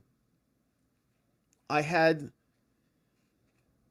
the spirit of liberty coursing through my veins and the joy of freedom reverberating through my central nervous system. It was just an incredible evening. All right. And so let's say hello to a couple friends on X before we wrap it up on the day. And why is this doing this? It's not showing the live posts, Elon. The live streams are not. Look, what is this doing? Look at this. Where's the video? Where's the video, Elon? All right. Hey, Palmino on X says, hey, Rob, the election turned out exactly as I expected. The only thing I didn't expect was to learn that you wear Lululemon. Says, I'll get over it. I'm sorry I had to admit that on the stream yesterday, but it is true. I've now been outed. I do wear it. Fred says, with the concurring opinion by Thomas about Jack Smith, the DOJ definitely doesn't want the Cannon ruling to go nationwide. Fred Pedamonte talking about investigating everybody. Garland, Monaco, Graves, Colangelo, Chutkan, Engeron, Mercon, everybody. Cheney, Raskin, Schiff, Clinton, all of them. I like it. I like it. James Pepper. Hey, here's a fun image. Here's a fun painting at the White House from George Washington, the Joe Biden. All right, there you go, from James Pepper. And there was some more. Winda, what's up, Winda? Feline Fun said, hey, we had retired Dave is taking the under. Feline Fun says, I'm so happy for Trump's victory. I'm somewhere between giddy with laughter and tears of happiness. A year and a half ago, when these indictments came down, it was so depressing for the injustice. This is truly a story of triumph of the human spirit. Thank you, Rob, for your coverage of it all. Feline Playtime. Thanks for that. Really nice. Independent Thinker said, remember when Jamie Raskin promised to stop Trump from even becoming the president if he ever won? I do remember that. What's up? Ruthless Sheep says, dismantle the federal government that failed our people, our veterans, and our loved ones while taking our money and giving it to illegals. David says, I'm a 70-year-old white guy who is frustrated with the inability to get the whole story on any issue. What's up, David? I thank you for the hundreds of hours you spent going through the legal documents for the benefit of America. Traditional media in my lifetime never got close. David, what a nice comment, man. Thanks for being a 70-year-old white dude following us here. Really appreciate that. Veteran, paramedic, football fan, grandfather. David, awesome, man. Thanks for the nice comment. Really nice. Glad to be here. I'm glad you found us. I'm glad we're able to go through this together. I think we're doing good work together. And it might be working, I think. I don't know. Hopefully it is. Okay, so my friends, once again, thank you for all those incredible donations. And thanks for your grace in allowing us to get to those today and for being here today and yesterday. The election coverage will continue. We'll see what else is happening out there. I also want to thank the mods who modded down the fort for us over these last 2 days and clipped everything. K-Bean, Carrie B, Donut, John McGarvey clipping for us. And you made it really nice and easy. So thank you so much for doing that.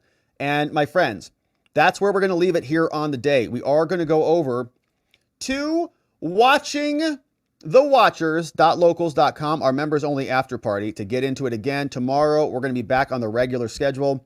Tomorrow is Thursday, so we'll do a members only stream in the morning. And then we'll have our regular show in the afternoon.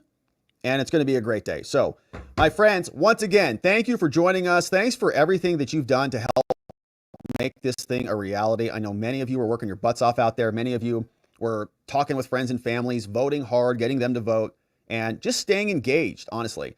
A big part of this battle, I think, is about energy. It's about staying engaged, finding a home, connecting with people, thinking about politics as a means to an end in a way, something where we can come here, learn some things, understand philosophy, understand the mechanics of the law, and apply those things to our own lives, right? How do we become better civic leaders in our lives and in our communities? And that's what we're doing here. That's what we're building.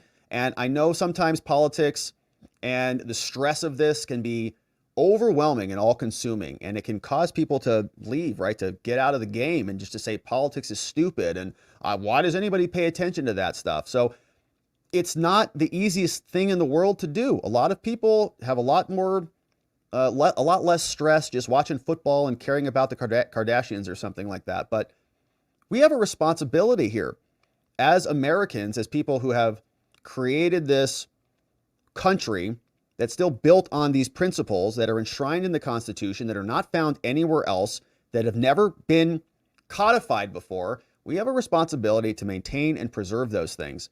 And we're taking that with seriousness. We're having fun doing it. And hopefully we're finding ourselves in a more fulfilled, fruitful position as we work together to make America great again. We're doing it together, baby. We have an amazing country. We have amazing people here. And I'm so grateful to be a part of it with you. So thanks for getting through this election with us. Congratulations on a hard-earned and a very tremendous victory. We're coming back tomorrow to get into it again. And so, my friends, until then, hopefully you're celebrating tonight. Hopefully you have yourself a nice milkshake, 2 scoops of ice cream, a big fat steak, whatever you got to do, because you earned it, baby. You deserve it. And I hope you enjoy. So, my friends, once again, thanks for being here today. We're coming back tomorrow to get into it again. And in order to do that, we're going to need to see you right back here so that together, with your help, we can shine that big, beautiful spotlight of accountability and transparency down upon our system with the hope of finding justice. Make it a beautiful night, my friends. Sleep very well. I'll see you right back here tomorrow. Bye-bye.